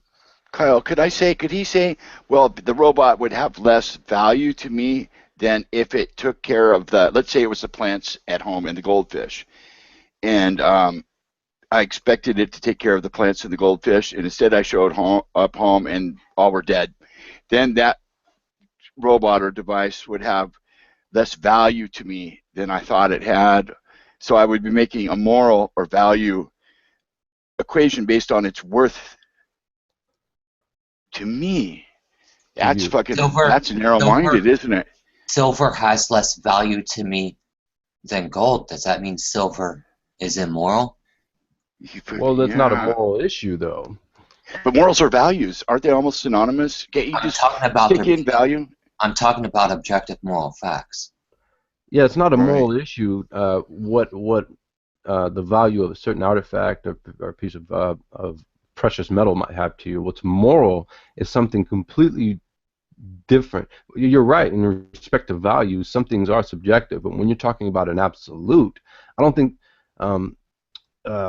there is no absolute in that sense. Like even the value of ratio of gold to silver is relative to humans. Like if aliens came here, they might say, oh, we can use silver for way more than what you guys can use gold for, therefore silver's worth more than gold. But we're not talking about that. We're talking about something transcendent. Is there a transcendent standard for morals? Now, if you were to say, does God give us a transcendent standard for precious metal, that would be a different, that's what I mean, that's a different topic. So an agent's values has nothing to do with whether or not there's objective moral facts that would include God. Well, I would say an objective anything would have to come from outside of the observer or the person. You can't say, I feel or I think, therefore objective truth. What it means for something to be objective is that it's true independently of what anybody thinks. Exactly. That means independent of your own person. It would also mean independent of God. Well, not if God is where the buck stops. We're talking about humans. No, if you want to say, okay, anyone includes any agent, including God. Well, that would beg the question of God not being the ontological, objective, unchanging source in itself. So by definition, if God is objective, how to ground it or an alternative account of what it means for a fact to be objective. If God is by definition objective, and He is the standard for what we perceive as reality, then you can't say that something would be beyond God. So by definition, there is nothing. The standard isn't an explanation. Well, it might not be an explanation for you, but at least I could say that I have a standard outside of myself that doesn't lead to a begging the question fallacy. You having a standard has nothing to do with whether or not there's moral facts. Well, me having a standard goes along. Well, it's just showing a contrast, like I said. You're not showing a contradiction in my standard. You're not showing that it's not a standard. All you're saying is, I don't agree with your explanation of the standard. He doesn't have to. You have to give the explanation. Why do you keep shifting it onto the other person? Well, I've given my explanation. I don't know what more you want me to say. Like, honestly, I've given every explanation to every question that's been asked of me. If you don't understand it or you don't agree, that's not. It's not. I don't have any burden to make you convinced. You never gave a coherent account of how the good can be grounded in God. I did. You just don't agree. Zeus has said the buck stops with him. That's not an explanation. That is an explanation. If you know anything about standards, that is this. Like, okay, if you're gonna say, let's say for example, 100 minus 50 is 50, okay? But what if I said 100 minus 50 is 45, and you said 100 minus 50 is 30? Well, which one of us is closer to the truth? I'm studied in meta-ethics, which is the topic we're talking about. Well, answer that question, that simple question. If you say 100 minus 50 is 30, and I say 100 minus 50 is 45, which one of us is closer to the truth? That's not relevant to the issue. It's very relevant to the issue because we're talking about a standard. You can't say that I'm closer to the truth unless we know the standard. So if you're saying that there is that. Well, that's the illustration I'm painting for you, is that in order for you to say that something is objective, then there must be a unchanging standard that transcends your opinion on it. Say that. Whether I'm Wasn't that what I closer to said, that Arcane? truth or not. How could we decide if your God can't be proven and my non-existent can't be proven? Wasn't that what I said and you rejected that? What was that? In the very beginning, I said, why can't we both just, agree or live the same, believe our own things? And you said that we were talking about proving it. I said, you can't prove yours and I can't prove mine. So how can we have a truth? Do you remember that? I agreed that I can't make you convinced of what I feel is proof of anything. Isn't that what you're saying right now, though?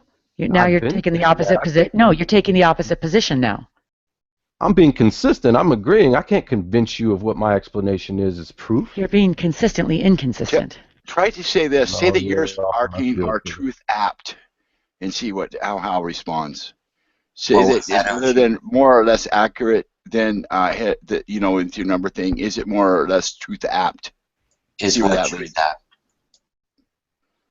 It's his assertion that his 150 minus 30 is 120 versus your assessment that 150 minus 30 is 129. Then Arcane could say, well, and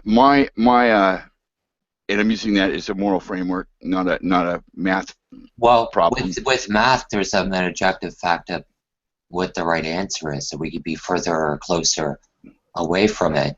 And that's not relevant to the topic because he That's hasn't very shown relevant. that there are any moral facts.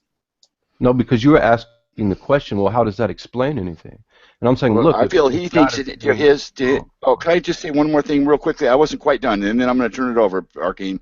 So he's saying that, like math, his moral underpinnings and beliefs are, in his world, as accurate, very nearly as math, and certainly more truth apt. Well, more apt anybody to can true. claim that what they believe is accurate. Well, I'm not saying that at all either. I was Epistemological basically illustrating. fallacy. He Right. asked me, how's that? Sorry. He asked me, how does that explain how that's the moral truth? And I was basically illustrating that by definition, that would be the standard. There's nothing beyond him. He is the creator of everything that exists. Nothing exists that he didn't create. So by definition, that would be the standard. So when you're talking about standards, nothing's beyond it. So if we're comparing Defining God as the standard wouldn't make it so that way there's objective moral facts. well, yes, it would by definition, bro. No. That's we're talking about objective moral standards. Objective moral facts are the same thing. You can't define the facts into existence for the same reason I can't just define God out of existence. I'm not defining them into existence. What I'm giving you is a contrasted argument. What I'm saying is, if this be true, if the Christian worldview be true, this is a potential answer. Whereas in an atheist worldview, she's just said basically what feels good to me, and then it leads to, well, if it feels good to him, Well, we're not talking about that. That's not what I said. How dare you? That's not what I said at all. Hey, I'm gonna go, guys. Have a great day. Hey, fight the good fight. See you guys. Have a great day. Au revoir, Helena. You're all fabulous. Hey, News, why don't you come with me? There's various accounts open to the atheists where there's objective moral facts. Well, how do you get an objective? That would be the question. How do you get an objective without an objective standard? Whether or not there's moral facts has nothing to do with whether or not someone handed down us a standard. Well, it's not a fact. It would just be an opinion then. No, the moon objectively exists. It's a fact the moon exists. It has nothing to do with a standard. Yes, it does. It objectively exists, right? Yes. Okay, therefore, derivative of that objective ontology, we can make the statement there are objective facts about the moon. Yes. Right. So, given that God would exist according to this worldview, there would be objective moral facts according to the nature and being and whatever about this God. Then you would just that logically follows, but it's like you're not even willing to entertain that. If you define it as God, the notion that there are objective moral facts, then you would have to prove there are objective moral facts in order to show God's existence is possible in the first place. Well, no, that's not even what we're claiming. See, you're trying to take my argument and put it as I'm trying to put forth some kind of proof, or that you're trying to ask me to prove to you that there are objective moral facts, and I'm saying, well, these are the things that we share, and we're trying to say, like, you agree with me, pedophilia is wrong. That's why I brought it up in contrast. Murder is wrong, etc., etc. Okay, are these objectively wrong, or are these just opinionated beliefs based on culture to culture throughout time and history and as we evolve? This is the question. So if a God exists, there should be, following from what's been revealed and what his nature is according to the Christian theology, there would be objective moral facts. We're asking an atheist, okay, if there is no such transcendent being, we don't see how you can get at all any kind of objective moral facts. At least atheists are admitting this more so now. William Lane Craig's arguments and things. That yes, okay, we agree with you. If this God exists, there would be, but there's no evidence of such God, so we don't have to entertain that idea. So you can't straddle the fence. You were saying you had a meta-ethical account that works unlike the atheist, and you couldn't show a working theory for it. What do you mean working theory? You didn't provide a coherent account of it. Well, that's your opinion. Now you're just saying if objective moral facts exist, if God, along with God, moral facts would exist. Well, you know I'm a Christian, don't you? But that's not a coherent account of your metaethics. Well, if you don't understand the Christian position on the metaethicals and the moral positions, I don't know what to say, bro. I mean, it's pretty clear. I mean, we're pretty clear on what we believe, that morals as we believe them to be, as we colloquially talk about them, are grounded in the nature of God, and then Jesus came down and died for our sins because we have been immoral against the law of God. We've broken his laws. So that is our grounding, Jesus. You're just saying if you don't have to Christianity believe is that. true. You're just saying if Christianity is true, Christianity is true. No, what I'm saying is, if Christianity is true, there are objective moral facts. And you didn't provide a coherent account of how that would be possible. Okay. Well, I mean, you don't have to believe in Christianity if you don't want to. I would just urge you to look into it, and hopefully the Holy Spirit works with you, man. I used to be a Christian. I would say, try again.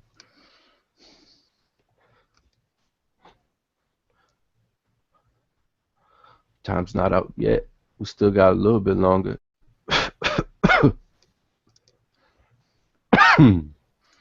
Excuse me.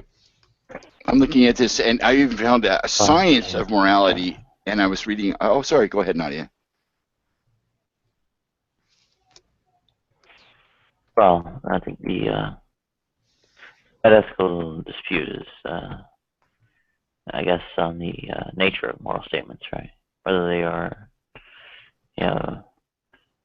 what is it, declarative or cognitivist, prescriptivist, or what, right?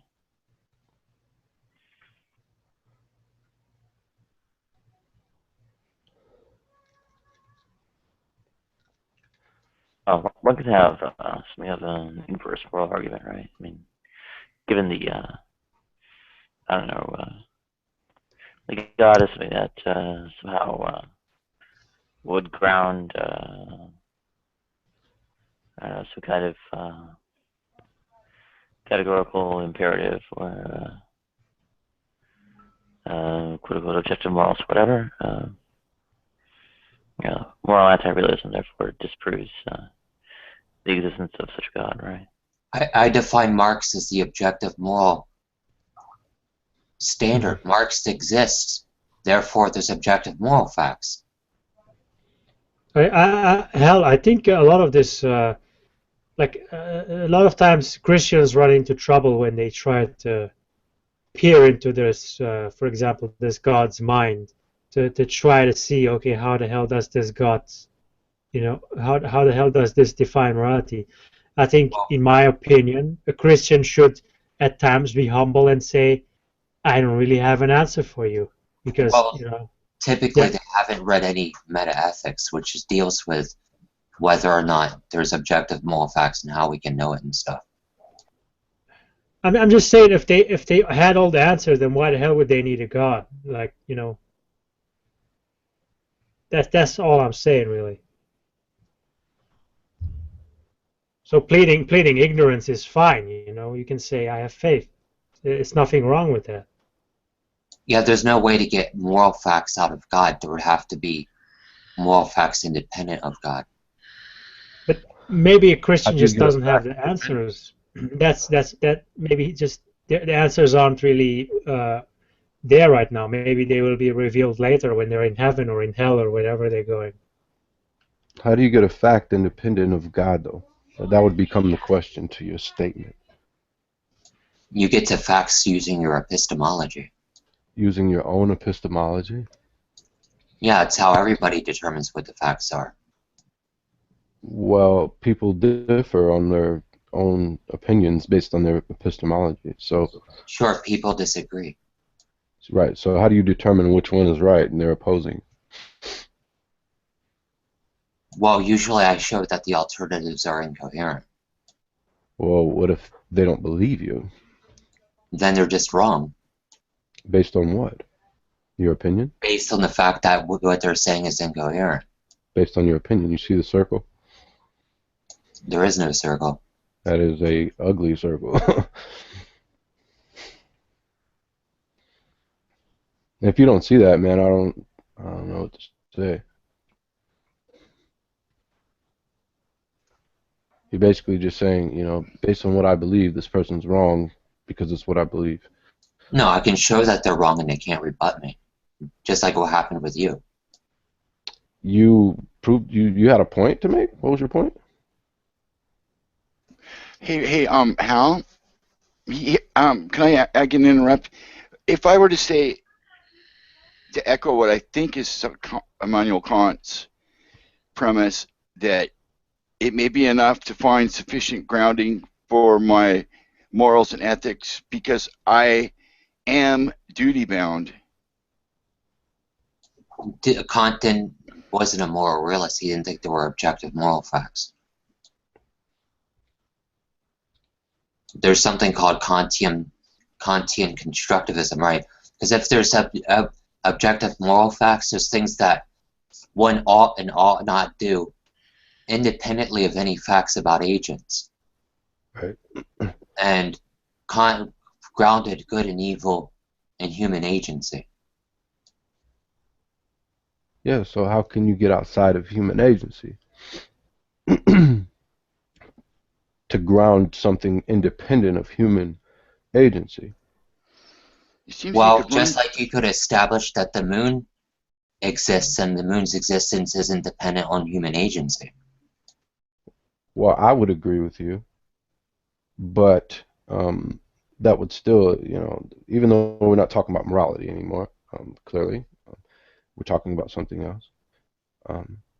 Someone could still disagree with you that there is no moon. You're tripping. I don't see why it matters that someone can disagree. Well, how would you prove them wrong? There's various ways I could demonstrate somebody's wrong. They don't have them not accepting it doesn't mean I didn't. Them not accepting it doesn't mean that I didn't show that they're wrong. Exactly. That is the very thing I said at the beginning. Just because you prove something doesn't mean that they're going to accept it as proof. Maybe not yet. Maybe after a while they'll think about it or something will trigger them into accepting it. I've never claimed that I can sit here and prove something to you that you will just jump out of your seat and be convinced. If I thought that I could do that, I would probably be worshiping myself as some kind of idol. When apologists say that they have proof of God, I'm real skeptical. What are they talking about? Like, what kind of proof are they offering you? You know, that's why I don't blame when people are skeptical of apologists or anybody. I think be real careful about what people say. I think belief in God requires a leap of faith, but I don't say no one should take that leap of faith. Well, I'd say it takes a bigger leap of faith to believe there isn't one. I don't really see how. Right. It just seems very intuitive to theists that God exists. Yeah, I think it's fantastically more improbable that there is no God aside from my Christian faith. Well, no one can show that God's existence, God more likely exists than not. It's just a strong intuition that theists have that God must exist. Well, I agree it's a probabilistic kind of argument or position. But just looking at it on the face of it, yeah, this place was more likely designed. There's no way it could have just came about, especially in the ways that it's postulated by current theories and science. It's preposterous, in my opinion. Yeah, it's a strong intuition that theists have that the world was designed. Well, it's based on data and evidence and observation. There is no evidence that it was designed. That's begging the question. Nothing follows from the idea that an intelligent agent created the universe. Sure it does. That's why there's... Well, first of all, that's if you've ever heard any apologist give an argument on anthropic principle or Stephen Meyer and the DNA, and there's so much that for you to just dismiss it all. None of Either them you've can never looked show. at it or talked or taken it seriously.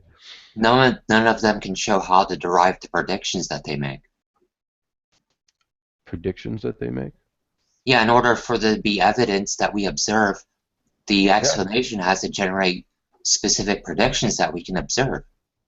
Yeah, well, take biology for example. Um, the Bible clearly talks about how this place is designed, and the glory be to God for the design of this place. And one passage, one of my favorites, says, "I will praise thee because I am fearfully and wonderfully made." Fearfully and wonderfully made. And now we're, in Darwin's time, when they thought that the cell was just a blob of protoplasm, just a little, blob of jelly, basically. Yeah, it's easy for them to say, what kind of design is this? But now we've got microscopes and we're looking in there and we're like, holy cow, we don't understand, much about this, but what we do know is that it's incredibly designed, and that they have to tell themselves that it's not. This is what You didn't biologists explain and how to scientists have derive said. the prediction that life would be complicated. But the prediction would come from, the fact that there is a designer to this place, that we should look at nature and see signatures of design in nature. And what we do, and when we look at nature and we try to replicate things that we see in nature, like take like the human hand, for example. Like I broke my hand the other day, seriously, no joke. And they have to send me to a special, like elite, like the hand surgeons are like one of the elite of surgeons because of how intricate and how sensitive the hand is for all of the functions of just the hand. So when you look at things at the cellular level, at the macroscopic level, we're seeing incredible design that we can't replicate. It's just an intuition of yours that it was designed. Well, that's your opinion, but I think my intuition matches more so our common intuition. Well, More so what I than claimed was the alternative that these things came about in some undirected, mindless process. what my original claim was is that no one can show that God more likely exists than doesn't. Your intuition doesn't show that God more likely exists than doesn't. Well, I say that there are things that I believe, when I look at the world, clearly more so point to design rather than. I think to posit the contrary would be counterintuitive. To say that these things came about as some kind of slow, mindless, undirected process. That's counterintuitive. We have to posit things that are so unimaginative that you have to hide it under billions and billions of unobserved and undemonstrated years to even grasp some kind of grand theory like that. The That's world why is under every 10 years or so they're pushing back the age of the universe or age of evolution because prior theories are breaking down. The world is under no obligation to be intuitive. Well, you might think so. But anyway, I have to go for a few minutes. I'll be back. For sure. Yeah.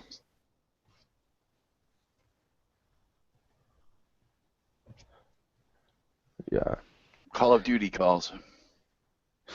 Yeah, I was actually happy talking about what were we talking about? Oh, self-esteem.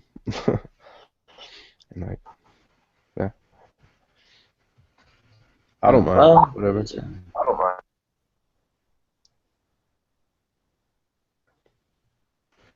Flat Earth. Flat Earth. Well, a number of these things. Yeah, well, they have like moral valence in a way. For instance, one of the reasons why, I don't know, say, I guess some differences in appearance are, I guess, more harshly judged than others, just because they're things people take to be a sign of moral character, right?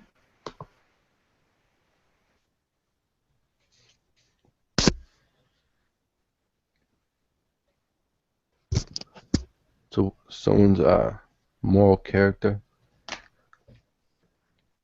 I'm sorry, I missed the first part.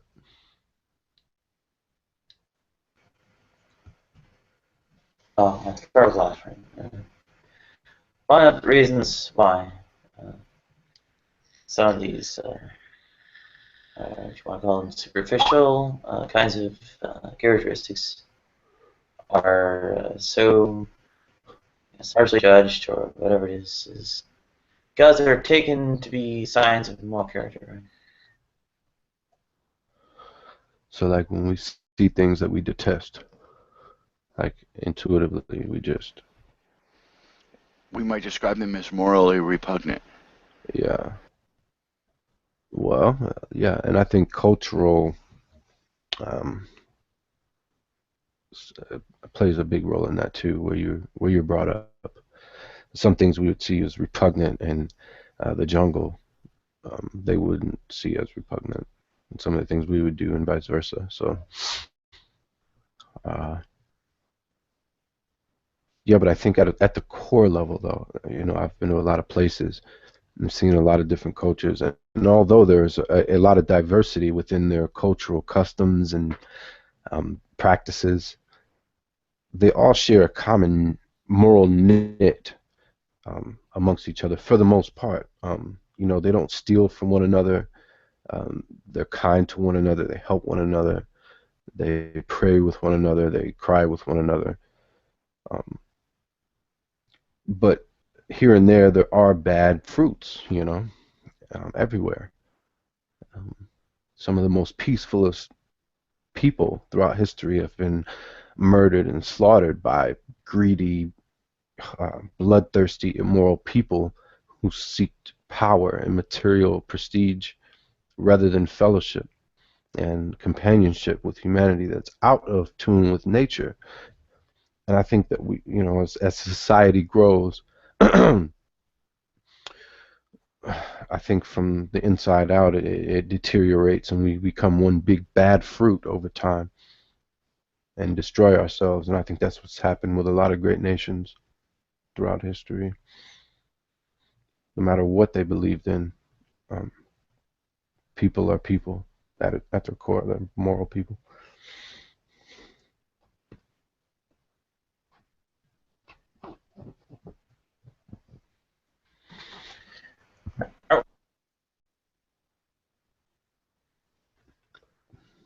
Throw a little alcohol, a little drugs in the mix, and people throw their morals out the window. Throw a little money in the mix, people throw their morals out the window. Anything that people, it seems like we desire physically, turns us immoral.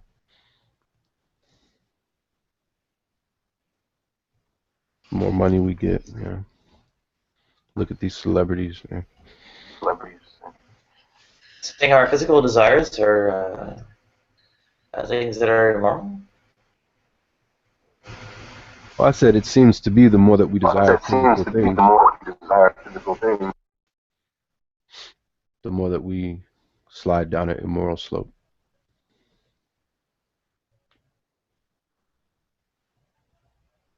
Seems to me like the Native Americans and the ancient tribes in the Amazon and in Africa, they don't have a lot of the moral issues that some of the more civilized societies have because they don't have such a material influence, a fleshly influence. They're driven by spirit and by, their basic physical needs. Sounds like pagan worship. Well, yeah, it does a little. It does No, a little bit. they were actually just as violent as the rest of humanity. Oh, they are. Some parts of them are. Like I said, there's bad fruits, but when you see the corruption and the evil that goes on in Western society versus some of the civilizations in the other parts of the world, you don't see the same thing. Like the people that are being oppressed over there in some of these parts, they don't have time to worry about impressing somebody with whatever kind of new material thing that they've got. They're more concerned about getting their food and caring for their people. Here's what I'm gathering a little bit. You might find this helpful, Arcane. You can choose your moral skill set. Let's call it that, because I know that you fought hard for it. And as long as it's grounded in your belief, no one can they can argue about it, but at least you have proper grounding. However, when we start to make declarative statements about these prima facie being true in and of themselves are good, as if these are known truths, that we start to that's where they're going to rush to ask us to find grounding for those declarative statements. With that belief subset of your values, you're safe. But once a person makes well, fighting is wrong, period, and that's, everybody knows that, and it starts to make declarative statements like that, and that was a bad one, I'm sorry. But then people can jump at us right and left and challenge those based on veracity, Yeah. and not belief, or probability and not belief. Exactly. Yeah, I agree. That's why I said be careful what people, or pay attention to what people say, and when you say things, be careful of what you say. Sometimes we just speak in common language, and then someone who might be thinking a little bit deeper on the subject might take you more deeply or more literal, and then ask you for clarification, or, you know. Mm-hmm. That helps me an awful lot, because if I say that these things are grounded in my belief, they may attack my belief, they may attack me. They may say, well, why should I give a fuck? I'm not interested in your belief. Tell me what it is. That would be just a ploy to uproot me. Then I would say, well, do you want me to start making rash statements about what I suppose others' beliefs might be? Would you want to sit here and really make fun of me? Or are you happy now just saying you're not interested in my beliefs? Yeah. But if you ground everything into your beliefs, then you're anchored. And remember, I remember how asking for grounding and like anchoring, and what are those anchored in? If we go back to that, these are my beliefs. Do you want to know how hard I work to fight for these beliefs to get them? And yet that might, but they want to hear it. As soon as we slip off and say something that is declarative without rooting it in belief, they're gonna shoot at you, me or you, likely. Yeah, that's why I try If to they're be interested. careful. Like, I believe. You're good. I haven't noticed that. You're articulate that way. But that's what helped me. You just helped me a lot, because I went through, just read the whole, and listened to what Hal said about Immanuel Kant and everything, and I was able to more quickly, come to terms with what he was saying, that you could look at things like perseverance and courage and all these things in a good light, and extol the virtues and worth of those things. Or you could say, well, what about this one guy, this Japanese soldier that is so duty-bound that his perseverance resulted in him spending 30 years out in the jungle fighting World War II, or hiding from it, whatever the case may be, not seeing his family, comes out like a time warp. That wasn't good for him or his family. And that's a dumb case of it. But you can find ways to pick apart just about anything that has a good result could also have a bad result when it's a declarative and open statement. Absolutely, yeah. If you're looking at any individual, like virtue or whatever, the idea is that it's on a continuum. So what you want to do is always be moderate in that virtue. Right? So you just grant that too much or too little is not the best. You want to find the in the middle part. Virtutum in moderationem est.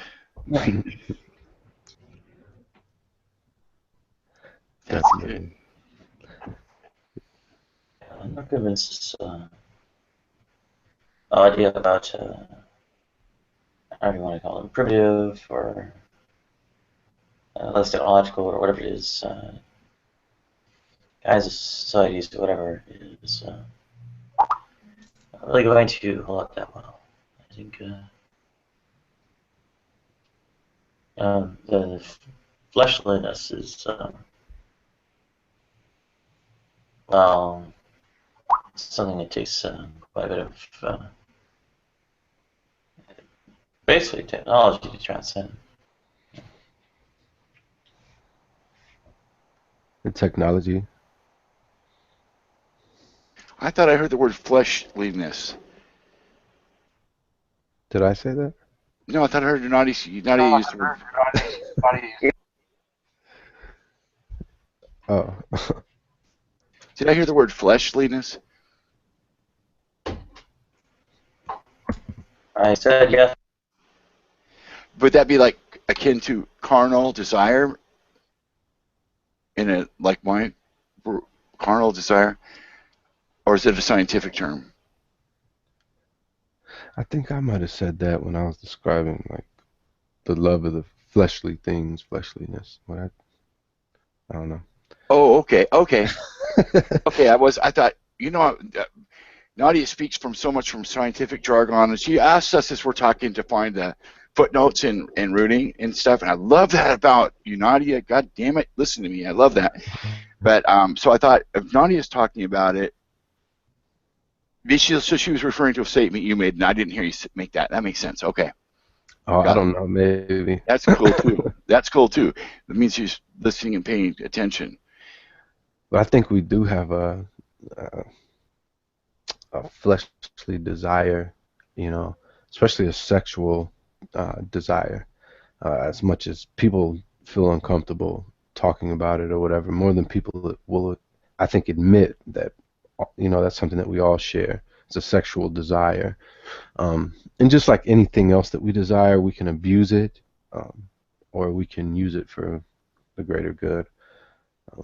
If we're using sex as a way to show love with our partner and not spread diseases and reproduce and make productive members of the world, then bravo, sex is good. But if it's just being used in a promiscuous sense, it's being more and more destructive.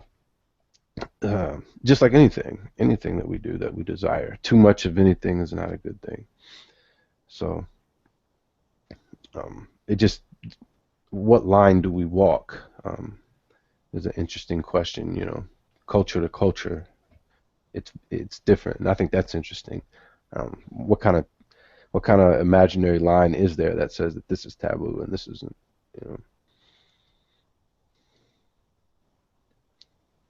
Land of the free, home of the something.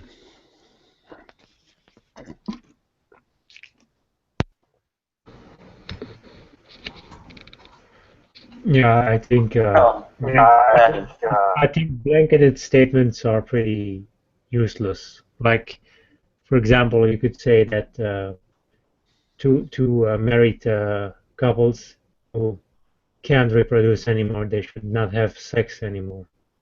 Like under that thing, you can't paint with too broad a brush. Well, I said if it's used to show love to your partner and you're not spreading disease, sex is a healthy thing with your partner. But of course, my belief says that you should be married and stay with one person. But there's still ways that you can abuse anything in that respect. Is what I was basically trying to say. Nadia, I keep coming back to this. How we say we declare these truths to be self-evident, that all men are created equal, etc. What sort of a claim is that? They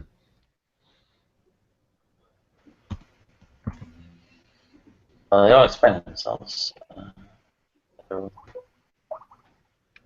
It's probably some, I don't know, standing status before the law or something. That would make them some form of empirical. No, that would be empiricism. To believe that some beliefs are self-evident, such as that all men are created equal. Well, and you can laugh at me if I just made a big boner of an error. Nadia, I'm not hurt or offended by that. No, I honestly don't know. There's empiricism. I'll Google here. Yeah, I think that might be the actual. That might actually be more like hegemony, hegemony rather. Could be totally be using the wrong term. Sorry, I'll be right back. Yeah, that could be, I guess.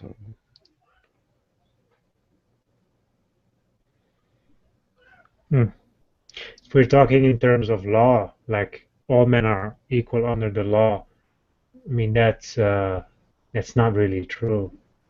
If you can't afford legal representation, or at least a good one, I mean, you see what happens in courts. You know, these people, they plead guilty and then they go to jail for 20 years or however much. And the ones that can't afford, you know, they got it scot-free. So we're not really equal. Not really.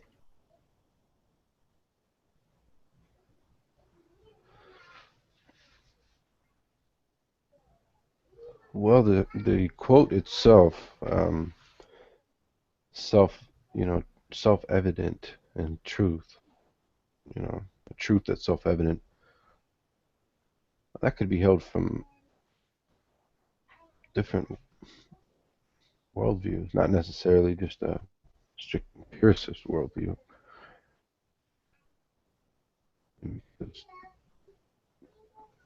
You speak epistemologically, could be held from a Buddhist kind of what's the word I'm looking for? They have some kind of transcendent belief, but it's not necessarily an empirical one. They believe in self-evident truths.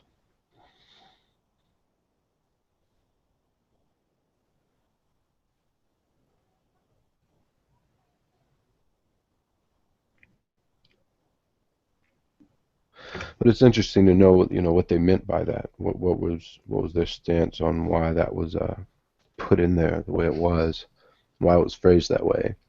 Will these truths to be self-evident that all men are created equal? Like, what was their idea of self-evident? Well, what's the idea of self-evident? Yeah, what was self-evident about it to them?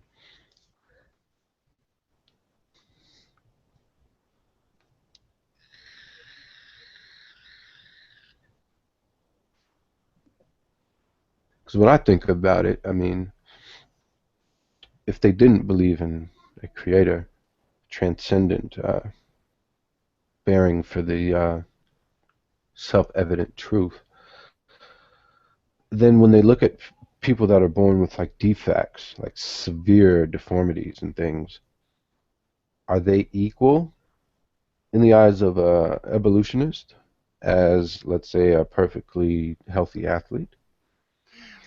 What they may well have been saying is we held these to be self-evident by virtue of the fact that it is a self-evident proposition, and that is by definition one that is known to be true by understanding its meaning without proof. Yeah, that's why I said it makes me wonder if they, if an evolution, if they, how could they look at a severe cripple, like a severely deformed person, and then look at a perfect athlete, of sound mind, and say that they're equal? Like, what about them is equal? That's created. Is it the intellect? Is it the soul that they're talking about, or is it some kind of what else? It's I think that depends on the person. I think the person you're asking, it depends on them. Yeah, who wrote that, by the way? I forgot. I know I'm a terrible American, I'm gonna say. Everyone has different priorities. Some like smarts, some like bronze. But for them to put that in there, it just makes me wonder what was the intention of the person that put it there, and what was their thinking behind it. It was kind of basically saying this is how we roll. That's how that they're just saying this is what we're gonna do. And I don't mean that in necessarily in an arrogant fashion, but they felt that they had properly informed consciousness to make those statements in the first place, because they say we hold these truths to be self-evident.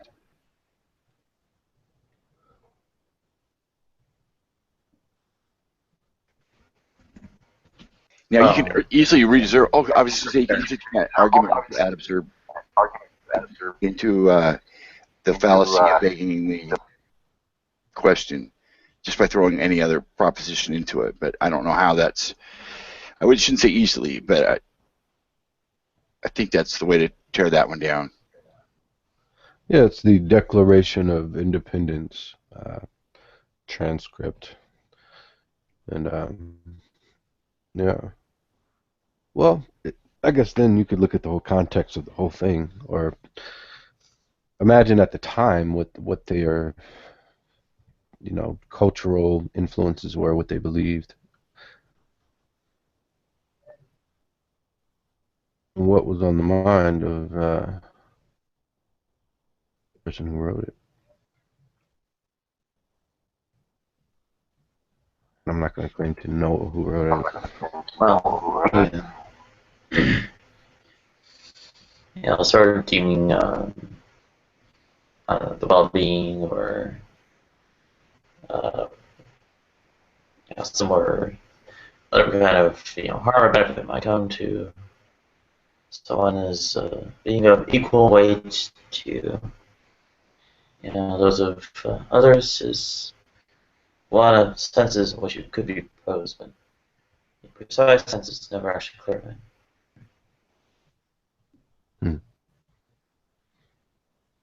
Yeah.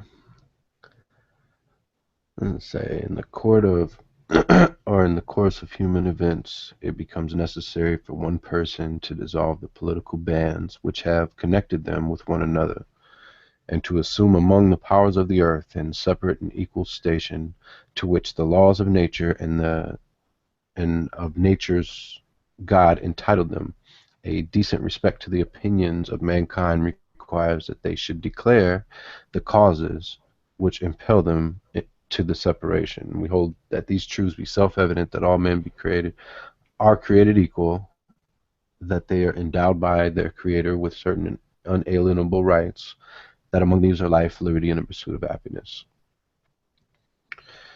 So, man, how far we've gone from there to today. It's pretty sad.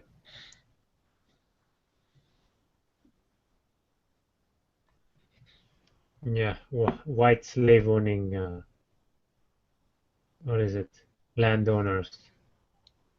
We've come far. Yeah, you're right. I mean, they didn't live by that then either. Well, then again, they didn't consider blacks to be people for some reason. No, it was, I think, what was it? 1/12 of a person? I don't even know. Like 1/3 of a person or something. 3/5. All right.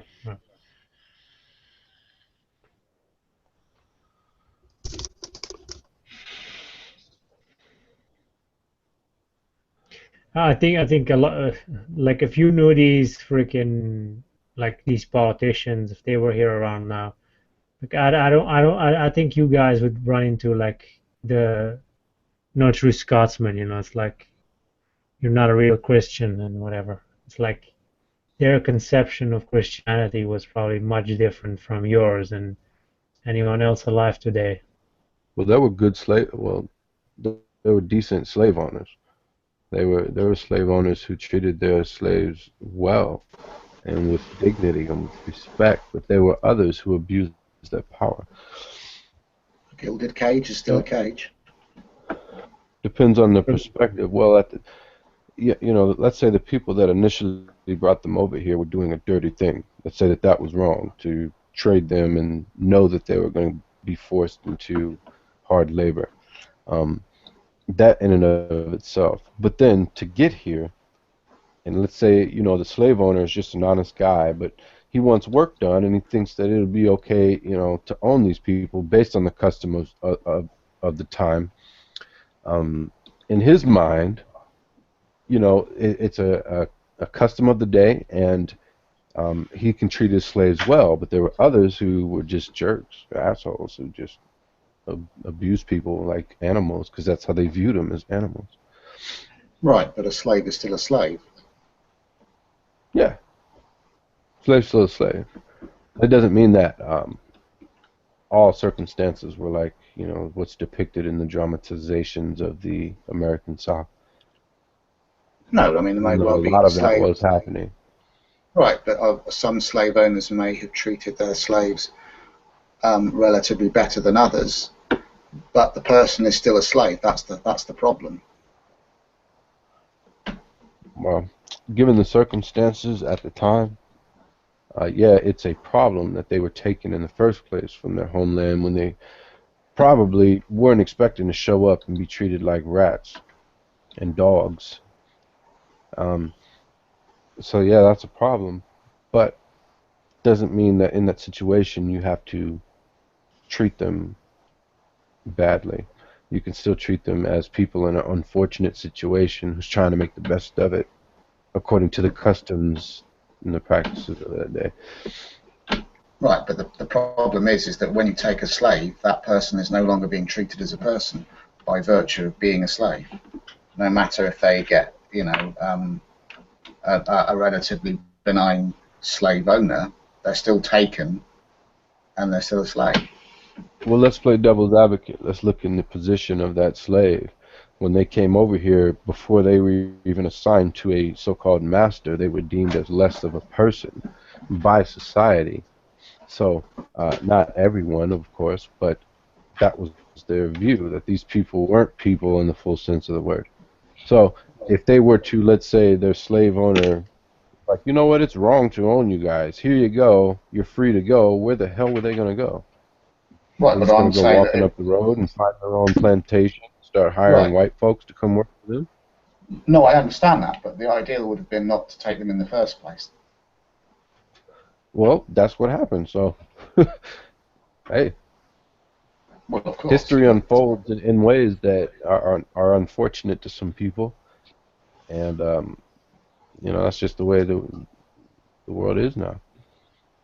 I think saying that there are good slave owners, it's like saying there are good rapists. Like the good rapist will be more gentle with you. He'll still rape you, but he will be more gentle with you. No. Versus the bad rapist who will just, you know, he will not even consider when you're in pain. Do you own a cat? It's the same thing, like the slave. You own a dog? I've owned a cat.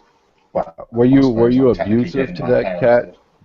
Did you treat that cat with respect? Did you talk down I to the cat? I was young at the time, but yeah, of course.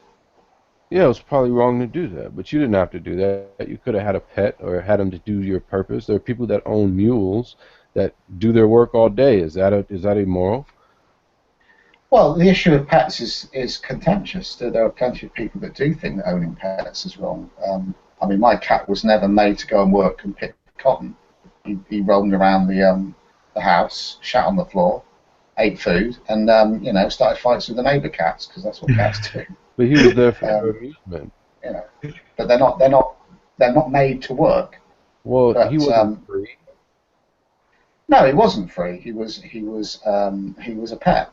Right. So technically, there was owning of another life, another living being. So yes, technically he wasn't free. Well, people have to work for a living. Well, cats are a little bit different. I don't think the analogy quite goes that far. Well, if the cat did absolutely nothing for you, you wouldn't get a cat, right? I mean, you wouldn't just get a cat to get a cat. You would actually have to get some enjoyment out of the cat in some way or another, I think. Yeah, you can't even eat a cat. Golly, they're too stringy. I've never tried. You just need the right recipe, Billy. They're not trying it right. Unless you're in I used a ton of barbecue sauce there, Palm. Still didn't taste worth a crap. Yeah. I mean, animals are a little bit different. I don't think you can quite compare the two situations. Well, why not? I mean, evolutionists believe that people are just animals anyway. What's wrong with owning another animal?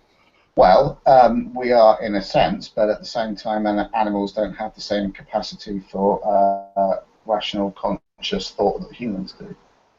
Well, who cares? They're still an animal. They still have conscious thought and feelings. Right, and I'm not saying that owning animals is 100% correct. I mean, I have had a pet cat, but I don't 100%, fully commit to the idea that owning pets is 100% okay. I mean, I don't necessarily have a problem with it, but I'm not disagreeing with you that there is a potential double standard there. Right. Yeah, I think, depends on how you look at it. I think people in that unfortunate situation would rather work and get paid to, or at least eat and have a roof over their head, than to be let go in the American South as free men at that time. Times have changed. There's a different kind of slavery now. Well, Arcane, the things you're saying are quite true. I mean, if there is no absolute morality, if there is no absolute morals, and if man makes up the morality as we go along, there wouldn't be anything wrong with holding slaves. Heck, there wouldn't be anything wrong with kidnapping at all, because, hey, it's just another animal. Right. Except we can reason why owning Doesn't matter. slaves is You're wrong. still an animal. I can reason. Well, it does matter. We can as a society come together and discuss why dogs can reason. Someone Well, wait a minute. What if thinks we all discuss? slavery Me is and a problem. Arcane just discussed it between the two of us, and we think it's okay to come and get you and make you a slave. What do you think about that, G? Well, you can argue it. It's a free. This is a free country. You have every right to discuss that. You're not getting it. Not getting what? That you want to have a discussion. No, about the fact is, without absolute morality, without absolute authority to say this is right and this is wrong, you got no basis to start saying this is right and this is wrong. Well, I'm giving you a basis. No, you're not. Because I have what given you a happens if man basis. says tomorrow that what we do today is illegal? Well, what happens? So what? Depends what it is, doesn't it? Depends what's being discussed and depends what the reasons are. That's the key part. The reasons that can be provided that we can use to justify things. The justification you give is that God said so. God said that it's right or wrong to do X or Y. My basis would be on reason and whatever issues are at hand. That doesn't mean that. See, there you go again. What if you reasoned it was perfectly okay to go ahead and entrap a certain type of people and just kill them willy-nilly? That use them as target practice. But you agreed upon it. You agreed upon it. That's no problem. Well, if that's what people agree, then that's what people would agree. So that's Thank you sort for of at least logical. being honest and. I'm not disagreeing with that, but what you're missing is whether that's likely to happen. But see, you're not understanding that anything is permissible and cannot be called sin because there's no one to compare it to. I don't believe in sin, so I think that's the wrong word to use. I think I would say. How about evil? I go back again to societies coming together and working out what's right and wrong for them. So if one society says it's okay to kill a bunch of people, another society said it wasn't, who's right and who's wrong? Well, in the eyes of each society, they would think that they were right, and each society would think that their perspective. Listen to your mindset. Right. That doesn't. So you're looking at that from trying to look at that from an overarching perspective to judge both of those societies. I'm actually trying to help Arcane here because he was making a point, and that point is, what difference does it make to you about a certain situation if you don't care about ethics, if you don't care about absolute morality? Because without this absolute ethics and absolute morality, you got nothing to stand on. Anything is permissible. No, again, you're missing the point. I do care. I have values that I think are right and wrong. I have things that I think that people should do and people shouldn't do, to put it simply. Same as everyone else. The difference between us is that you base yours on what you believe God has told you through a reading of the Bible. So you think that, I mean, yours and my values, I imagine, would broadly be the same. You don't think that it's right to go out and kill people. I don't. You know why they're the same there, Gene? Do you know why? That we have any inkling that morality is anywhere close to from one society to the other is because God etched them on our hearts. You know, right, but again, we can walk away from that. We can throw that away, but again, by saying, you know what, we're better than God, we'll make our own decisions on what's right or wrong. But the fact is, God etched His law on our hearts, so we can know what is right from wrong. Well, you're asserting that, and that's what I'm saying, that you believe your basis is divine in nature. I don't. No, that's what we see in every culture. Well, we don't, because, well, you'd have to prove how that is. I don't believe that. If you can prove that, then that's great. But I see no reason to assume the existence of a divine being, let alone that he has somehow imbued my being with a moral code.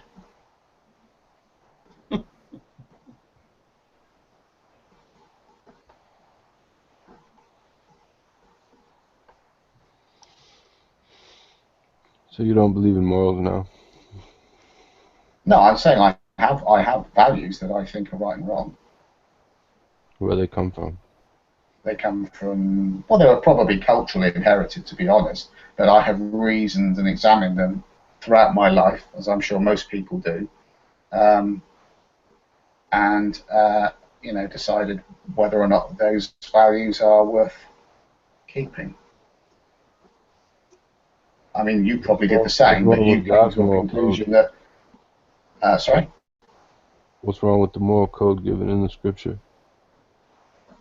Well, you'd have to go through it bit by bit. My question is, my query is the origin of that code. The question being, is it genuinely divine in nature? And as I said to Hillbilly, I don't believe that God has imbued anything in my soul, partly because I don't believe He exists. I mean, there's two things you'd have to establish there. Does evil exist? Well, there's what we call evil. There are actions that are not I consider to be moral. I mean, if I consider rape to be evil, but I don't believe in a sort of kind of cosmic or divine, not divine, but a sort of supernatural kind of perception. Then why is it evil? Why is rape evil? Mm-hmm. Because it deprives the it's violent, traumatic, can affect the victim potentially for the rest of their life, and it takes the agency of the individual away. It's another being forcing their will physically as well as psychologically onto the body of another person. Other people would say that that's good. Well, rapists, I suspect. Yeah. That's the problem, yeah. So you can't say either one of them is good or bad. Well, I can say why I can say that I think rape is bad, and I've just explained why.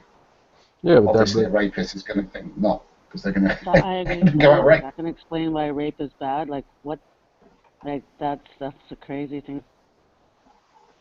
Well, I think rape is bad for a number of reasons, including just I've thought of it that it's detrimental to society as well as to the individual. If you have a society that allows such violent behaviour to go on, it's going to fragment and become insecure. People are going to be, scared to leave their houses because they might get raped. I mean, that's where that leads. Well, I've just explained what's wrong with it. Well, what's wrong with all of that? Well, again, that's how is it not wrong? Like he clearly has stated why. Why would it not be wrong? How about explain that? How would it not be wrong to do that to somebody? Like, do you have a valid point, or are you just fucking around? Well, my point is that his will ultimately reduce to just an opinion that isn't really grounded in anything. Oh, yeah. Well, again, I've given you the grounding. In effect, it is an opinion, but it's an opinion that's rooted in reason. You can come back to me and say, well, I don't agree with your reasoning, and that's a conversation that can be had. But even if we were to agree that there was an objective morality and God did all the, give us all this knowledge on our hearts, as Hillbilly said, the fact is that there are rapists in the world, so the problem still remains. Yeah, the problem remains, but the question can't be answered by your particular worldview, the way I see it. You can't answer the question of whether it's objective or not. Sorry to interrupt, but I'm interested in where you're coming from, totally. I'm interested in how acceptable. Can you explain that to me? How in your mind is rape acceptable? Well, it's can you give is there do you have any premise to that, or is that just you're just arguing against the argument? Well, rape is really. Do you think rape's okay, or are you just joking around? No, insert preposterous belief, or insert outrageous attention getting. I get it then. The thing is that if there's moral facts, the facts will be the facts independently of what people would happen to value. Yeah, that's the point that we're arguing, and I'm saying that from his point of view, if humans are all that there is, you don't really have anything independent of what people would value, right? But I don't need to have an objective morality. I don't see a need for that. I see that societies. I think there is a need for society to come together. Let me put it that way. I think there's a need for a consensus, but societies have consensuses. Societies are built around that. That's how societies exist. Well, that's why I said in order to answer the question, you need that. And not necessarily that you have to live a certain way if you don't have that. I'm just saying in order to answer this question here, you can't do it from your perspective. Well, humans are, you forget the fact that humans are beings that are empathic by nature, empathic, whatever the word is. So we have this capacity for feeling the pain of another being. So, the issue of rape or violence to another being is something that immediately grabs us and makes us think, I wouldn't want to experience that. And from there, we build codes. But it's natural enough for us to do it. Well, some people do commit rape, obviously. Exactly. So you can't say it's truth or in any realm of the word, because we intuitively have a disgust for it. Well, some people lack that capacity. Some people may be raised in a culture. They might live in a violent place where violence becomes their nature. Life is not perfect. Life on Earth is fraught. You can see it in the animal kingdom. That's part of the reason for the existence of religion. People want answers to life on a difficult life on a planet that we live on. Well, that's just how it is. If that's the case, what you're saying is, people. Well, of course, people are going to make up things. That's not what's in question. What's in question is if there is something that is outside and independent of people that says that we ought not do this, then that would be the answer. What you're saying is, well, we just believe it and we become accustomed to it, therefore we accept it as, provisionally true or whatever. But that still doesn't answer the question of whether it is true. I don't think true is the right word. We adopt codes that work for us. We adopt beliefs that work for us, factoring in our empathy. It's not objective because, in the sense of a God, for the reasons I've said. Ultimately life. Right, but ultimately life is not. There is no overarching good or evil because we're just a bunch of people living on one planet in the universe. Exactly. So I don't have a need. Right. When you say things like this is wrong, this is bad, you're being inconsistent, kind of like what me and OG were talking about earlier. You have to be careful with what you're saying. No, I Like, don't think I'm being if I did inconsistent. press you, is that objectively true that we shouldn't, rape and murder people for fun? Is that objectively true, or is that just your opinion? So I can reduce it to just your little opinion, and you Right. can argue out of that. And Well, that can't isn't give you really a good way to. That isn't really, to me, or isn't a good foundation by which to ground anything being good or bad or at all. So when you speak of that, it's fair for someone to call you out on that inconsistency. Well, no, I don't think it's an inconsistency. What I'm saying is that I can only give you my opinion, and I'm not asking you to believe it just because it's my opinion. I'm asking you to consider why things are the way they are, or why this moral proposition is to be considered good or bad, or whatever. When people start questioning, well, where do you get these objective moral facts from? There are no objective moral facts.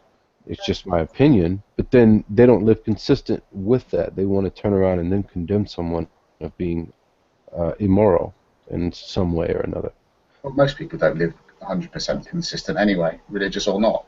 But the fact is that we seem as a society on the whole to do pretty well. Societies more or less across the world seem to be able to agree and have laws where necessary, So I don't really see the problem that you're thinking is going to happen because of it being subjective. Well, I said the problem is you can't answer the question. You have no answer to that question. I didn't say it was a practical problem. I'm saying it's a philosophical problem within your set of thinking. Well, it's a problem for you because your worldview tells you it's a problem. It's not a problem for me. No, it's a philosophical problem recognized even by atheists.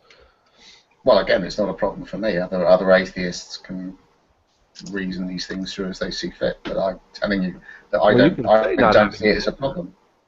You can say not having an answer to the problem isn't a problem, but it's still a problem unless you have an answer.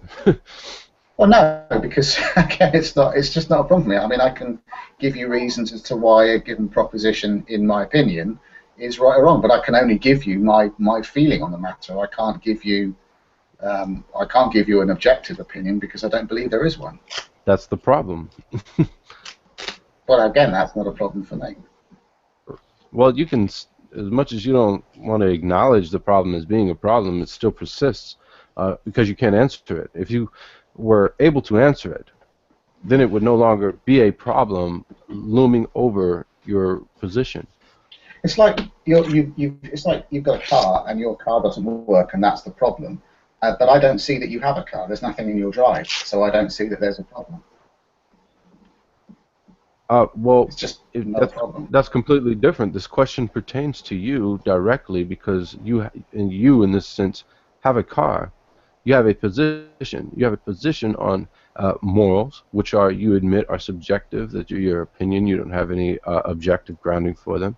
So therefore, it logically follows that you cannot answer the problem or the question of is there an objective moral ought, and when you make statements of moral ought, such as this is wrong, that person is evil, etc., you're being inconsistent. You would be more apt to say, or more consistent to say, I believe that this is wrong, or this might be wrong, rather than this is. Well, I kind of am saying that. I mean, it's kind of obvious that I'm saying that I believe something because I'm speaking for myself. And as an atheist, I obviously am not going to speak from a position of believing in God. Although you could assume I'm lying, I suppose. Whether we truthfully state a proposition, we're stating what we believe. Is there anything that you would say is absolutely, objectively, morally wrong? Anything at all? Well, I would say that rape is always wrong. That's as far as I can go. I could say that something is always wrong, but I can't know that the future might bizarrely. I can't even conceive of how but I can't give you a cast iron guarantee that my opinion on that won't change. I mean, I might have a blow to the head and become a psychopath. And that's an honest answer. Right. But the issue I see is, to me, that's counterintuitive. Your belief set forces you to leave a window open that says that it might be okay, even though that's against your intuition. Your intuition tells you it's always wrong, but your position, your philosophical position, tells you maybe not.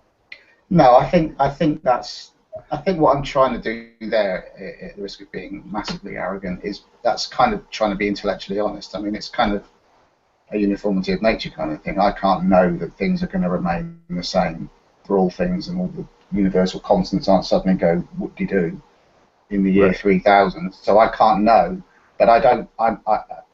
For now, I'm quite happy to say that I think rape is wrong. Rape is fundamentally. I cannot see any situation that could ever justify it. It's viscerally wrong to me. It's an appalling thing to have happen. So I say that it is wrong with every fibre of my being. All I'm doing is just being intellectually honest and saying I can't know the future. I agree, and I respect you for that. Right. For saying, this is as far as I can tell, this is not cool, and I agree with you.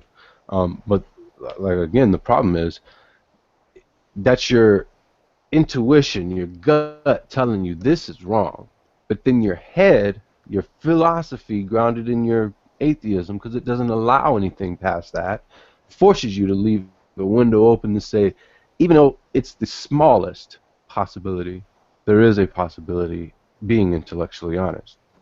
Well, anything's possible. I mean, it could be possible that God exists. I just don't believe it. So, but you're open to the same uncertainty because it's conceivable that God could say, not necessarily about rape, but about anything. He could say that it's okay to steal or anything, whatever He has prescribed thus far. He could conceivably, between now and the end of now and Judgment Day, He could say, now it's okay to do X. So you have to admit that possibility, sure. Hypothetically, if you're talking about some sort of generic omni-God, hypothetically, I agree with you. Potentially, an all-powerful God, an all-knowing God, potentially could, but right. that's not the God that I believe in. Well, I don't. Well, that's because you've rather tautologically defined your God as being inherently good. Well, I didn't define God as being anything. Well, if that's how you want to define your God, that's fine. It doesn't bother me. I have no conceptual problem with the Christian God being able to do anything, no matter how contradictory. I know some people, and I don't know if this is you, it might not be, like to hold to the notion that God is maximally powerful as a way of avoiding the sort of seemingly nonsense question of can he create a rock he can't lift.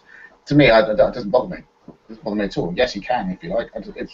He's God. He could resolve that in all sorts of ways because he's God. So it's no problem for me. But if that's how you define God, that's fine. That's not a problem. Yeah, I don't define God as being able to do the logically impossible or the logically inconsistent.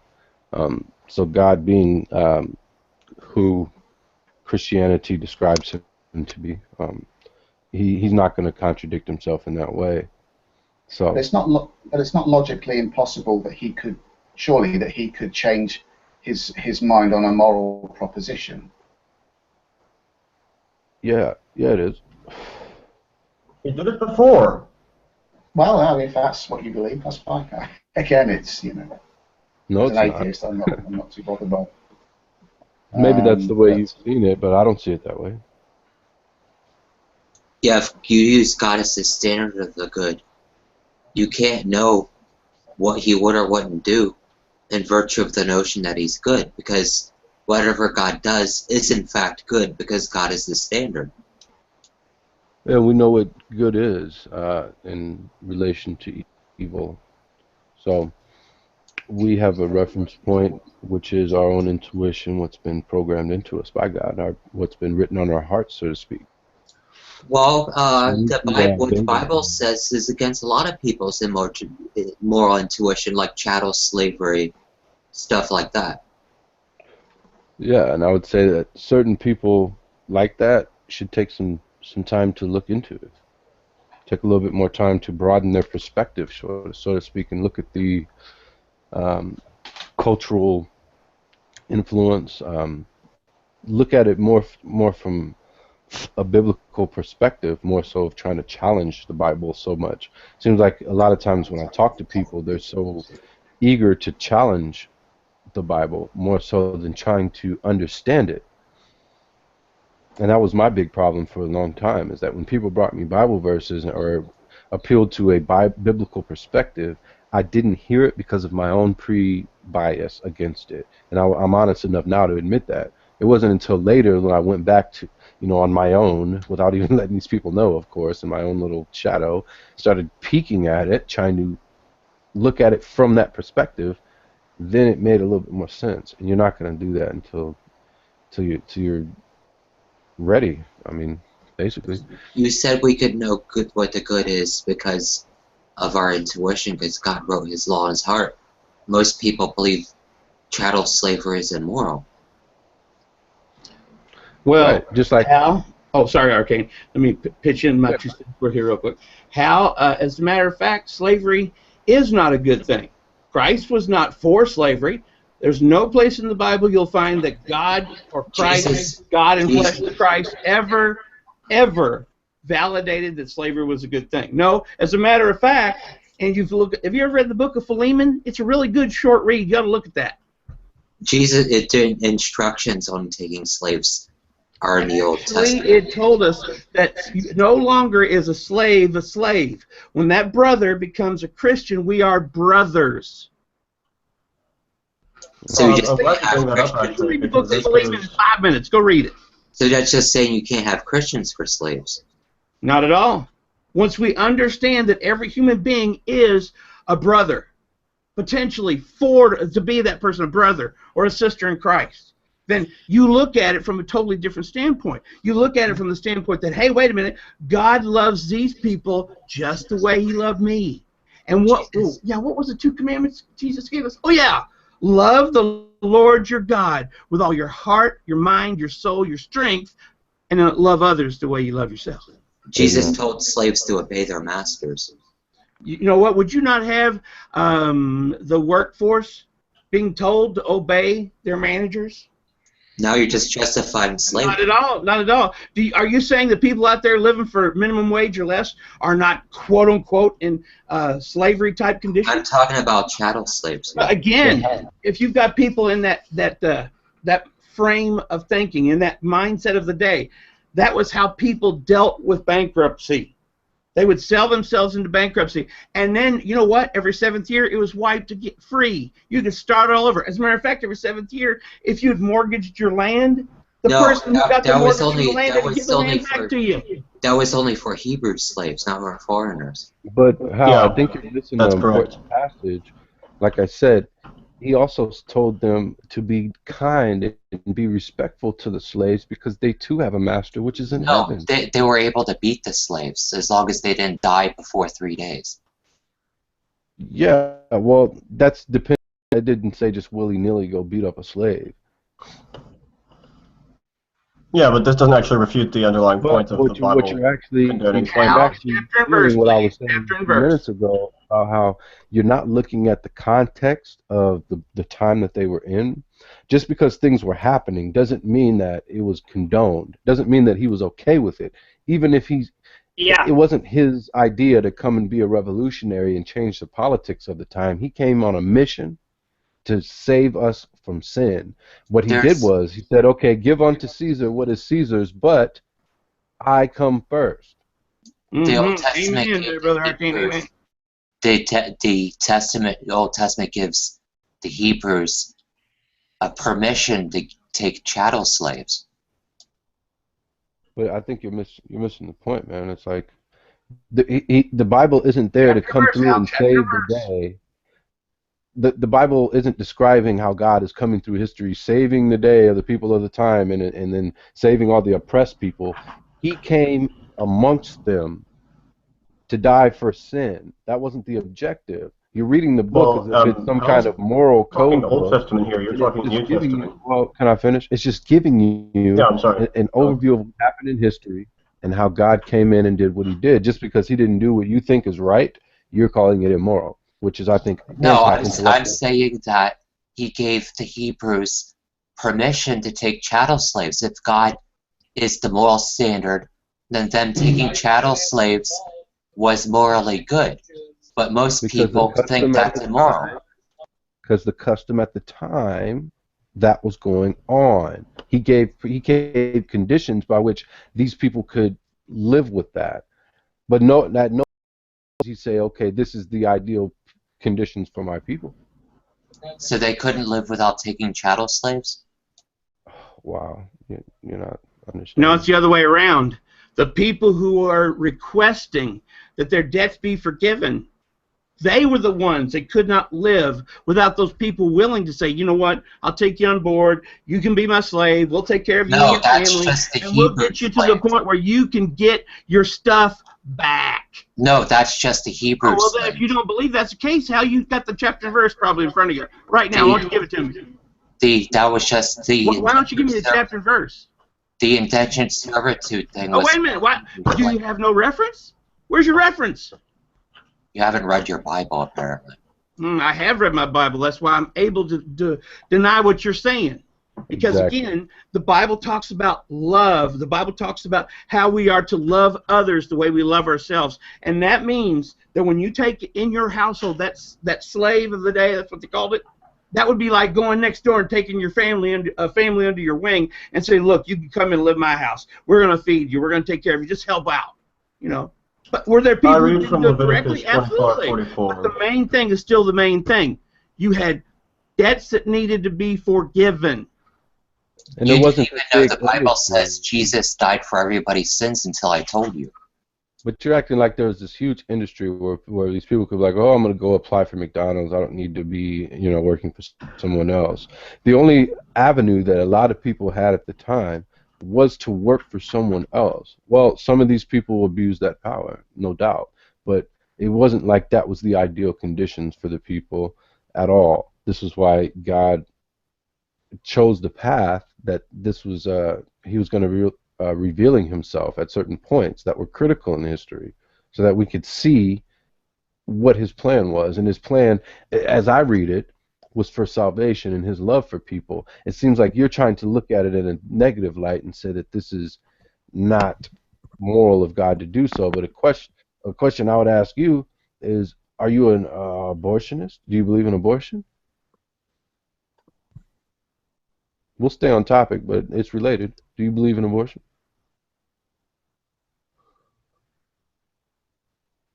Well, I guess not.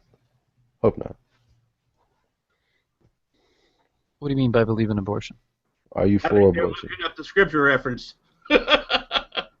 Are you for abortion?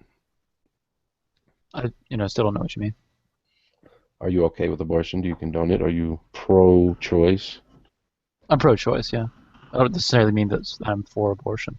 Why are you pro-choice? It's for a legal practicality. Legal practicality? Yeah. What do you mean? Because... Go ahead. More of a political thing? Or? It's... it makes sense from a legal perspective with regards to body sovereignty and people making their own choices. So it's not necessarily immoral to kill your own kid or abort your own kid. I'm not a moral realist, so that's not really an issue for me. I'm more of a utilitarian when it comes to that kind of thing. Well, even if you were holding that view, it would logically, I mean, even if I were holding that view, that's not a view that I hold. Like, let's assume, like, why not just... Well, in the context of what we're speaking. You're an abortionist. I don't know. Yeah, but you don't have any moral objection, even if you did believe in morals in that way. There wouldn't be a moral objection. I don't believe in morals that way, so I don't have a moral objection. Right. If I did believe in morals that way, I might have a moral objection, but I don't. I tend towards something like utilitarianism also. So do you believe in body sovereignty and all of that? Yeah. I'm asking the guy over here. I don't think there's subjective rights. There's just rights afforded by law. Embodied sovereignty would be one of those.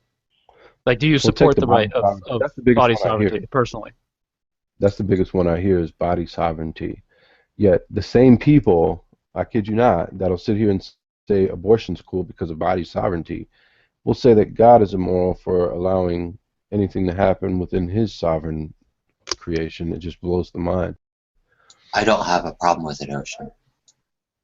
Oh, you don't have a problem with body sovereignty, but yeah, you may not. Okay, all right. I see what you're saying. Well, if you're going to say that God can do whatever He wants to His creation because He created it, then you should be supporting abortion rights because that's something that those people created. Okay, well then you're a hypocrite. That's fine. A mother didn't create self-admitted anything. Hypocrite. Oh, a mother didn't create anything. All right, if you say so. No, I think that's ignoring kind of what happens biologically, but that's fine. No, what does a mother create? Tell me. The child. How? How does a mother create the child? Well, she creates it in tandem with the father, but no. What happens is the system that was already in place when the mother was born developed another system independent of the mother's actions at all. So people don't create anything. Like if I write a paper or something like that, I was only using systems that already existed in order to create it. There's two notions of something. There's a difference. Humans don't create babies; they propagate babies. Okay, well, no, there's two notions. Hold on a second. Do people create? Like, if I write a paper, did I create that, or did I use systems that are already in place? Because if you're going to say that I use systems already in place, then we have a fundamental disagreement on just what creating, what the standard is for something. Well, the Bible says there is nothing new under the sun. So while we can rearrange, I asked Arcane actually. While we can assemble things in a specific order, there is nothing new under the sun. Arcane, what's your answer? So you're talking about a paper. Well, if you design, let's say, a new hypothesis, for example, and no one else has thought of this before and put it down on paper as far as you know, that creation came from your mind and no one else's mind, I would say, other than the mind of God. But that creation belongs to you. Okay? But you're talking about the paper itself? No, the paper, I'm talking about the created. Like, what is the creative process? What comes from the human mind? Now, when you're talking about a mother and a child, though, the egg that's in the mother and all of her reproductive organs, she herself was born with that. She didn't create those sexual reproductive organs. That was propagated by the cell that came before her. There's nothing that there is nothing. No one creature decided to create another creature in that way. You needed the biological system that was already in place in her genetics and in her biological makeup. Right, but it's her body doing something. No, like, that's not. You could say that the mind isn't yours because it's from cells from your mother. Like, so if your brain is actually going to be writing something or creating something, it's actually not yours. It belongs to wherever your cells came from. That doesn't make any sense. There's more than whatever you created.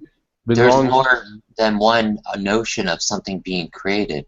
There's creation ex nihilo, and there's creation ex materia. Ex nihilo is creating it out of nothing, and ex materia is creating it out of pre-existing material. Well, what we're talking about is a mother and a father. They cannot create a baby. They just propagate based on what was already existing in their biological organs. They create the baby. They themselves, hold on, bro. They themselves, the mommy and the daddy, they didn't create themselves. They came from cells that came from their mommy and daddy. And did their mommy and daddy create themselves? No, they came from cells that came from their mommy and daddy. So if you trace that line all the way back, you guys say it comes from like a dead soup or something. We say it comes from the intelligent creator, which says that these people are created for a purpose. They create the baby ex materia. Well, humans were created by God, so everything that the first humans created or propagated wasn't them creating new humans. It was them propagating the cells that already existed within them. But a there's woman doesn't get. creation ex materia. You don't know that there's more than one notion of creation. Look, if humans sat down and created cells. Sorry, Arcane. Let me jump in and give you a touch back here just for a second. Actually, he is stating that. But the fact is you have to come to the conclusion, where did all the matter originate to begin with? Yes, God created ex nihilo. And that is, he created Adam and Eve. He created them good. And when God calls something good, it's not as close to perfect as it can be. But now, after that point, that's when people are conceived, copulated in the natural way. The natural way of things happens, but we always have to come back to the fact that God, being the uncaused cause, the unmovable mover, is the one who actually created everything to begin with. Didn't mean to step on you there, Arcane. You're doing a great job. Oh, you're good, bro. That means God created evil. That means God created the potential for us You to gonna do one commit thing at a time, or what? Right. So A woman can't get. A woman Yeah, can't get we're kind of going pregnant both. without there being a creative act. I don't get this. Well, the point is, that's not creating it. I mean, if you think that two bodies coming together and having orgasms inside of one another is the act of creating a human being ex nihilo, that's just dumb. No, it's creation ex materia. Like if I take a lump of clay, form it into a shape of a pot, and then put it into a kiln oven, I created the pot. But you didn't ex create the materia. cell. You didn't create the cells that create the reproductive organs that form. I didn't create the clay when I made the pot. Yeah, but there's a process Right, it had that nothing happens to do with when that process at there's all. a process. You It's a just process know, that happens. stuck your will inside At your one wife point in and the your distant past, body took God was having discourse with a gentleman, and he really believed in science. He said science can, show us everything, prove everything. And God said, well, I guess you could show me how things were created then. So the guy says, yes, I can. And he bent over to scoop up the dirt, and God said, get your own dirt. Where did everything come from to begin with? See, you still haven't dealt with the crux of the situation. Because that's irrelevant. You want to focus, laser beam focus on one issue and let everything else go away. That everything else is what matters. This is slightly irrelevant. I mean, the act of there is a process that happens when the genetic material of the parents comes together. That's the creative process. There's a fusion of DNA. Actually, that sir, gives rise to a new being. That, by definition, that's material. That's not creating anything new. You're actually having a. Let me Sorry. finish my thought. Thank I got you. lagged. You had stopped there for a minute. I think my. All right. Thank you. That's not creating. I mean, Whistler. Well, it is though, because that's a new life form. Let him make his point first. G, I mean, go ahead. You've got thank you. You've got the DNA from each parent that comes together in the act of conception that generates the new life. I mean, it's that life that you just said it though. You guys don't want to have aborted. So there is a creative process there. That's what. But let's go ahead and be honest and get this under our belt so we can move on to the next topic, and that is, does the genetic material from a husband and a wife, a man and a woman, when they copulate, does that not genetic material go on down to the kids? Absolutely. But the problem with your mentality is when God created, he created everything good. So we got the very first two people who were created as close to perfect as possible. They had all the perfect genetic material necessary for all the different people groups to descend from those first two people. But then right after that, we have sin entering into the game, which causes death, disease, disasters, calamities of all kinds. Now, we've got to look back and say, oh, wait a minute, where's all this from? Once again, the oldest question is still the most relevant. Why is there something rather than nothing? Why does God exist rather than not? Because God, we don't have existence to talk about. Hold on, man. It's a non sequitur. Hold on. The fact that they're not getting is that they're not taking something apart from themselves and then molding it together and then creating. They themselves, the whole package, mommy and daddy, came from a set of cells that came from their mommy and daddy, which came from all the way back down the line.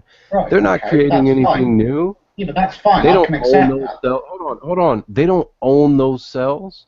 They have no copyrights on themselves. They just exist. and all they're doing is taking those cells and combining them with other cells. So They you didn't don't create believe the in body cells sovereignty, themselves. essentially, when it comes right So down to it. until they can create the cells, if what you're telling me is true, they would have to actually create the cells and then create their own kind of reproduction system, create their own system by which another person can be born, and then claim that they have rights on that person.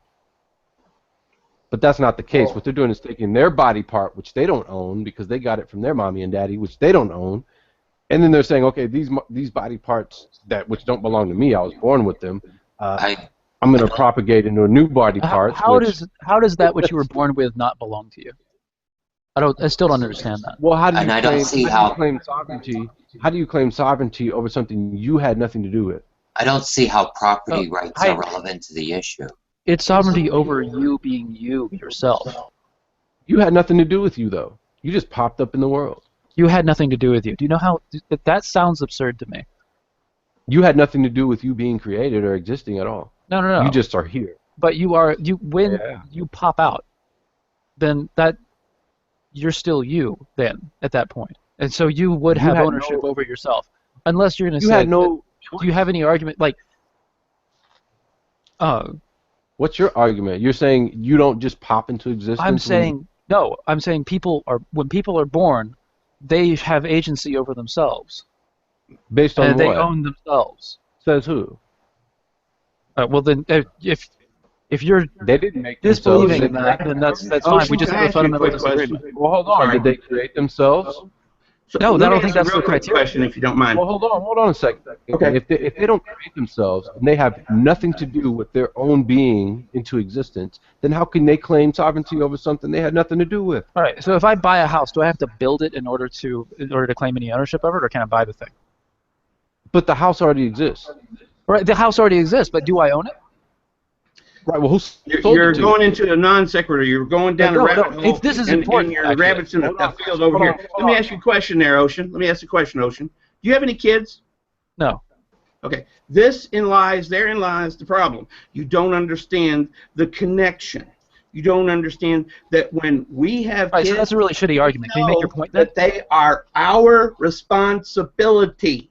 They are not self-evident. They are not self-sufficient. They are not self-nothing. They rely on us for everything. I knew you didn't have kids for that one reply you said at all. Okay, that's a really dumb comment. Saying it's just irrelevant to the topic. You're just preaching, Christian hillbilly. Yeah, there was no point in there whatsoever. Arcane, we were talking about owning a house. So if I buy a house, I don't own it. Who sold because it I to didn't you? create it? Who gave you rights to the house? The previous owner. Okay, and who gave them rights to the house? The previous owner. And who gave them rights to the We'll go house? all the way back to whoever built the damn thing. Exactly. So so on, such as. So, but at some point, so when somebody you're born, bought the land. when you're born, you're saying that somehow, some way, your parents are giving you rights to your body? Sure. Okay, who gave them rights? Who gave them the authority to give you rights over something they didn't make? They created you.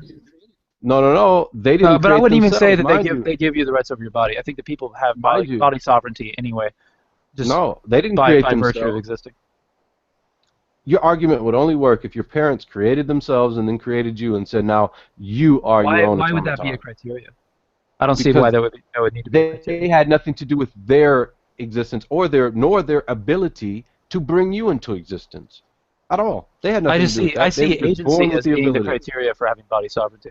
So if I'm able to move around and so on and control my body, I should be able to make my own decisions on what to do with it. No, because you're making bad points. It's okay. You can just put your foot down and say, "Well, I own myself." But it's okay. Property rights originate from the state. I also don't see how property rights are relevant to the issue of whether or not you created something. Don't you think body sovereignty is important, Arcane? I mean, you would want it for yourself, surely. Sovereignty over you. Yes. Yeah. I'm sovereign over you. Okay. But right. Then we agree? I can't base that on my authority. This is really strange. No more than you, just when I pressed you earlier about your moral standard, you can't even declare your own sovereignty over me.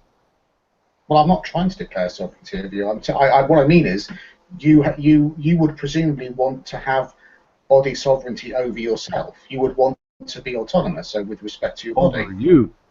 over you. No, I don't know what you mean over me. I mean over yourself. I'm talking from your perspective Yeah. about you. Yeah, I mean, Right. meaning you can't tell me what to do. Right. Right. Exactly. You can't tell me what to do, and I can't tell you what to do in that respect. But when it comes to me telling or making decisions about what's right for my own existence, when I had nothing to do with my own existence, that's the height of arrogance. But is it not just practical? Is it not just simply a pragmatic thing that people should have body sovereignty, whether it's arrogant or not? I mean, I don't see how that's one of them. When they're making decisions about what other people think they should do, yes, but not about concerning their own existence when they had nothing to do with it being here. And what I'm saying is, I mean, for instance, you were asked if you wanted to, let's say someone asked you if you wanted to donate blood for a local blood drive or whatever, that would be a decision that you would wish to make for yourself, not for someone to say to you, you will give blood, we need 10 pints of blood, so you're going to give 3. Presumably you'd want that decision to be made by yourself. Like I said, when it concerns you, like if I'm going to give blood to you, that has to be something that I would decide, not you. That's my sovereign right to give my blood. But I don't own myself. I had nothing to do with my blood being here. Neither did my parents have anything to do with their blood being here, and so on. We don't have the right to say, I'm going to take my own life and just drain my blood. Because I did not create this thing that houses the blood, nor did I create the blood that sustains the thing that houses it. Property rights are afforded by the state. It has nothing to do with whether or not we created ourselves or anything. Oh, not at all, Hal. You need to read up. We are endowed by our Creator with certain inalienable rights. That means the right of life, liberty, and pursuit of happiness. You know what? When we look at it from that standpoint, no, we never look at the kid that's 5 years old and wanders off into the street and gets hit by a car. No, we look at the adult that was supposed to be in the supervision of that child. So again, we do not have sovereign ownership over our body until we are 18 years old. And even then, we got everything. We had nothing to do with our existence, bro. So for you to make decisions on existence would be the height of arrogance. But don't you just think it's the best and most practical method or way forward with respect to abortion is to allow, where possible and where reasonable, for the woman to make the decision, to have the final say in what happens to her body? I would say, aside from taking the life of the mother, there's no excuse to abort a child. Well, we just disagree on this. Unless the mother is going to completely die, because she can always make more babies potentially, maybe, perhaps, or care for her children that's already there. So if that one child is endangering the life of the mother, I think at that point only would it be even considered reasonable. But she would make that decision. She would make that decision. Yeah, I would say, yeah, she would have to pray on that, definitely. Well, pray or not. Definitely. I mean, she might, if it's that her life is in danger, surely she then could still make that decision and say, no, I want to keep the. Yeah, thank you. She might say, well, even if my life is put at risk, I want to go through with the pregnancy because I believe that the baby might survive, and I'm prepared to make that decision. So surely, again, that's her choice, just as much as it might be her choice to say, no, I will take the abortion because I want to survive and go on, as you say, to have kids. So in both of those circumstances, surely it should be her choice. Well, again, you got to take into consideration that it's the number of women nowadays that could be looked at and say this is going to be a lethal pregnancy, or the statistics are going to bear out that there's 90% chance you're going to die if you have this baby. Extraordinarily rare. But I will tell you right now, from the statistics bear this out. I was looking at anti-abortion bill the other day, and it basically takes into consideration all these factors, and 1/10 of 1% of those 1/10 of 1% would actually go through and do the abortion rather than try to have the baby and live. Mm. Well, I don't think the numbers are relevant. Probably not. But then again, the fact is that that's a choice that should be the mother. Hello. Hello. Jackie, where you been hiding yourself at? I've been working on a lot of things. I'm actually working on a project right now while I'm in the hangout. So, but I've had a lot on my plate the past couple of months. But real quick, just a quick comment. I really hope we get to a time in the near future where abortion won't even be an option. Like, even though I'm pro-choice, I am 100% anti-abortion. I do encourage people not to get them. But, like, maybe one day we'll have the technology to be able to avoid abortions, or we'll have a much better sex education and we won't get these unwanted pregnancies. I agree with that wholeheartedly, Miss Jackie. Yeah. It's just a matter of time before we have the medicine to prevent these kinds of things more efficiently. But I would encourage young women to go get a more, not permanent, but more structured forms of birth control, because, you know, the pill's the pill and sometimes people forget and yada yada yada. But there are options nowadays, like there's a shot that you can get every 3 months. There's an implant you can get in your arm. There's devices that you can get for this. So even if you are, like, you know, raped or have an accidental pregnancy, like, or you wouldn't even have an accidental pregnancy. What am I talking about? But yeah, you could agree with me, Christian Hillbilly, that we need to expand our sex education in that regards. Well, I agree. I mean, I truly believe that if we taught the truth that these children are children right from the moment of conception, I think that's going to change a whole lot of people's attitude anyway. If we also teach kids that, you know what, don't be like everybody else. You always want to be unique. Well, be unique and keep your virginity until you actually get married, so you have the greatest gift you could give your future husband. But I think the whole point is this.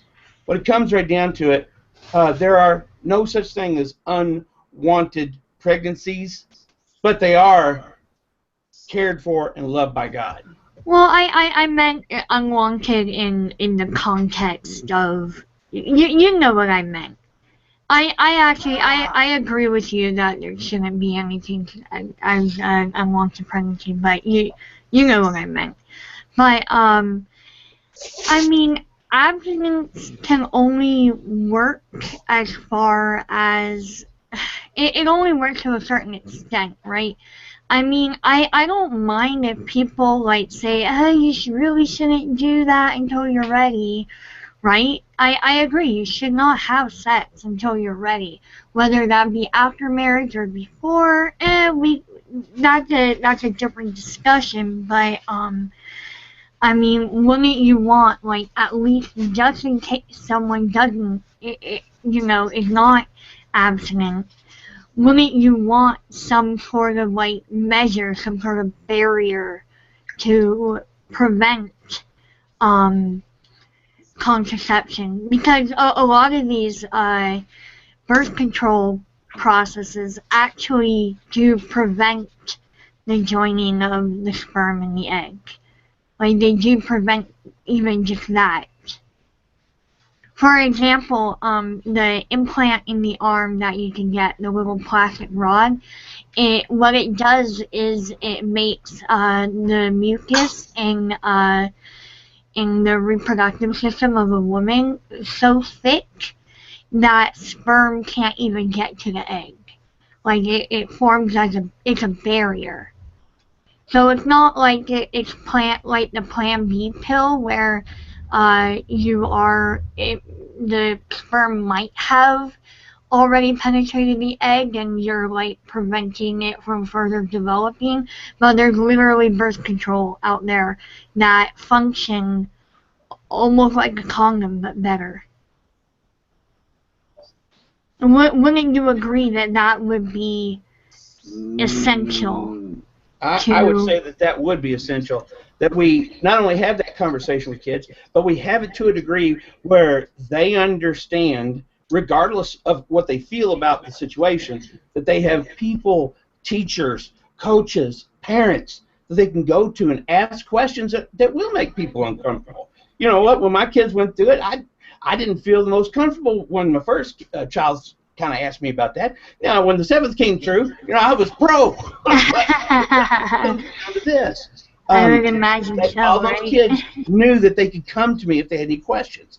They knew if they thought they were in trouble, they could come to me. I wasn't going to beat the crap out of them. I might not like them for a couple days, but I was going to take them in and love them because that's what we're called to do. But I think too many people nowadays are letting their children, and I'm gleaning this information straight from what I saw on the buses. Again, these people take these kids and they use TV or video games as a babysitter. That is killing this nation. I mean, you're only getting like 30 minutes a day with your kids anyway, and then you turn around and give that away to TV or video games. Oh my gosh.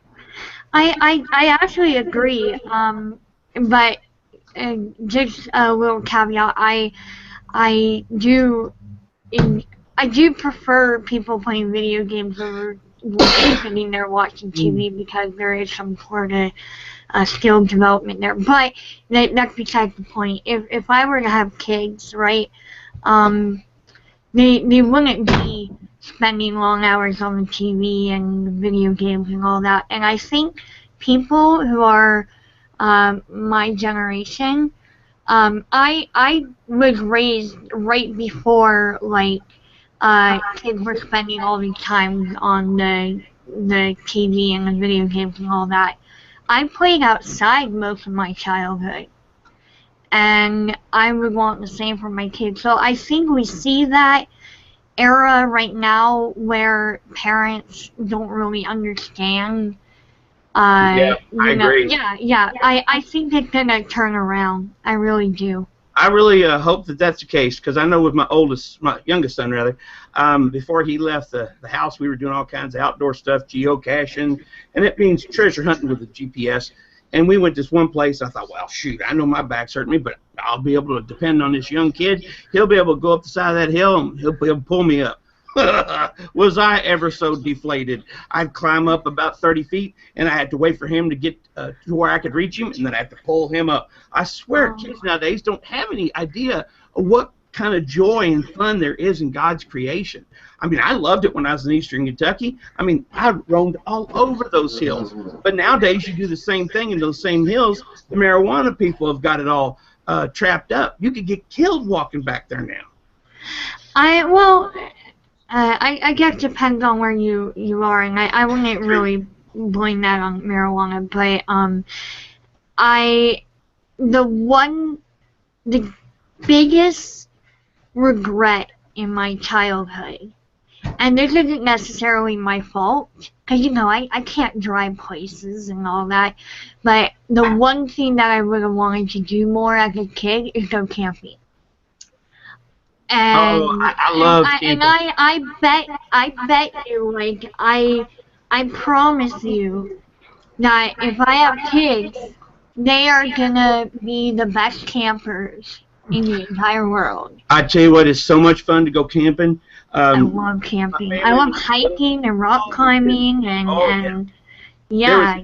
There was one up here alongside a lake, and so we had the beach back that way, and the kids were out, and when they were running and running, when they stopped, they were out. Yeah, I just think that the whole outdoor experience is so devalued these days, and that's not right.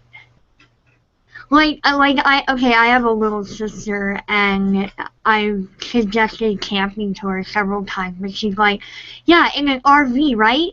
In an RV, and there'll be like public showers and stuff like that, right? And I'm like, no, no, no. Camping is when you get a tent and you go in the middle of nowhere, and there's something really raw about it.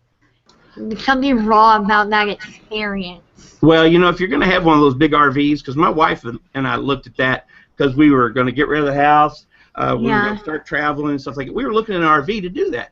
But I got to thinking every place we would go would be one of these RV parks, where you'd be sitting on a concrete pad, there'd be 2 inches of feet or grass all around you, and that's all you got.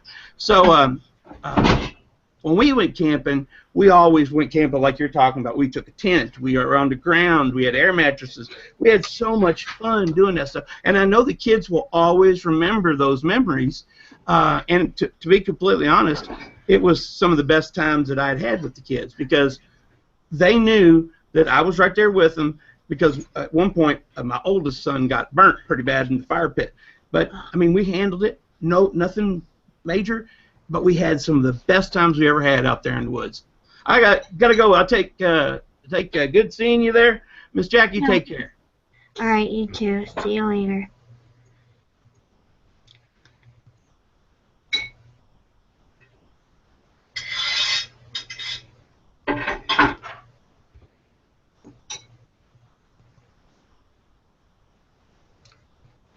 Remember, kids, always use protection.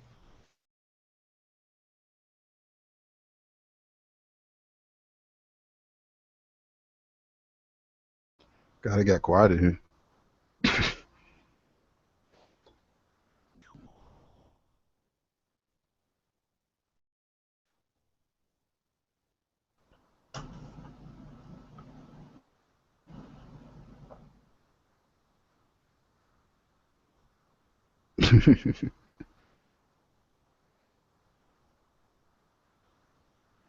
Where Arcane go? Arcane, you there?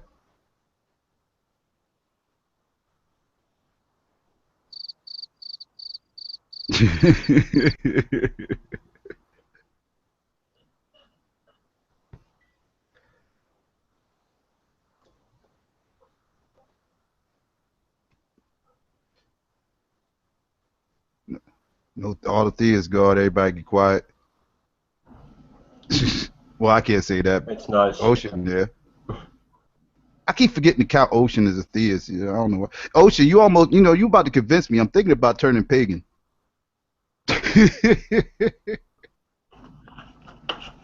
Oh, really? You get a free beard when you become pagan. You almost convinced me, man. You almost convinced me. Oh, that'd be fun. I want to try to believe. Is there a pagan out there that believes in every god? There's pluralists out there that kind of accept that. So I guess yeah. What they call themselves? Pluralist. Pluralist? Yeah. It's like here. Let me write it out for you. I gotta look into them. That's how you spell it. Oh, okay. Oh, pluralist. All right.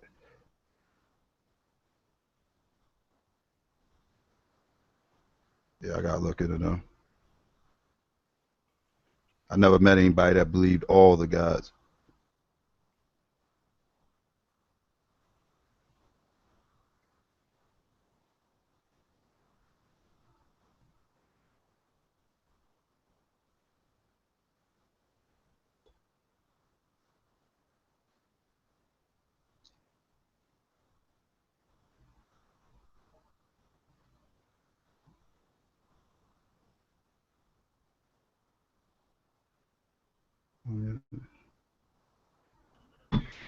I went AFK for a bit. What's going on?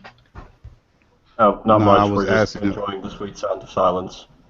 Oh, okay. I Oh, was and asking by the way, Ocean about pluralists. oh, I have to tell a story, and one or two of you might already know, because I told this in a hangout before. But I was in Palm Springs at the end of last week, and we went on like a tram up to the top of the mountain, because Palm Springs is at the base of San Jacinto, and there was a mountain observation deck. And guess who I ran into? Dionysus? No, Jesus? I ran into a real life flat earther. Oh, real life.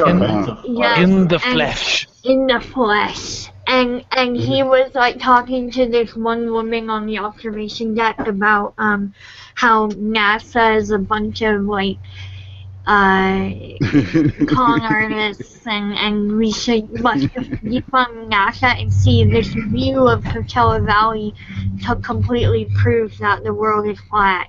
And he turns around and I see his sweatshirt has the words the world is flat. It was kind of funny. Yeah. I could imagine. Was It's like people when you looking meet at one him of like these people who subscribes to just about every stereotype. Huh?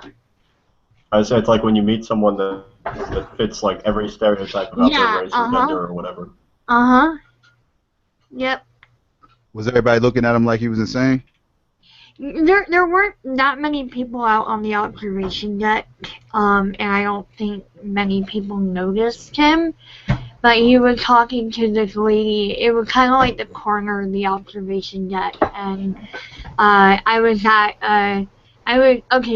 they were directly to my left, and there was a telescope to my right. And I was leaning over the rail to get a picture of Coachella Valley, and I heard this guy talking to this lady about how this view proves the flat earth and that NASA should be defunded and there's a bunch of criminals and all that. Poor old NASA, they get such a bad rap. I'm sorry? I said, poor NASA, they get such a bad rap. Or rap, I should say. I know. Out of curiosity, how do like flat earthers explain the fact that you can only see so far across like a flat landscape like the savannah? Well, this guy was trying to say that he could see Las Vegas from the observation deck. I didn't see Las Vegas. What the frick? Like, if you looked on Google Maps, there's just no way. I couldn't see Las Vegas from here. Are you kidding me? No, I mean if the Earth is flat, I should be able to see the coast of Africa from Virginia Beach. Oh yeah, I know. It's ridiculous. I mean, I think the farthest you could see from the observation deck is just west of the Salton Sea. So if you pull up Google Maps and you look up Mountain Center, California, and then you can see like the area. You can see just like Salton Sea way, way, way in the distance, but you can't really see anything after that. And yeah, there's hills around there, but you could, there's the mountain, and then there's Coachella Valley, and then there's another set of like hills that are around the San Andreas Fault, and then it goes back down to flat desert all the way until like probably the Arizona border, and that like you can see the flat desert past the second set of hills. So they couldn't use the hills as an excuse for not being able to see stuff, because you can see like the actual horizon from up there.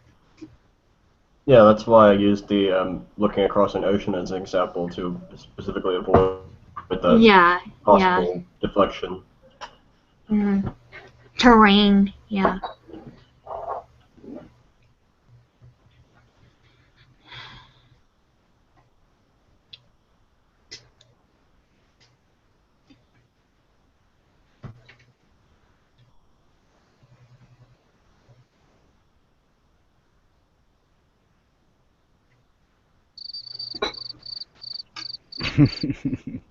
Somebody else had the same idea, it seems.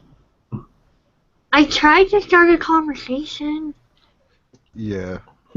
Oh, I'm not blaming you.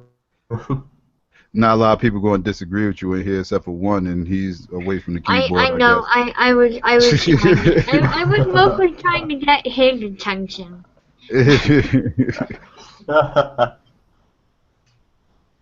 I was hoping he'd chime in and be like, "Why do you believe the lies? NASA is lying to you." You ever rode a satellite before? Huh? You ever rode a satellite before? Road? No. What? Well then, how do you know they really is? How you know they really up there then?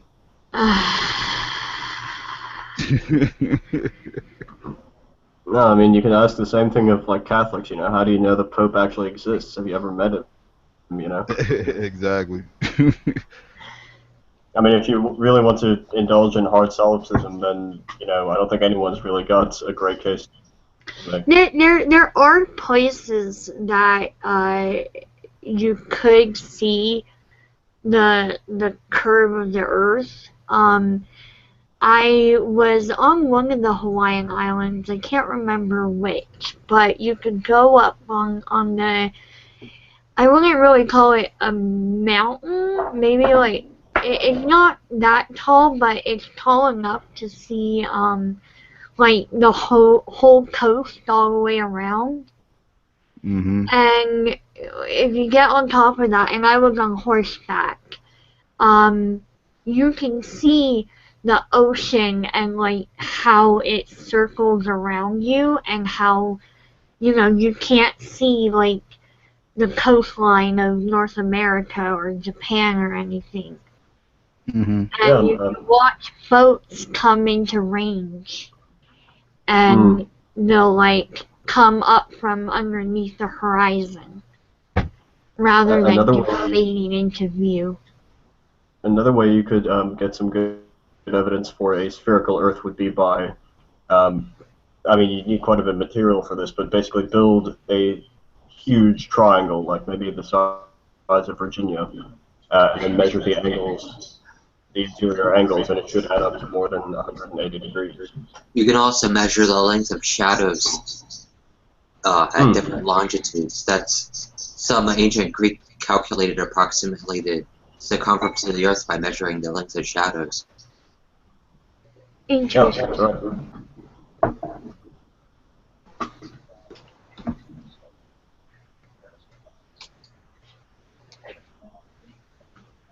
I mean, there's so many ways to prove to yourself that the Earth is round.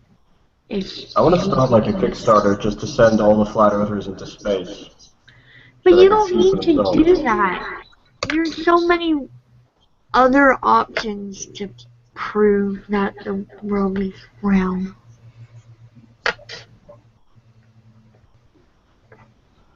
Like, there's so many home experiments you can conduct.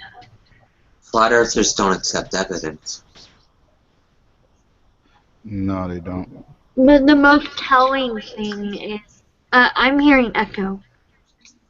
Yeah, I think that's from Hal. Yeah, the most telling piece of evidence for me is that flat earthers are not able to come up with any unique imagery. And what I mean by that is not like, you know how a lot of their videos kind of piggyback off of already existing videos, and they try to point out stuff that are like glitches or some other like condition is in effect, or something that's, stuff like that. Like, they're not able to produce their own material. Yeah, it's pretty much copy and paste. Yeah, they can't produce an image of the flat Earth. They can't produce an image of the Great Ice Wall, or like the edge of the Earth, depending on what you believe. And they can't produce imagery that you can see everything from certain points, that things don't disappear from the horizon, or they don't go below it. Stuff like that, like they don't produce any unique material. Yeah, pretty much all of the explanations I've heard for that sort of thing just kind of eventually descends into a wizard did it. In the ancient world, people noticed that when ships were coming towards them from over the horizon, you can see the mast of the ship before you see the bottom of it. Yeah. And you point out to that flat earther, and they're like, "Nuh-uh." Yeah, and I think like that the whole imagery thing is what gets me, because my specialty is 3D modeling and imagery and simulations and stuff like that. That's kind of like my area of expertise. And when someone talks about, you know, like, oh, NASA Photoshop for images, that's kind of like my topic in the whole flat Earth discussion. And whenever someone asserts that the world is flat, I ask, well, do you have any photos of it? Do you have any, you know, images or anything, or do you have to like take our images and NASA photoshopped images of the Earth before Photoshop existed. Yeah. I mean, and when someone says Photoshop, I don't think they understand what kind of tools Photoshop has to offer. Because I could basically take a picture of a tree and cut out one single little leaf, right? Just cut it out and, oh look, it's Photoshop. Is it still a tree? Yeah, it's still a tree. Yeah, But it's Photoshop. Yeah, I've seen a similar problem when it comes to like people who think that the moon landings were faked. You know, they say, oh, you know, no, it was they did up the video. You know, and it's like, okay, but I mean, honestly, at this point in time, it would have been cheaper to go to the moon than to keep covering it up all these years. Yeah. If there was evidence it was fake, I think Russia would have pointed it out at the time. No, the Soviets were in on it. The whole space race kind of disproves the whole conspiracy aspect of it. No, I'm telling you, the Illuminati was behind it, and the Soviets and the Americans rallied to that cause. Yeah. No. Even better. You see, the elites are just pawns. You see, the super elites are they're the actual big players. Like, they're the guys who are at the center of the earth, in the hollow earth, and they are calculating and planning everything. They're planning everything out, and it's going according to their plan. They have us all fooled. It's not these big corporations. It's the Illuminati and the But is this NWO. hollow or flat or spherical? There's people that believe that all the fossils are being manufactured in China. No, God. Even though there are spots that are highly concentrated in fossils, like that haven't even been touched. Like there are some people who can go outside and dig around and be able to find their own fossils. It's just a matter of like looking, right? You could find a fossil in your backyard, and people have. They're everywhere. So. Well, hey, maybe God planted the fossils to test our faith. See that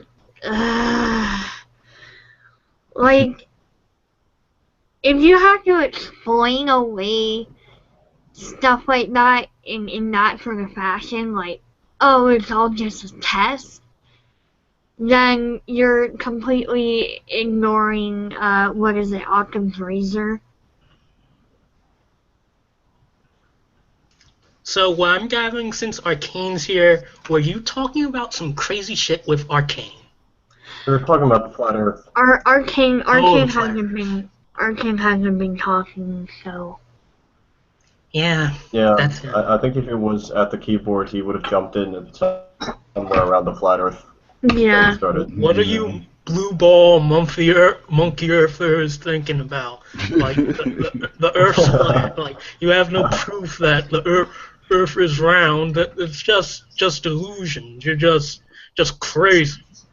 Mr. Arcane, I would suggest that you sounds call about me right. a primate rather than monkey. That's more accurate.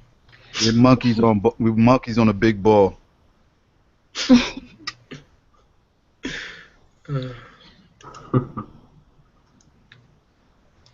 My goodness. I remember the first time a flat earther called me a baller, I about died laughing. He said, "You stupid baller." I was like, "What are you talking?" That is hilarious. Oh man, they funny. They're funny. Monkeys I'd like to do can't like a survive parody of without. No, sorry. Go on. Monkeys can't survive without legs. How did they survive to evolve to have legs in the first place? That's irreducible complexity. I'm not sure I follow. Oh, there's this creationist argument that if you remove something from an organism and it can't survive, that shows that it can't be evolved. It's irreducibly complex. That's the stupidest thing I've heard all day. Wait, you think a canine turned into a non-canine overnight? You just crazy. I don't think creationists understand taxonomy. I don't think I think they understand it. I think they just are willfully ignorant. Yeah, because they had it explained to them numerous times, and they just either don't get it or just refuse to accept it. I think it's the latter. Yeah, who was it? Earlier today we had Mac in a hangout, and Mark was really just pummeling him on this literal flood theory. And he had something about whales, which I thought was pretty good, because whales have to surface for air. But according to scripture, the flood covered even the highest mountain, so we're talking like maybe 30,000 feet up. And the whale would surface for air and immediately suffocates. Most creationists don't even know what evolutionary theory says.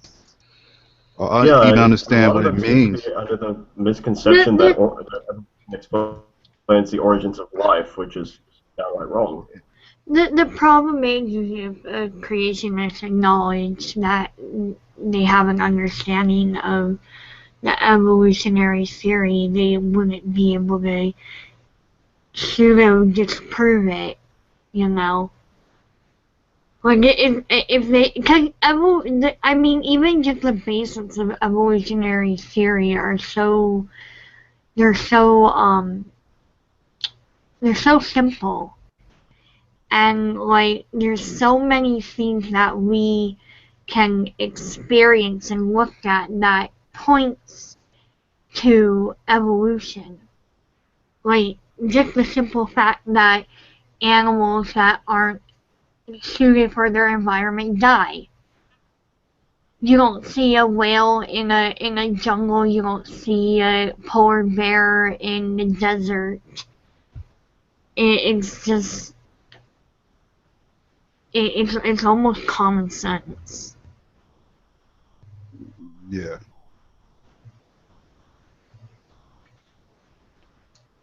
It's just their it's just their way to try to debunk science, so make science look like it's a lie altogether, so they can dispute evolution, because they're the main ones who seem to be hung up with evolution. If you ever notice, creationists talk about evolution more than atheists. They think it has something to do with the existence of.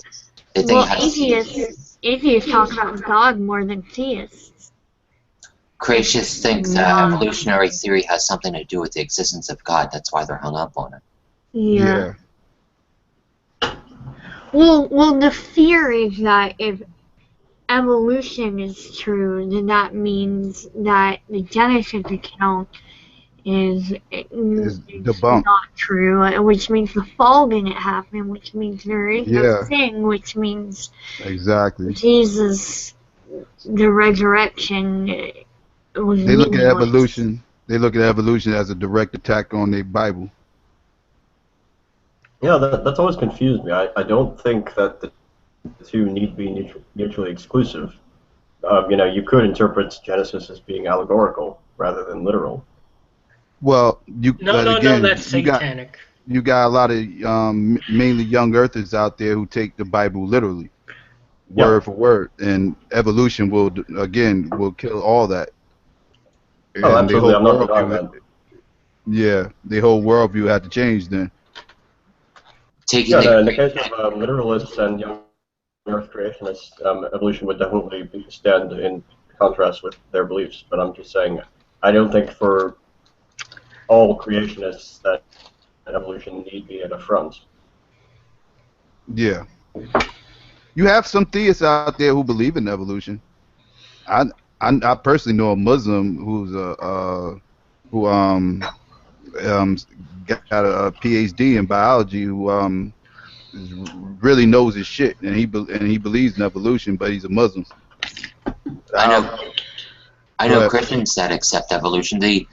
Taking the creation accounts literally is a new phenomenon, relatively. That's really odd.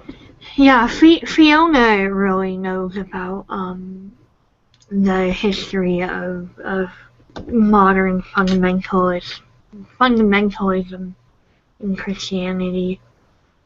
So are you saying that young Earth creationism is a fairly young phenomenon?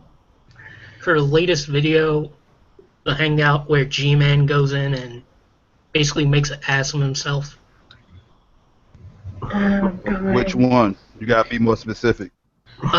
It's the one where G-Man, it's G-Man, get your lying arse in here.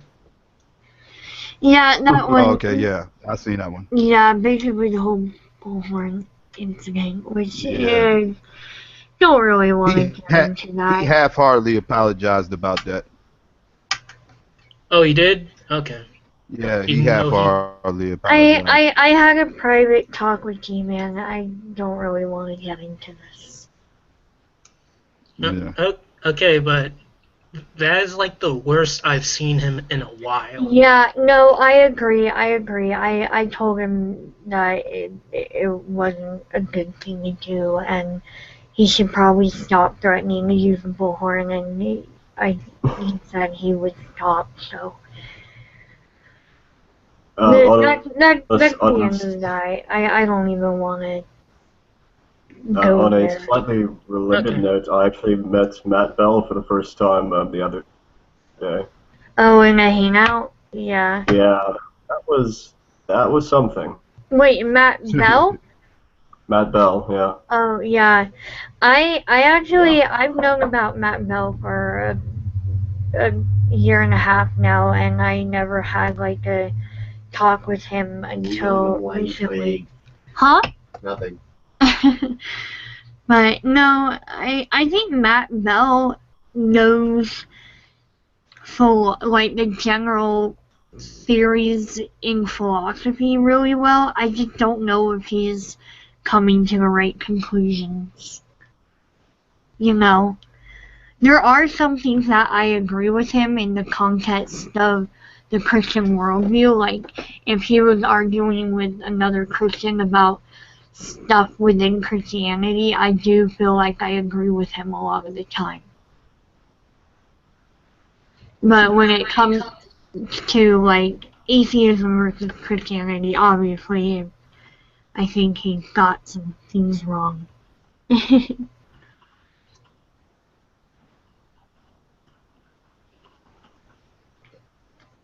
Yeah, Matt isn't really able to argue against me very well.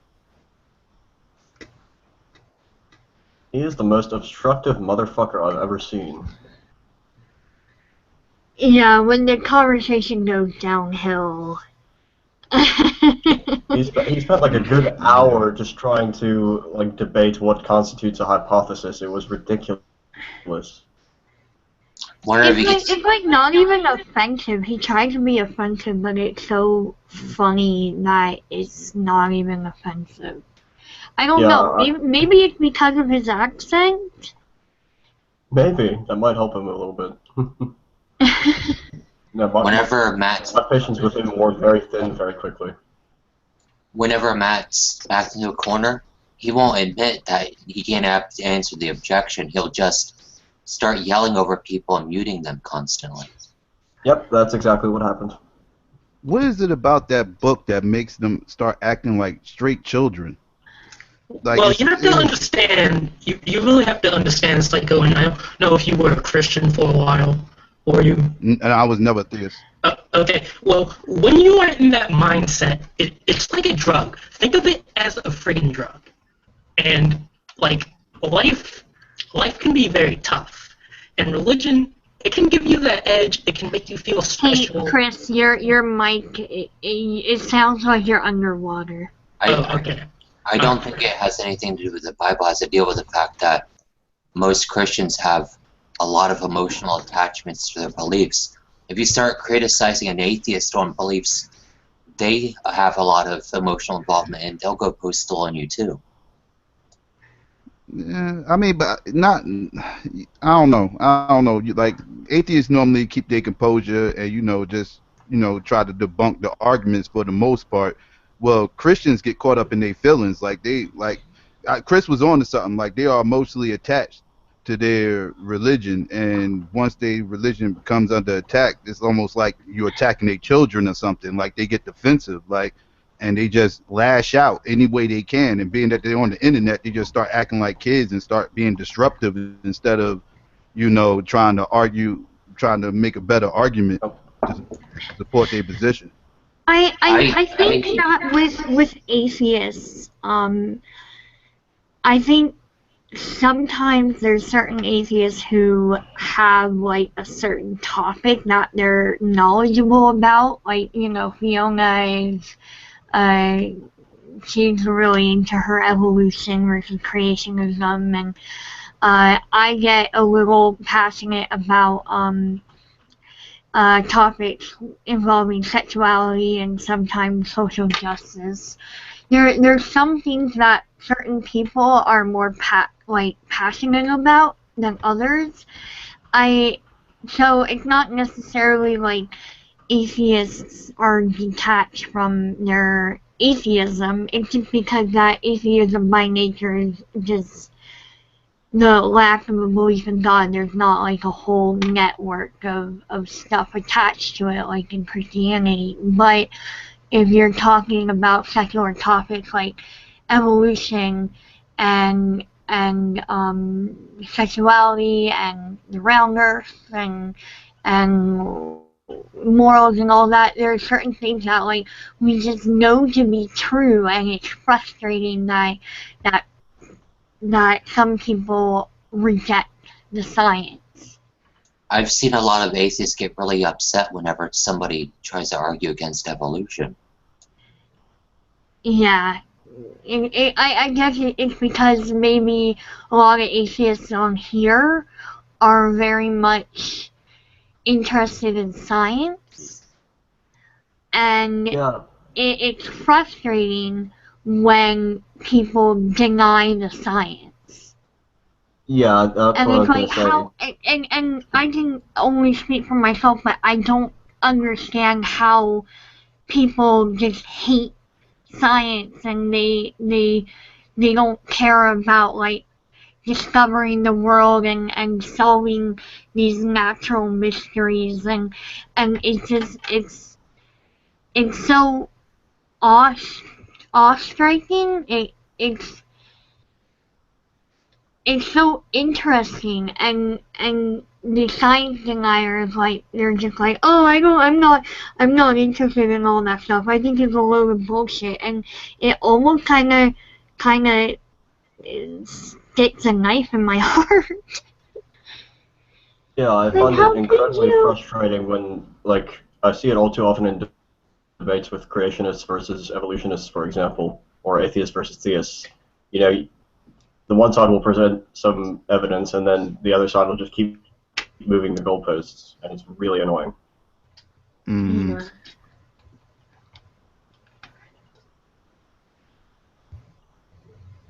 And don't And I even get me mean, started about really, bitching about semantics. That really annoys me more, even more. the only I hate argument that. I hate. the only arguments that really even come close to proving a god are more along the lines of philosophical arguments, I've noticed. Mm-hmm. Yeah, my favorite one that I hear is like, "Oh, you want evidence for God? You're there. You exist." I'm like, Oh "What? No, wow. fuck off, Yeah. please go away." Yeah, it's such a stupid, it's a stupid answer. Really, I'm proof that God exists. What What? if I'm an evil Yeah, I know, person? What if that's I'm so a stupid. deplorable person who does all sorts of evil shit? Stupid. Well, what they mean by that is that you are creation, and God created you, and you exist, so therefore God exists. But That begs not the proof, though. it had nothing to do with morals in this case. But No. it's like religion can't, or Christianity, the God claim can't make any unique predictions.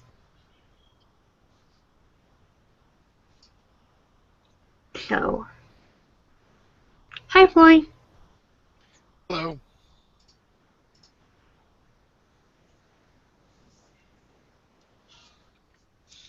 Yeah, I agree with you, Jackie. I think a lot of arguments are just purely philosophical. You deal with logical possibility and things like that, rather than Mm-hmm. offering more synthetic arguments and so forth.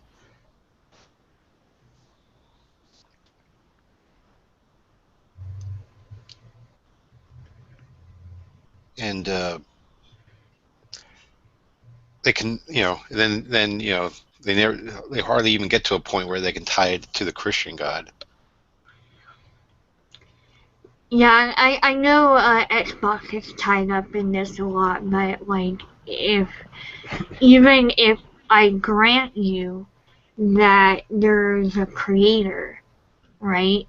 How do you label it as the Christian God? You're taking a leap.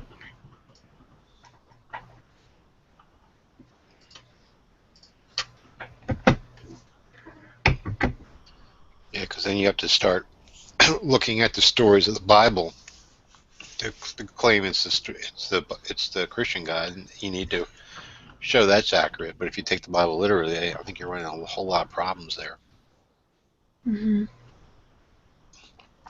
But a big reason why, like, fundamentalist Christians don't like evolution is because it contradicts Pauline theology. Pauline theology says death came in the world through the sin of man, and suffering, where evolution in the scientific model says that death and suffering existed well before man even came onto the scene. So That's a good point. so you just have a problem there. Mm-hmm. It basically just disrupts the whole Adam and Eve story, and also you have a problem with Noah's flood, because if you believe in Noah's flood, it says that only all the humans that exist today came from 8 humans around 4,300 years ago. I mean, talk about evolution. Yeah. I mean, that's extreme evolution.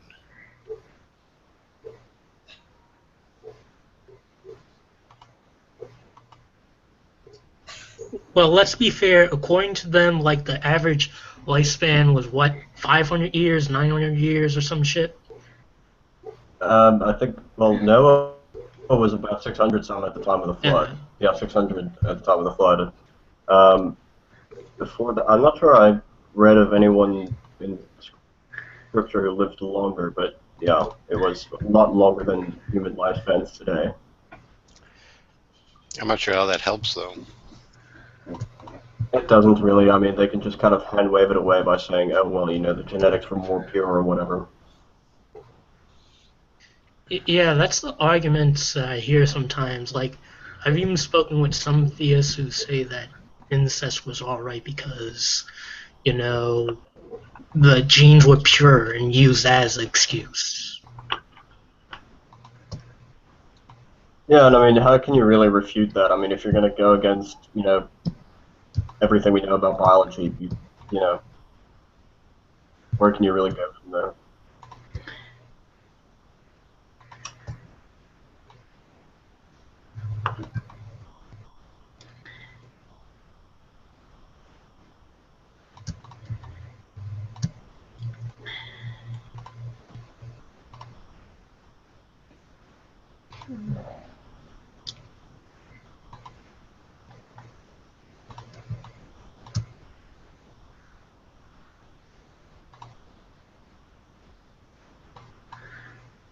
Problem is that we don't have any opposing viewpoints in here.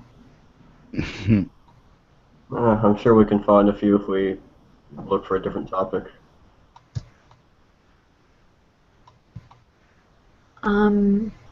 God isn't real. Please. Is Hal still here? No. I'm sure Hal Enough of just that already. agrees with you guys about almost everything.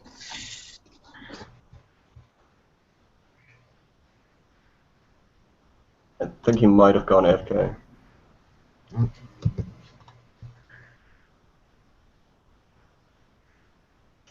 Yeah, though, a general question to the room, like, I don't know how many of you come in here every day. Jackie rarely comes in here. But to those of you who come in here every day, like, do you think, like, when you come in here, like, debating with some of these theists, like, really changes anyone's mind? No. Not at all.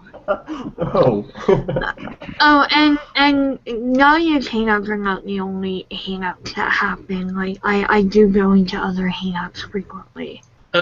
Okay, but those hangouts are, like, what, like, JD's hangouts, Talking Shit Tuesdays, or Xboxes, like... Insomnia Shuffle, Xbox Hangouts, who else? Dragknot, other ones, but I think it's a lot more about you know, I enjoy the presence of a lot of these people, and I consider them my friends, so it's more about the community rather than changing anyone's minds for me. Yeah, and to give a slightly more or less flippant answer to Chris's question, there are cases where I've seen some people's minds being changed, but usually about very small things, not the bigger picture kind of stuff. Yeah, like, I've seen, oh shit, what's his name? Some, guy used to be a flat earther and he changed his mind. No, that's actually a bit bigger than I was thinking of, okay. That's cool.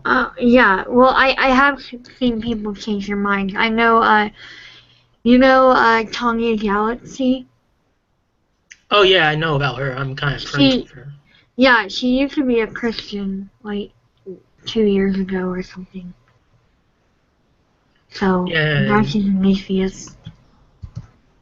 If I'm not correct, like, well, not correct, like, I heard that Eve was a Christian and was a terrorist or something like that. What? Eve real? Yeah, Eve was a Christian, yes.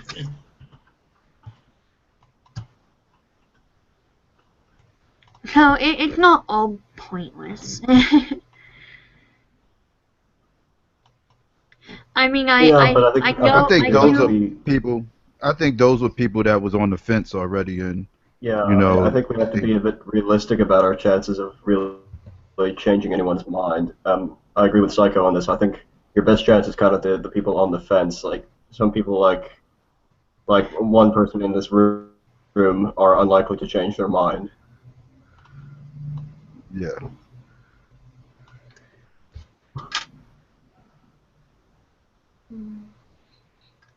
And I think we just have to be realistic on that about that. You know, I mean, you can't go in thinking, oh, I'm gonna get Arcane to believe that we live on a spherical planet. You know, you're just kind of setting yourself up for disappointment on that one. Yeah.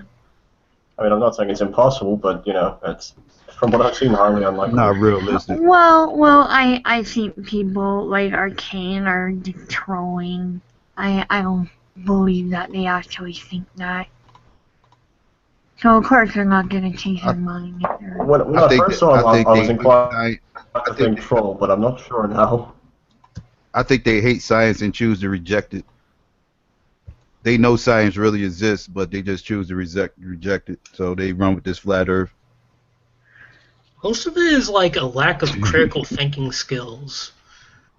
I think it's just willful cognitive dissonance, really. Yeah, that too. Yeah.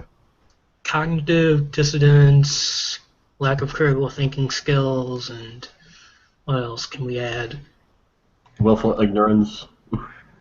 Willful ignorance is the best, thing I could think of. They don't want to know.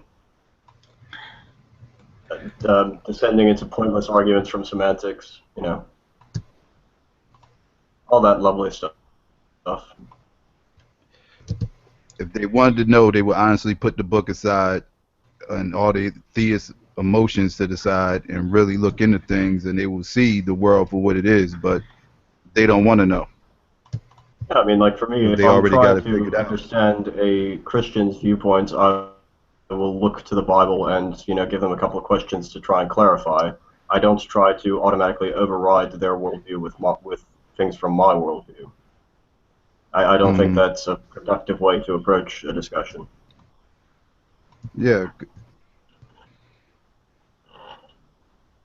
Because if they you know, if you're looking in, like when they claim they look into evolution and everything else, what they're really doing is looking into evolution for ways to debunk it. They're looking for confirmation bias to go against it, as opposed to seeing if it's actually real or not.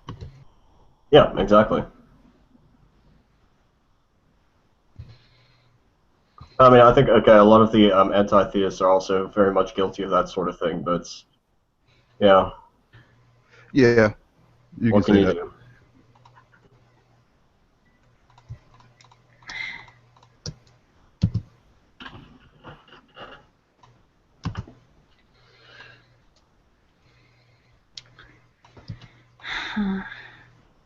I desperately want to forget every second of the encounter I had with Matt Bell. That was horrible. What exactly happened? What was the topic?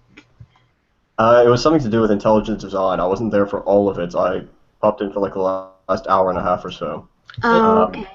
And for pretty much that entire hour and a half, he was arguing semantics about what constitutes a hypothesis and demanding scientific sources about it and shit like that, and just being obstructive as hell.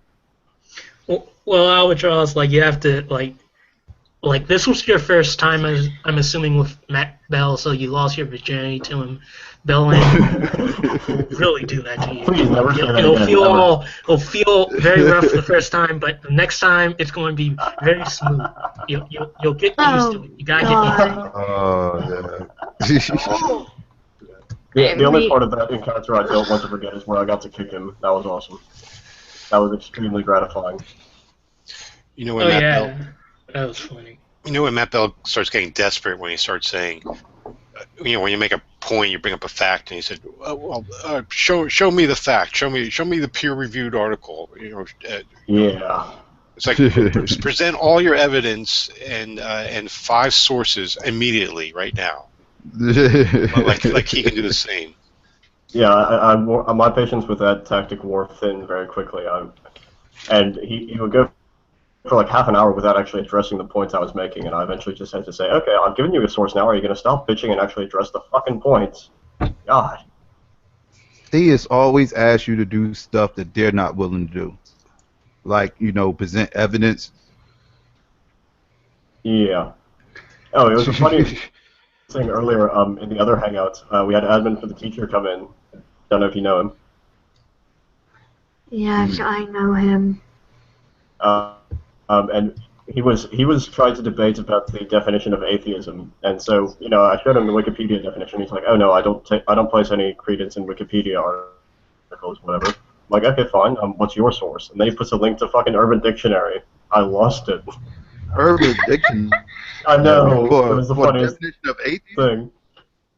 Yeah. Urban What the Dictionaries. fuck? Urban Dictionaries only. Dictionary. Urban Dictionary is only good for hood slang, and it really ain't that great for that either. But that's that's about it. That's about it. How's it, Joe?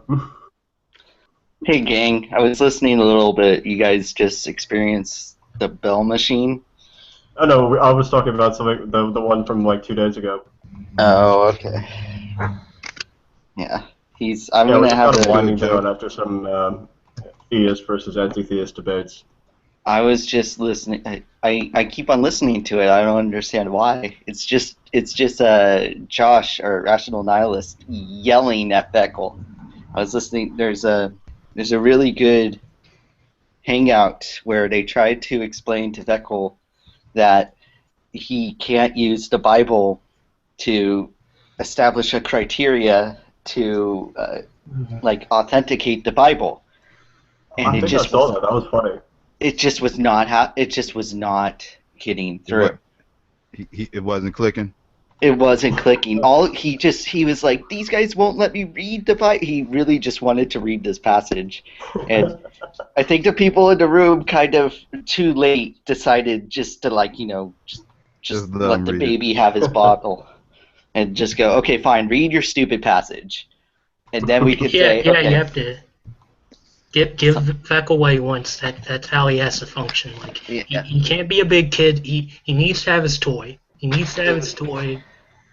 Otherwise, he's going to bitch and moan every 5 seconds. I feel kind of uncomfortable talking bad about Beckel because he's kind of a friend of mine.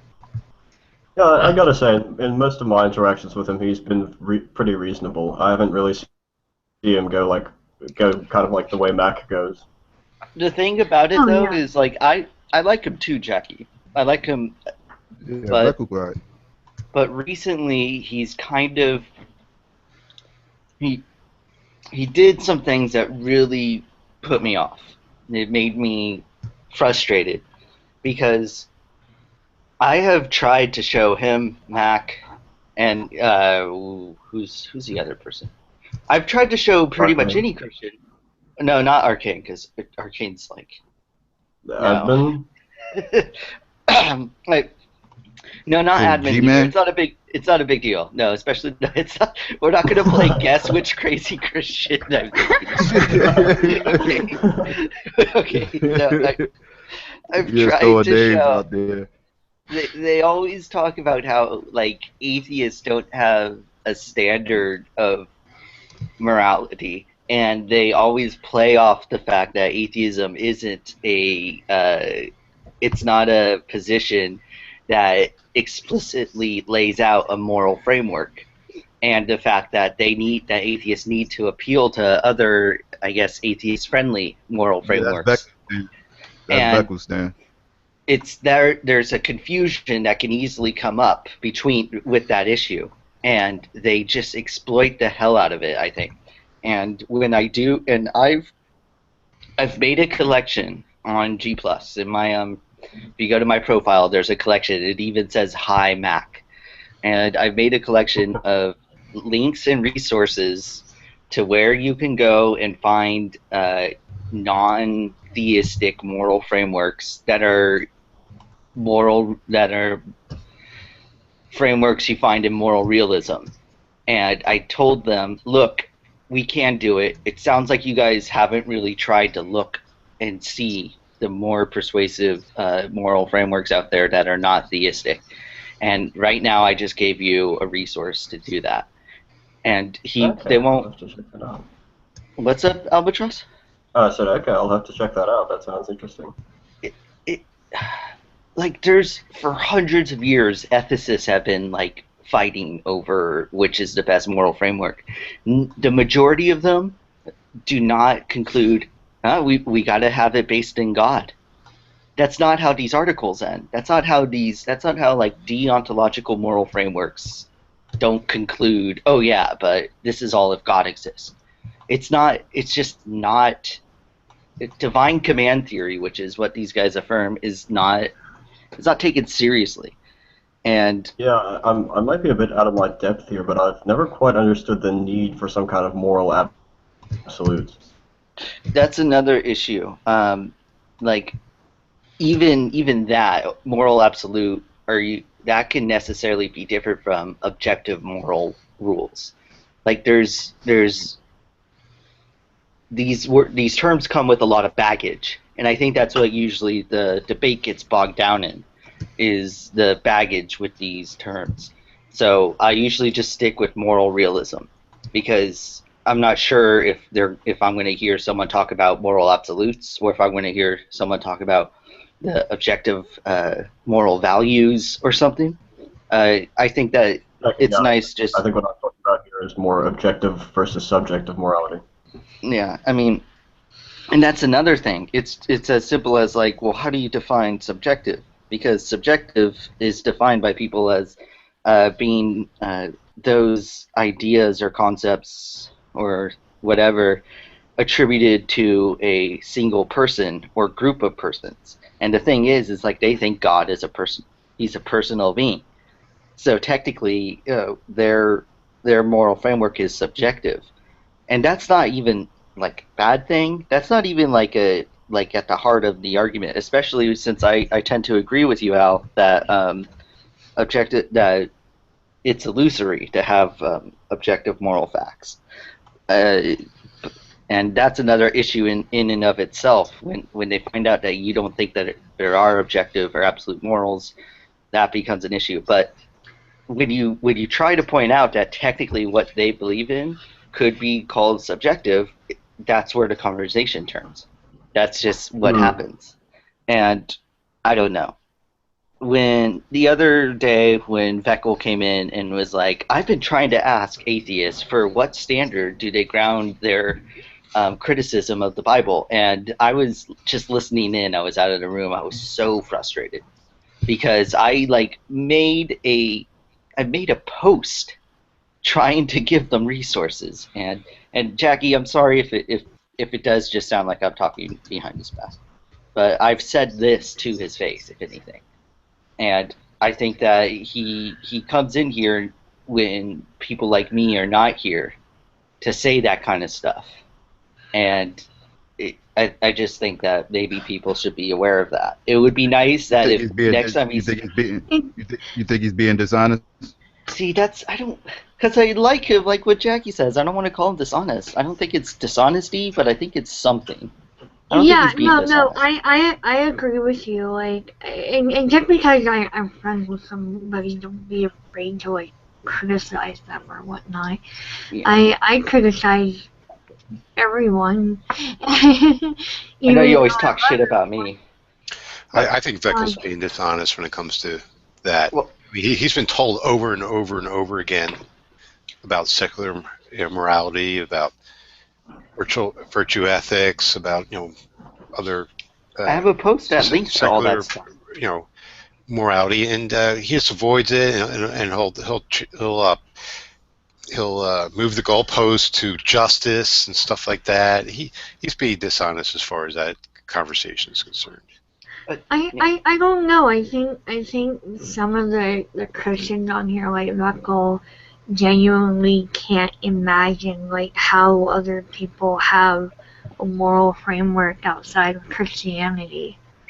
And yeah, I think that lack of understanding is genuine. Yeah. In my opinion, I don't know for sure, obviously, but. I agree. I think that your opinion is well founded, though, Jackie. I think that's a good point. Common strategy they'll use.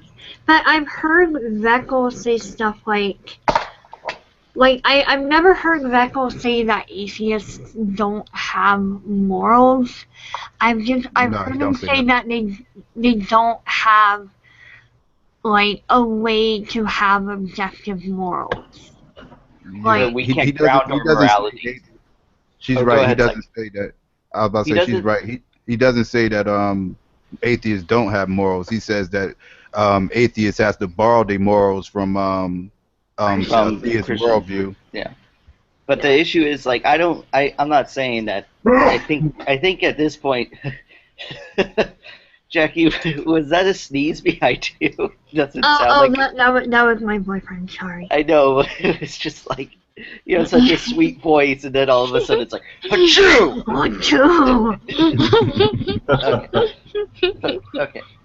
Yeah, this is kind of, I don't know, from watching too many William Lane Craig debates, like they always, I think that it's almost a talking point they can have in order to show like maybe just how thoughtful they are. You're like, I'm not saying the atheist can't be moral. I know plenty of moral atheists. But I'm saying, and it's like, look, that's fine. I know you're not saying that like I'm immoral and I need to stop my immoral like acts. I know that. I'm annoyed by the fact that you're saying that I have to borrow from your worldview to like in order to be moral, and like that's the issue that I have. I mean, I'm not. Oh, Hal, it's hard to hear you. The notion of the good didn't originate in Christianity. Yeah. Like, there's one person you should never try to talk about morals with, and it's Max. I tried to this morning, and he just wasn't understanding like what I Max was had saying. a head of, he had a head of steam when he came in last night. He was ready for a fight. Wait, it sounded like what happened last night? He just came in and like right away. I think he was offended by the conversation we were having. What which is was kind the conversation? Well, this is like. I was confused. For your last night is my earlier this afternoon. Oh, sorry. Last time I was in here, usually Ocean and I joke around about having about like, you know, if it would help you have a good night's sleep, would you cuddle with another man? Oh. And That's disgusting. and it's supposed to and we turn it into this like, how far can we get someone to like do gay things before they realize we're messing with them. I've heard that conversation many times. Yeah. And Ocean And then it jumped turned pretty. to how many men do you need to arrange? Like by the how way, I many looked up, different some penises? How It's many about different penises can you have in your mouth in order to help you have a good night's sleep? And so he came in and he was like calling us perverts and everything, and it went back to like, well, what about like cuddling? Is that wrong? And he's like, yeah, it is, because of what you perverts do. And then it just got confused because we're like, look, we were joking about cuddling leading to a reach around or whatever. That's not really what cuddling is. So we're not asking you if you want to cuddle with the reach around. We're just asking you if you want to lay down with a girl. And he was having none of it.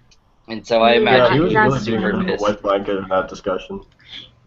Yeah. You know, I really believe that even without religion, Mac would try to justify some way that homosexuality is a bad thing. I have a feeling that he really, because there's some people who only say that homosexuality is bad because of the Bible and they're like conflicted and stuff, but there's some people who genuinely like find it disgusting. And even without the Bible as an excuse to hide behind, it would be bigots. And unfortunately, I hate to speculate about this kind of thing, but I think Mac is one of those people. Yeah.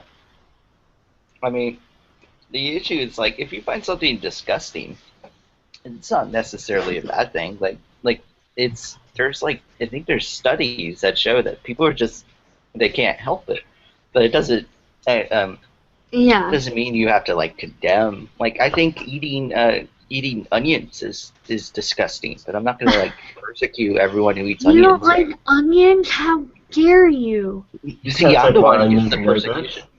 What's up? Albatross, what's up? I was just joking. I just said, you can't take away my onions, bitch. Yeah.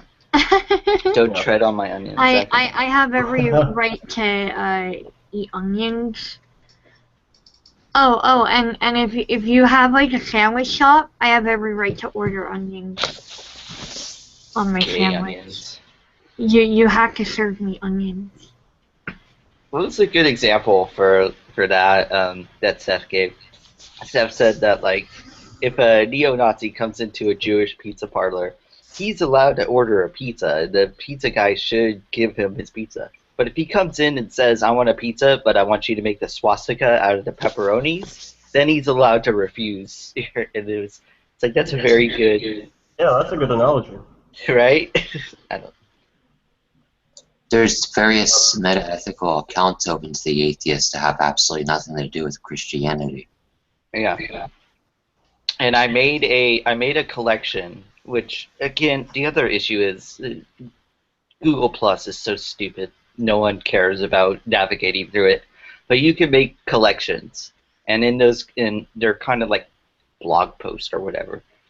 And so, anyways, I made one that was links to different type of calls to meta ethics. You're right. It's actually more explicitly meta ethics. Different types of ethical frameworks and stuff that aren't like grounded in God, and I don't know.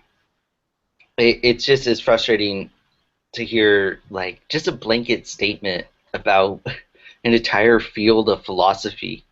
Like, yeah, I look through them and they all seem subjective to me, and it's like, no, you haven't. No, you haven't. You haven't. There's like departments and universities. There are people who write like peer-reviewed articles on this stuff all the time. It's not as simple as either divine command theory or whatever your feelies think. I don't know.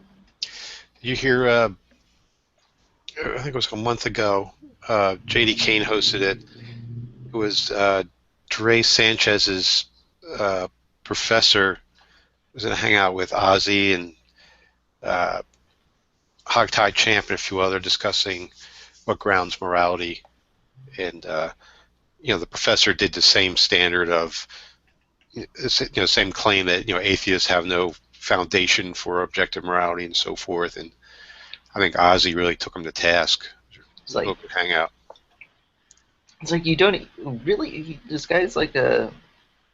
Is it a accredited school that he's a professor at? I don't know if it's accredited. It was one of those Bible colleges. Where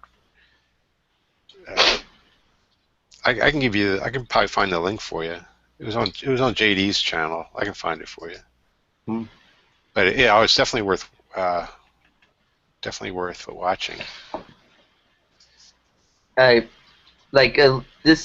This debate gets a lot of praise, so I kind of try not to like mention it as much. But the Shelley Kagan versus William Lane Craig debate was a really good debate, and one of the great things that Shelley Kagan did, introducing his case, was to say this is not a regular thing that's talked about among ethicists. This is not a controversial. Well, where do we ground our where do meta ethics come from? If they don't come from God, the ethicists have been, even before theism, people have been coming up with moral frameworks to ground their morality, and it's just not relevant. And it's weird. Hal, you look like you were about to say something. Yeah, most philosophers nowadays are atheists. Something like 76 or 78% of philosophers are atheists now. And and most philosophers believe that there's objective moral facts. Yeah. That's what's interesting to me, that it's still, like, most philosophers do think you can also have objective moral. I think that I never even thought about it, but I recently read like the online notes from Wes Morrison about how it's not either or. You can have some objective and some subjective, and like it's. Well, I believe that you subjectively choose your objective morals. For example, you choose what your objective is, your goal, and you base your morals on that goal. So the goal that I chose is to do as little harm to the people around me and the animals around me and the world around me as I can. That's my objective goal, and I basically try to my best ability, frame my morals around that. Well, if our goals have nothing to do with whether or not there's objective moral facts, right? What you're talking about is called a hypothetical imperative, where you have a reason you should do something given a goal that you have. Like, let's say a desire to get to New York quickly. That's my goal, to get to New York quickly. And my option, as quickly as possible. And my options are to walk or take the train. Given my goal, I should take the train, right? But that has nothing to do with moral facts. But it's a moral goal. Like, I don't know if that compares. Like, my goal is within morality. It's not. I don't know how to explain it. Never mind. I don't think she's saying that goals are what we should ground our morality in, or yeah, I'm not really sure what the objection to what she said is. I think I can find issues with it, but I'm not sure where you're getting at. How? Well, I think she's saying we can have a goal, and there's objective fact of matter as to better or worse achieve the goal, right? Well, she's saying that, yeah, I think that is what she's saying, right, Jackie? You're saying that once it's subjective. I'm getting a lot of echoing. I just think that to claim that morals are purely subjective or purely objective is just not, like, neither of those descriptions perfectly fit what morals are. I think that there's a combination of both of those happening when you're determining right from wrong.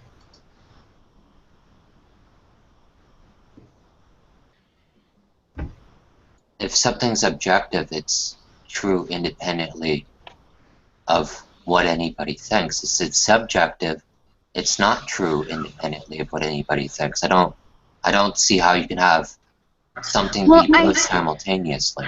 Okay. There's two different levels here. There's a level of what are there morals that everyone must follow? No. Right? There's no like intrinsic moral value that is absolutely right or absolutely wrong. But within every person, every mind, you have it's all relative, right? So within a person's morals, individually, every person is subjectively choosing a set of morals. Yeah. I don't know how else to explain that. So, yeah. Well, it's a great example of just how complicated this whole topic is. That's interesting. It's cool. But the main thing I always try to, because I suck with morality. It is like it's a hard issue with me. But the main thing I always try to like drive home is that, well, it's a difficult topic, but it certainly isn't the case that that like moral philosophers go, well, I guess we're going to have to become divine command theorists, or well, it must be grounded in God. It's not even Christian. I mean, I was thinking about this because I was never really like a hardcore Christian, but I certainly had had like some serious concern about God and the afterlife when I was younger. But I don't think I ever let that. That was just separate to where morality came from for me, and so I'm actually more interested in like what's said to these people. Oh, bye, Jackie. Yeah, I'm gonna head out. See you later. Bye. Bye, Jackie. All right, Jackie. Like, that sounds like it's a kind of a scary like, sermon or a scary church meeting if it's like, without God there are no morals. I don't know. Every time I've gone to church with my friends and stuff was usually pretty upbeat and positive. I guess it's even that, like, I went to a Christian Science church once, and it seemed pretty standard. I couldn't tell the difference between what they were doing and, like, there was no, oh yeah, also, don't take medicine.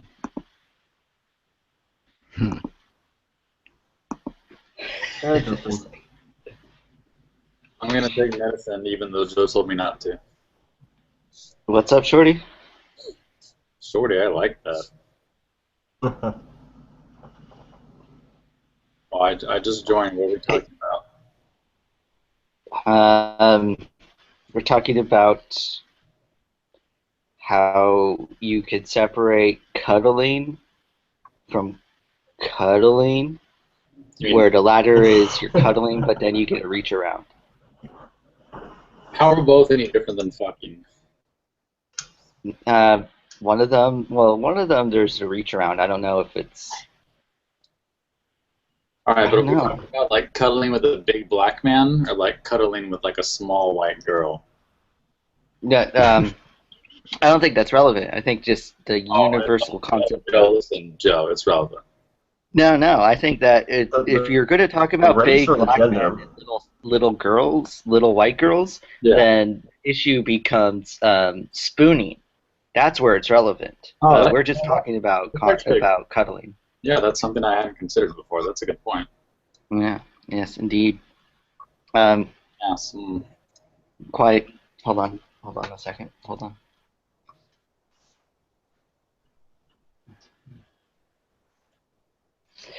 Yes, so spooning, yes, indeed, is quite different from... Are we restricting it solely to spooning, or are we also including sporking? Ooh, sporking. Elaborate. It's when you spoon when you've got a boner. That was always... No, like... So when it's spooning and sporking, like, does it involve insertion or does it just involve rubbing? I think it just... It doesn't involve insertion necessarily. It's just like when you're the big spoon and you've got a boner that's pressing up against their, against the little spoon. I love the way you say boner. You're like, boner. Kind of like a lap dance. Yeah. Horizontal lap dance? Yeah, it's a horizontal lap dance that's relatively stationary. So would forking be insertion? Yeah. Yeah. Okay. But I'm sporking... not sure what knifing would be, though. Oh. Yeah. What are you eating? It's just like... Hot dogs. Yeah. I got a big hot dog and I'm putting it all up in my mouth. And I'm eating a hungry man. I'm eating a hungry man right now. A hungry man. He just wants me to eat him out. Just eat him out. Yeah. Is it consensual? I want him inside of you. Yeah. Okay. Joe, is that a chicken wing? It's just a piece of chicken. You see it? Nice. You monster, you're killing my people. Wait, actually, no. You have Those some are chickens, fuck them. You have some watermelon next to you, Joe? Not today. No sugar. Oh, right. You gotta get yourself some watermelon and some coleslaw to complete the meal. I have mac and cheese though. Yeah. And grape soda. Get grape soda. that really completes the meal and just augments it. It just makes it so good. Nope. No sugar. All of those things are actually good though. They're all delicious. Why do you have a Jaws poster? Because I hate the movie. Hey, actually, fun fact about this: Hal, did you know that Fidel Castro thought Jaws was a metaphor for capitalism? It was his favorite movie. Yeah, there was different people who tried to say it was a metaphor for this or that. Yeah, but I thought it was funny that it was Castro's favorite movie as a result of that. You guys read the book? It sucks. Like No. there's some creepy. There's like a creepy love affair between Hooper, Richard Dreyfuss, and the Chief Brody's wife, and it gets really explicit. And it's like, this is supposed to be about a giant shark attacking people. Why are we talking about this like lurid affair? It's a subplot, Joe. It's a subplot. You gotta accept it. Yeah, there was a similar thing I noticed when I read through The Godfather. Like, you know, I want like mafia action stuff, and there's like a whole like hugely graphic sex bit in there for like no reason. Yeah. Isn't like it's like an issue. That's a subplot that Sonny has a huge penis, right? What?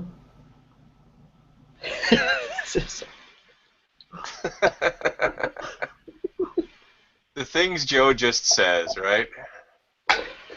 No, like one of them has a huge penis, and it was like eating. It was messing up his relationship or something. How do you know? No, the fact that Sonny in The couldn't keep his Godfather. penis in his pants was fucking messing up his relationships.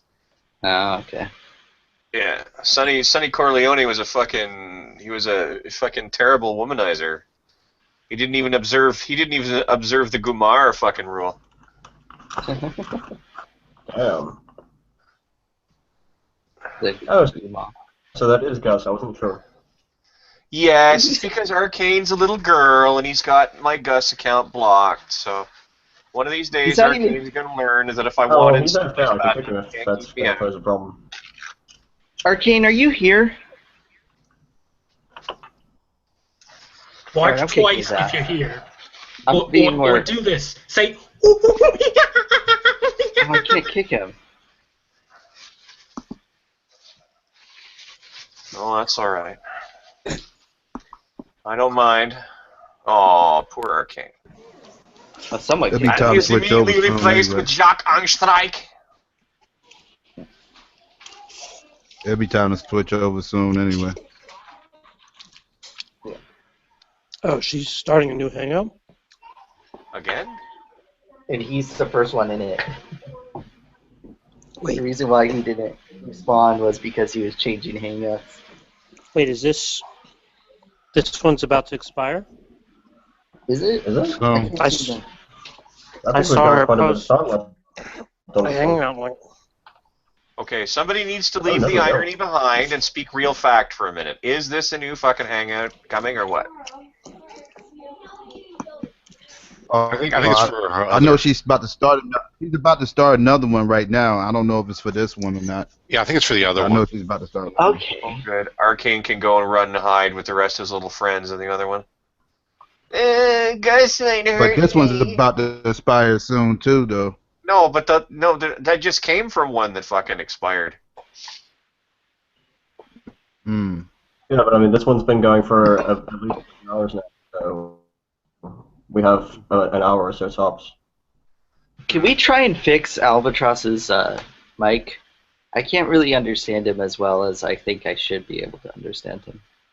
No, Albatross. I'm sorry, it's a rather shitty mic. Yeah, but okay. Have you gone to the cog right next to the phone symbol in the top middle of the screen? Uh-huh. Go. You've already messed with those settings? Oh, yeah, I mean, there's really not much in the way of options here. I can set the microphone, but I've only got one microphone, so it doesn't help me much. Well, you've tried it and it hasn't helped you much. Do you have it set to voice? Yes, I do. Huh. All right. I'm telling you, this is like a really shitty mic that I picked up for like 150 rand. So yeah. For how much money? 150 rand, which is not a hell of a lot in terms of microphones. Okay. Kruger rand? Right.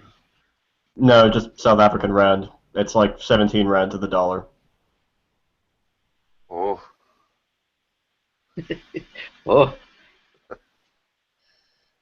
No, if I'm going to spend 150 Kruger rands on something, it better be like a gold-plated Bugatti Veyron.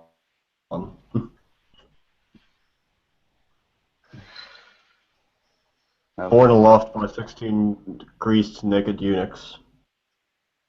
What part of South Africa do you live in? Aren't you? I live in the Eastern Cape.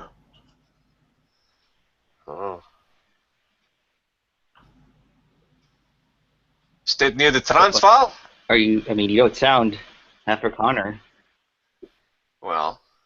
You don't sound Afrikaner. What are you? You don't sound Martian visiting? either, Joe, but everybody knows where you come from. Well, to answer He was your raised question, in the I lived United in the States. U.S. for 11 years.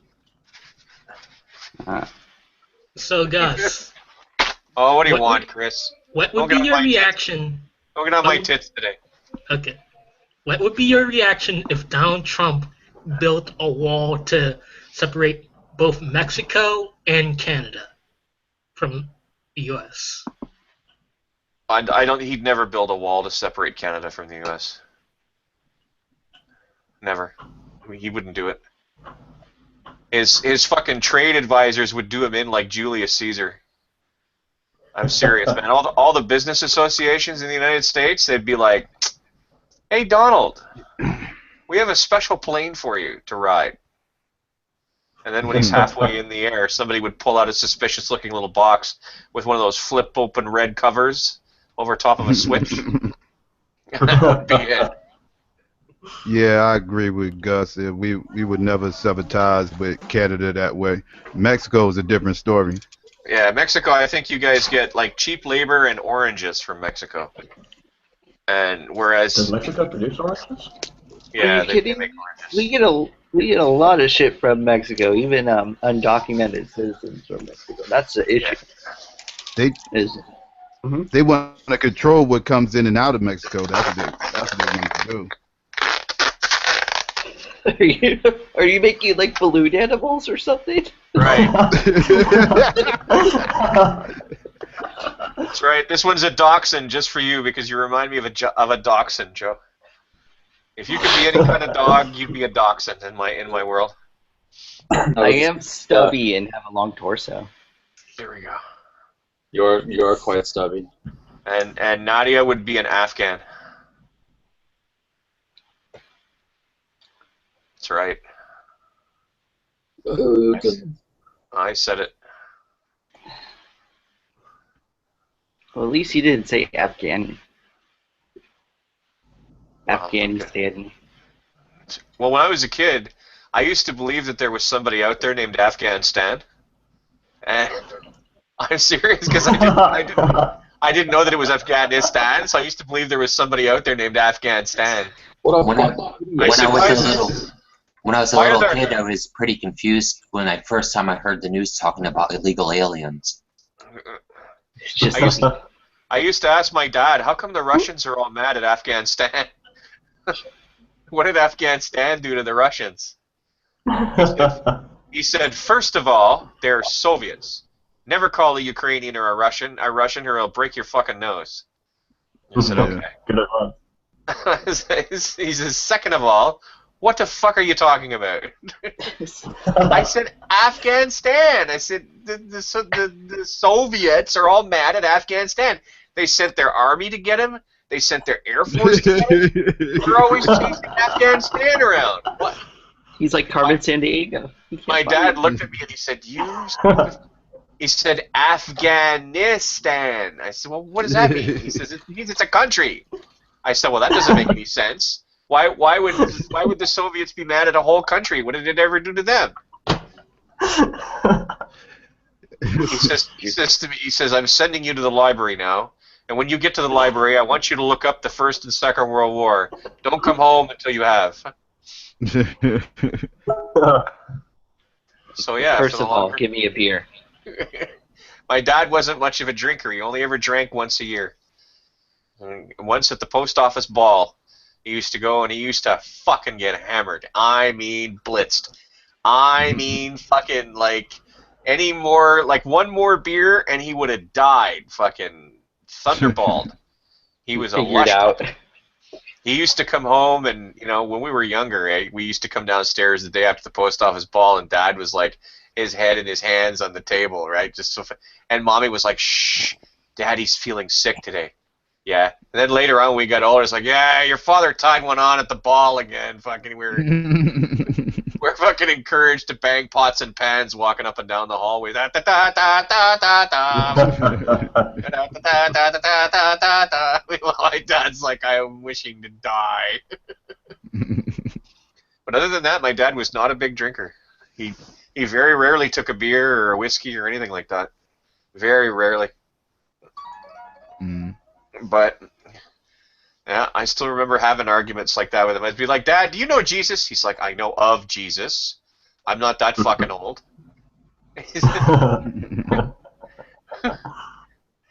So, Dad, how come in the First World War when Australia attacked England, he said, "What?" I'd never heard of the country Austria, so I thought it was a typo and that it was Australia.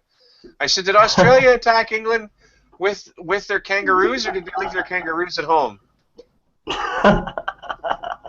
My dad said, "What did the book say?" It's really weird. There apparently was no such thing as an Australian army. Instead, it was something called an Anzac, which I think came from outer space. My dad's like, "Oh my God." First of all, Austrian, not Australians. And my dad was like, he's just like, "Dummy, Austrians, not Australians." Oh, sorry, Dad. Never mind. This is just a story about you being fucking retarded. Partly. It's a story. I mean, you know, tell me how much you knew about world affairs at the tender age of 8 years old. Now sit. I was advising policy at the age of 6. Oh, you were advising policy.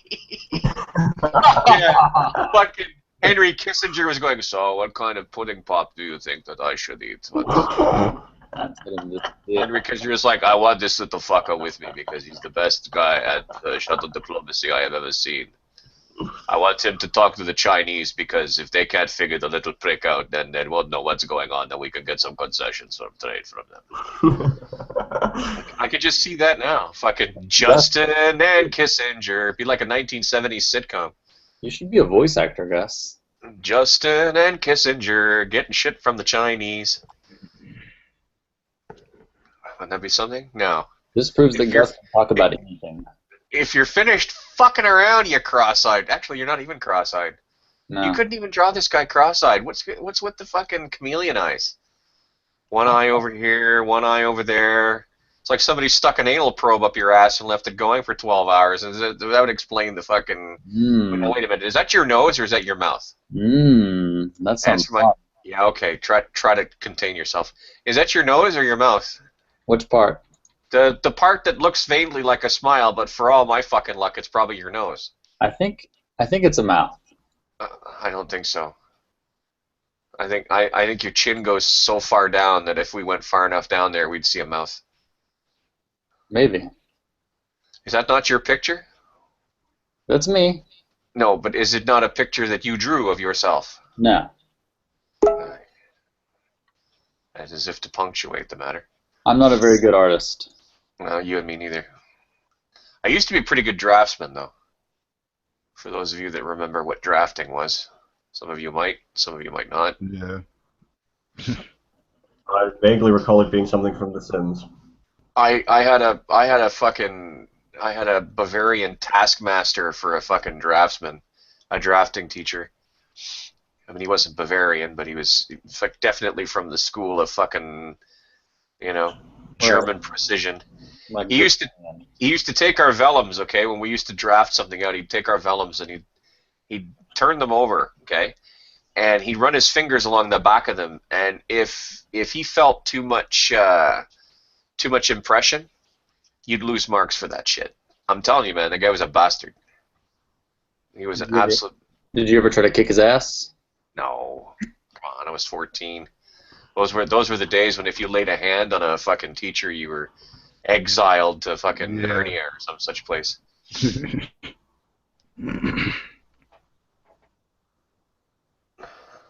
Next to the German school of fucking drafting. Fuck off, Joe.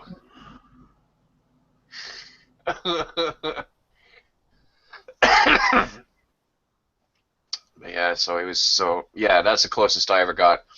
But I loved drafting. I absolutely loved it. I loved all the T-squares and set squares and the different kinds of pencils and the doodahs and Sounds pretty hot. Well, it was until computers replaced everything. And then it was computer-assisted drawing. It was computer-assisted drawing or computer-assisted drafting. I remember the first time I ever saw a CAD program. I'm like, I do the same thing every idiot does when they see a piece of incipient technology. They're like, that'll never catch on. Yeah. I did the same thing with smartphones. Boy, was I wrong. Like, remember the very first cellular telephone? It's like, what the fuck is this? It's a briefcase. You'd be better off carrying one of those old Army PRC-25s. Had like a book bag for a battery. Yeah, seriously, like it was a briefcase, and you pull the friggin' receiver out like you're an Army communications guy, right? Just to call the corner. Oh man, those were the days, right? Remember the car phones? Yeah, car phones. I Like remember the house phones in the car. Yeah. I tell you, there's nothing like fucking somebody driving like a lunatic while you're trying to dial a number on a rotary phone. That's a great little fucking bam! I just broke my fucking finger trying to call your wife and tell her that you were gonna be late for supper. You're fucking fucked now. So you put the thing back up, you pick the receiver up again, you call the operator and say, the jackass here. I'm in a car phone and jackass here trying to break all my fingers. Can you place this call for me? The fucking operator's like, just a minute, sir. Okay. Yeah, for the young people out there, a rotary phone is the phones with the circle dial that you actually use at the turn. I had to explain to my youngest nephew what a rotary dial telephone was. I'm like, and I heard my bones creak every second of the explanation. I feel the same way sometimes. I work in IT, so when I talk to like the newer generation, they don't have a clue what like a 3.5-inch floppy is. That's right. Yo, floppy, forget about it. 5 My and a first quarter. computer took floppy disk. What was it? Commodore 64. There we go. The 5 and a quarters, man. Floppy what? Yeah. The truly floppy disks. I remember when they brought the 3.5-inch ones, and it's like, this is a floppy disk. I'm like, it don't look too fucking floppy to me. It's pretty fucking rigid. Yeah, it looks pretty fucking rigid, y'all ask me. But the nice thing about the old 5 and a quarters is they could take a shit ton of abuse. They really could. Like, you sat on it, just fucking fold it back a sec, put a book on it, give it a minute, it'll be fine. You want to write protect it? No problem. Just take a chunk out of the side of it. You want to unwrite protect it? No problem. Put a piece of duct tape on the chunk you took out the side.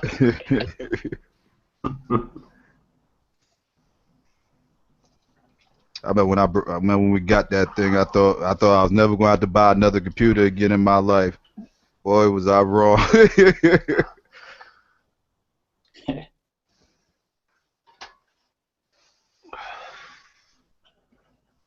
No, these days if I want like millennials to leave me alone, I just show them like DOS. Yeah. And then their heads explode. And Is that some kind of Ubuntu? No, it's DOS. That's the worst. That's the worst GUI in the world. It's not a GUI. It was created back in the days when you had to have something between your ears to use a computer. What millennials are you guys talking about? No millennials are. I mean, all millennials are brilliant, bright, democratic pieces of our future. You show these fuckers a fucking DOS prompt, they will lose their shit. Yeah. You can even show them a bash terminal, they'll still lose their shit. It's like, look at this here. Now, I want you using DOS That's when you lose it right there. I would love to take some. I would love to put some millennials through a time machine just so they can see what things was like in the '80s or whatever, and see how they survived. Oh man, you could even go further back than that, like to like the 19th century, but you'd have to pick carefully who you took with you. I'd just send them back to like the early 90s. It's just like, okay, so you know how you usually have broadband? I'd like to introduce you to AOL. Poor sons of bitches. I really feel for you. Now, if your computer doesn't make that noise, Junior, you're not on the internet, and that's the good. The bad news is if your mom suddenly wants to make a phone call in the middle of the fucking night, you are not going to download the rest of that JPEG of Catherine Janeway naked. That's right. You were chatting on AOL, and ICQ was the fucking worst until you learned to shut off that little ICQ was the fucking worst. There was a lot of pedophiles on AOL that used to pose as women. Yeah, there was a lot of fucking hinky stuff. Did you guys ever masturbate on AOL? No, masturbate on AOL, Justin. Did you ever staple your prick to a coffee table just for fun, Justin? I thought about it. Wow, that's a little extreme. Gus, where do you masturbate? Justin, how many times did you staple your prick to the coffee table? And if it wasn't for fun, what reason was it for? Was it for patriotism? Like I said, I thought about it. You staple your prick to the coffee table for patriotism, where you're like, God bless Ka-chunk America! Do you think that masturbation is like nailing your dick to a table? No, I'm just really trying very hard to change the subject and hoping that at some point you'll lose interest in how often, where, when, and under what circumstances I masturbate. Come on, Gus, be a pal. I'm not exactly sure that that's what constitutes a pal. I would share a pizza with you, but those particular details, not so much. Gus, would you hold hands with a man? I would hold hands with a man if he was dying or afraid. That's it? Yeah. Gus, are you homophobic? I'm not homophobic. I just don't sexually or am not physically attracted to guys. Yeah, I get that part, but why wouldn't you hold a guy's hand just for no reason? I would hold their hand if they were scared or they were badly hurt or they, or for instance, if after, I would give them a good hearty handshake if after a particularly well-played sporting event or some such. Particularly well played, a particularly well played sporting event. You know, the funniest part was when Justin said, "Like I said." I've thought about it. that was the best part. Like I.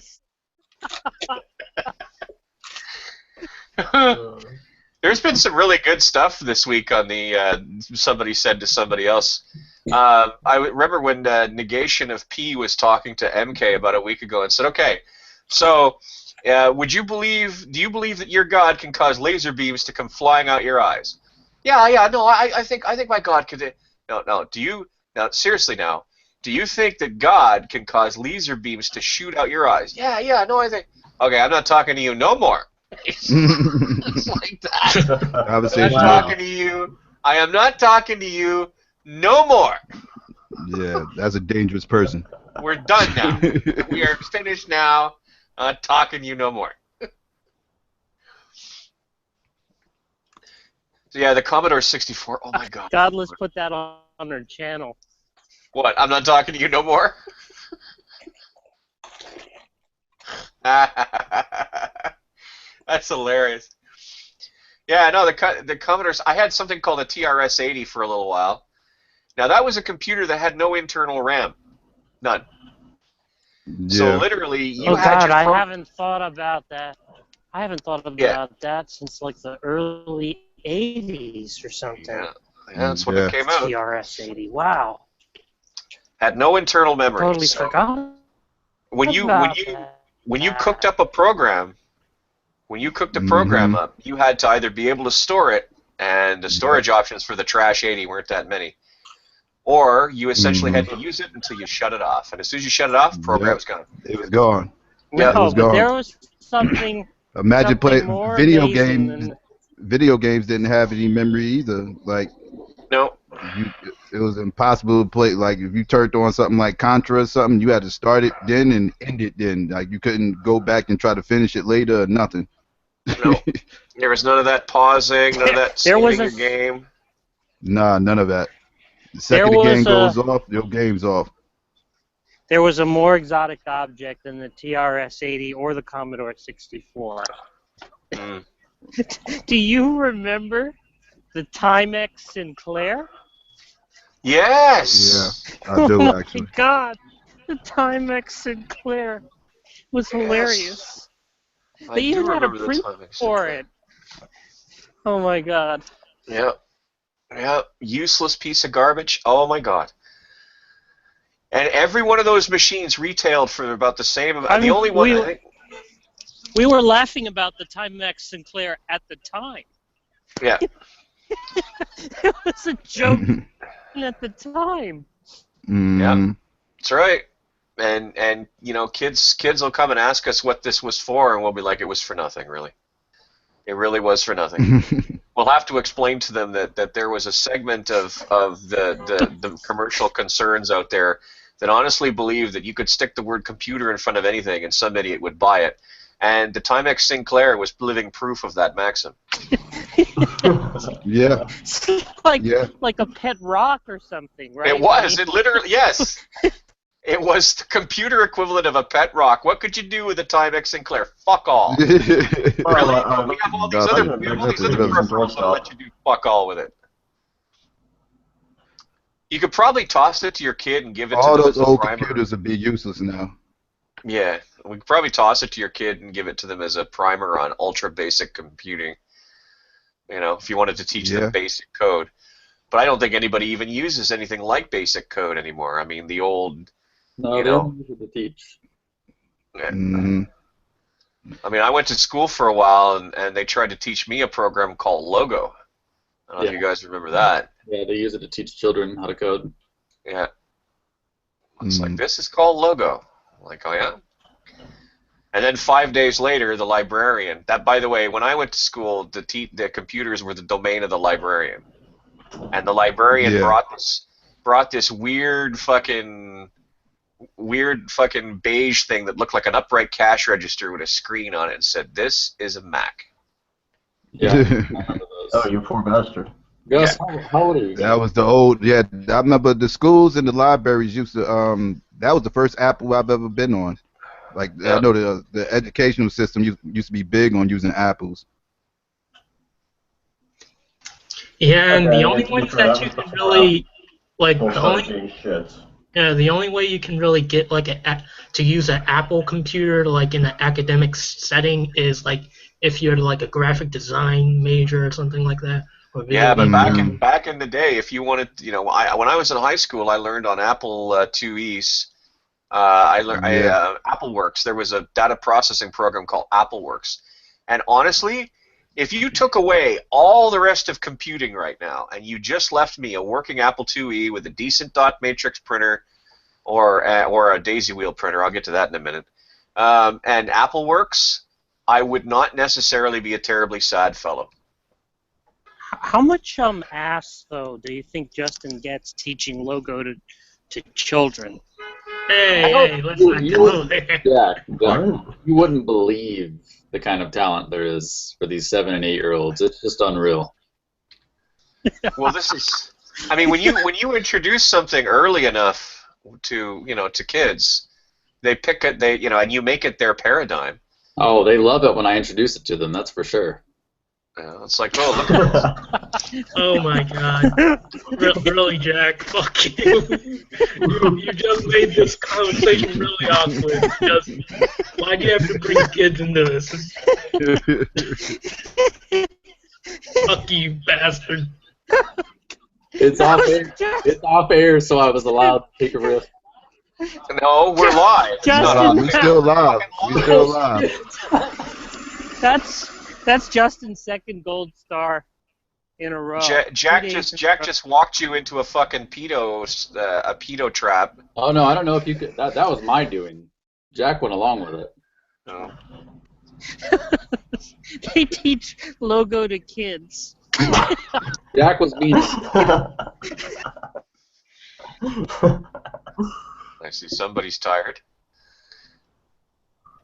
They love it when I introduce it to them. You'd be amazed at how much talent there is among these kids today. Jack! Justin gets a gold star. That was pretty good. Gets beaten to death by an angry father is what he gets. Nah. I think if you're really a pedophile, those motherfuckers don't joke about it. That's for sure, right? They don't say a word. No, they're silent. Well, it's kind of like going to a strip club, right? When you go, like when girls go to a strip club, they're like laughing and having a great time, right? But when men go to a strip club, they're just sitting there staring intent like wolves, right? Just like no smiling or anything. That's actually very true. Yeah. Especially when they're on Perverts Row. Yeah. It's like serious business. That's right. You know. I think Gus just gave our group a new name, man. Perverts Row is a badass name. Perverts Row? That's brilliant. Yeah, that's where all the serious-minded dudes are sitting in the strip club, man. They're the ones fucking. They're the gash inspectors in the right up against the fucking rail of the dance floor.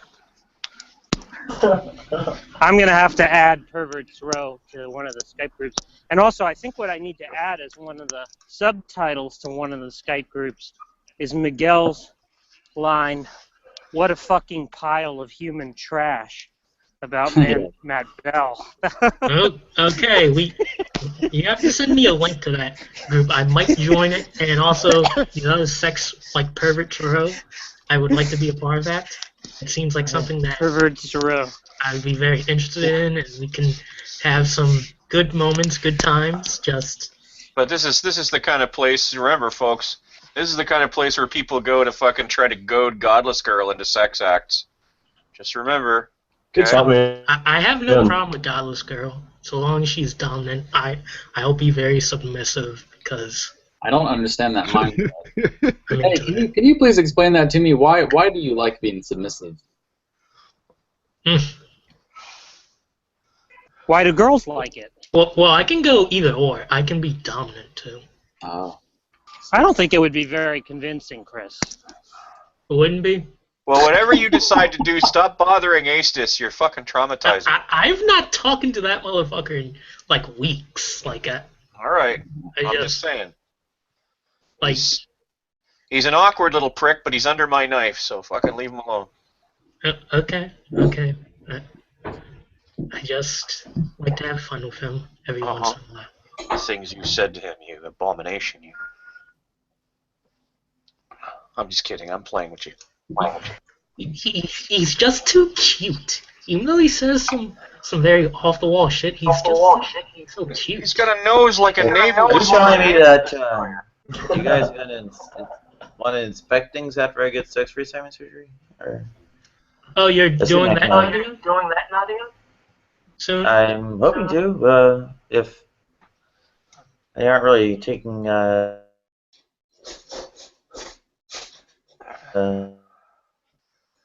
Well, I mean, there should probably be a refractory period, right? Like where you've got a chance to get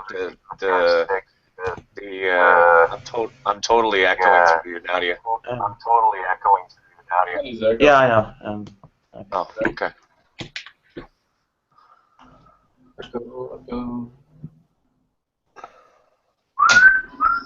Well, then Justin just gets up and wanders around in circles. Kind of wonder what he's doing. I was thinking about reading a book. I love how he lives under somebody's porch. Except I have vaulted ceilings. Well, that would explain why you built a split level if you've got ceilings that high. Yeah. Somebody decided to make decent use of your espace, as they say in French. So this used to be a firehouse, actually, and then they turned it into an apartment. So you have a pole? Yeah, there's a pole in the living room. That's what I'm talking about. Mm-hmm.